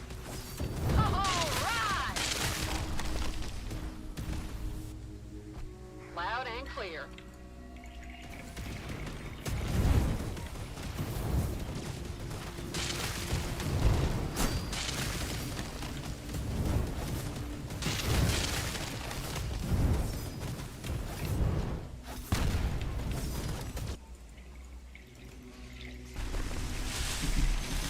Stay sharp.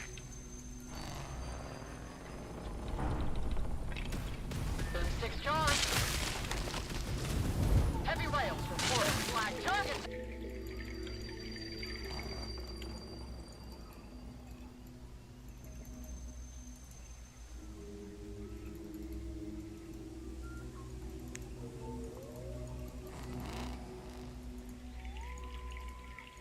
We'll be Loud fine. and clear.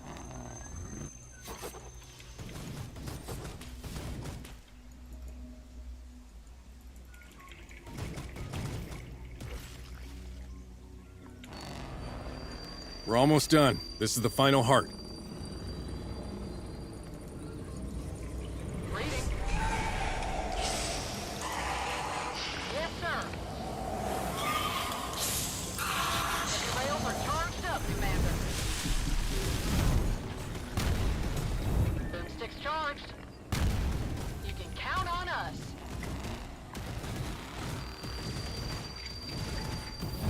Reading. Oh my god. We'll be there.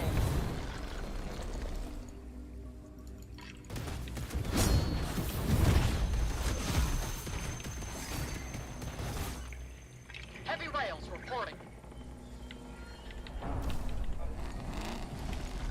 Loud and clear. Yes, sir.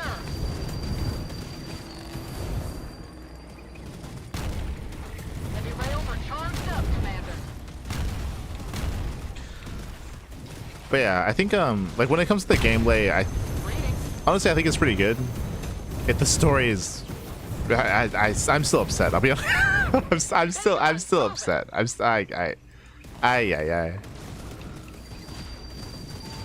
sir. Boomstick's charged. Heavy rails reporting. Loud and clear. That's the last of it. Excellent. Let me check the readings. Yes, riftwake levels are sufficient. These are top-grade Koru hearts. They'll keep the baby nice and satiated. Prefect, join me on the surface. Also, I'm confused if we actually have the baby. Importance of our work. Sure. As in, I don't know why. Why did we lose standing then? Is it just because we got attacked? Like, no shot. I'm very confused. Just got a ZeroSpace drop from watching. Oh, let's go. Let's go. I want a ZeroSpace drop. I want.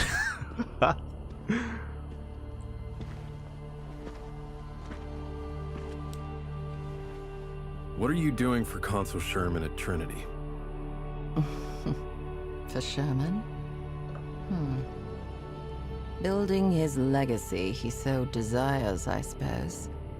But that wasn't what you were asking, was it?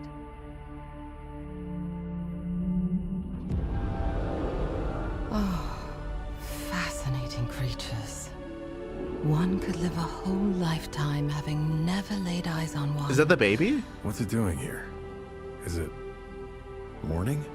I've long since learned, Prefect, that there are forces in this universe we are not meant to understand. Thank you for helping me in this matter. I will pass on a good word to the Consul. Oh, I don't know when the next time our paths will cross.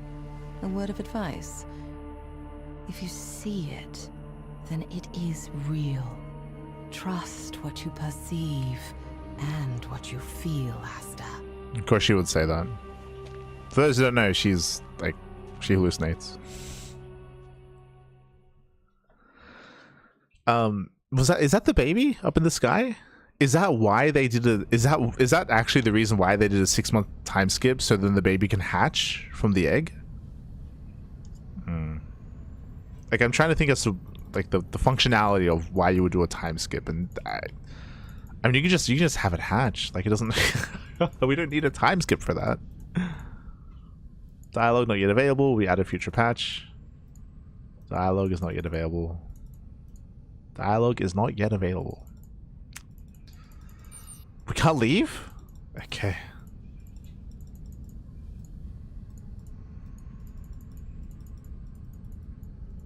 Alright. Moving on. Oh, we have choices. We can do Terex Eater, Rigel Cluster, or Luxon Cluster. Okay. Well, I think this might be a good place to stop for now. It's been 4 hours. Jesus, 4.5 hours. Oh, look there. There we go. There we go. I think we did like 4 missions. I think, and these might be the final 3. I think it's like 10 missions in total. So I can't imagine we'll have too much left. I can't imagine. But yeah. What I will say. Oh, did I do something? Okay. I will say that when it comes to ZeroSpace so far, I enjoyed the gameplay. We were giving praise earlier, and I do like the command card. I think it's really fluid. I appreciate how it's done. Obviously, I think my title implies it a little bit. I would appreciate some hotkey customizability, which is lacking at the moment. I think they said that they were going to be working on it. But right now, customizing hotkeys is very limited. It's very, very limited, and will be available, I'm sure, in a future patch. So until then, I'm probably not going to touch the multiplayer. Like I'm very accustomed to the core, and the idea of having to relearn an entire new hotkey setup sounds annoying. So I'm probably going to avoid 1v1 until that becomes available. And then I'll probably try to transfer the core over into ZeroSpace. Again, like I enjoy the gameplay. The campaign needs a lot of work. I feel like it needs a lot of work. I appreciate like some of the. I actually like the cutscenes. Like I think it looks really cool. I think that the ZeroSpace campaign at this point looks and feels much better than the Stormgate one. Like the Stormgate campaign felt like it was something that was being worked upon after the. It felt like it was something that was worked on, unfortunately, too late, right? It's something that they kind of put on the back burner for a little bit too long. Here, there's a lot that I like. There's a lot that I don't, as I'm sure you've already heard so far. And a lot of it isn't that they're going to add it later. These are story decisions that they're making, and pacing decisions that they're making, that I feel like lead to a bad story, or it's just it feels quite lazy, to be honest. It feels a little bit lazy. So I hope that the story that they're working on, I hope that they're able to reflect on it and maybe build upon it. Obviously, like this by no means is the finished product of the early missions of the campaign. It's still something that's going to be worked upon, but yeah, I personally disagree with some of the story beats that were made, and I also feel like the story is pretty important to something like this. I know that a lot of us come from an audience, a very niche audience of StarCraft, where we're all about like the esports and the competitive nature of that, and that's true. But at the same time, I also, and I'm sure they also are fully aware that the biggest part of StarCraft and what the majority of the players experience in StarCraft is the campaign. More so than co-op, more so than 1v1, more so than team games, more so than anything else. Like the campaign is kind of like really the main selling part of what StarCraft and most RTSs are. Whether it's StarCraft, whether it's Warcraft 3 as well. Everyone always talks about when you talk about Warcraft 3, about the story of Warcraft 3 leading into eventually World of Warcraft, of course, and that being expanded upon. And I do think they've put more care into this campaign than the Stormgate one. That is true. But yeah, I hope that they're able to work on it, to build on it, and hope it turns out well. We're probably going to solve for today. I'll be back maybe tomorrow, or I'll find some more time next week to go back live again and to finish the campaign. As I mentioned, I don't think I'm going to touch the multiplayer, at least until they add hotkey customizability. I don't know if I would enjoy playing 1v1 or playing multiplayer without it, but we'll see. Again, when it comes to the gameplay itself, it's promising. at least from what I've experienced so far. Obviously, there are other races and other aspects of the game that I've yet to really experience, whether it's upgrades, whether it's the other factions. So it's still hard to come to a concrete and final conclusion yet. Hard to do so. Hi, would you recommend this game for someone who likes StarCraft, Warcraft, Dawn of War kind of gameplay, or any other newer RTS? I think the feel, I said this before, I think the feel of this RTS is actually really good. I think it feels and plays really well, but I cannot recommend this yet because this is early access. I didn't get to say it earlier. I mean, you can see it here, right? Hold on. Like, for example, the dialogue is not yet available and will be added in future patch. This is a very incomplete game, so I cannot recommend this game to anyone yet, because it's very early access. It's like alpha. Like think of this like an alpha release of the game. Like it's still very much so a work in progress. There's a lot of missing assets. There's a lot of missing cutscenes. There's a lot of missing everything. Right? It's still they're working on it. And again, the foundation feels good. Foundation feels good. I think if you enjoy Dawn of War, StarCraft's, Warcraft, I think you'd probably enjoy this. What I would recommend, I mean, it also depends what kind of RTSs you're into. Like, I don't know if you're into like Company of Heroes and things of that nature. Tempest Rising, especially the single player of Tempest Rising, is meant to be really good right now. That's one of the more recent RTSs that has come out, that has excelled and done well. And it's like a full release game. This one, tentative. It looks good. It looks promising. It has potential. But I would say that right now, I think the only reason to get ZeroSpace would be if you want to give feedback. If you want to be a part of the building process of the game and the early foundation of the game, and provide feedback and beta testing and all that stuff. I think like that's what this is. I don't know if there's much more reason, because again, there's only 10 missions. Like, the campaign is not by any means complete. There's still a lot of work to do here.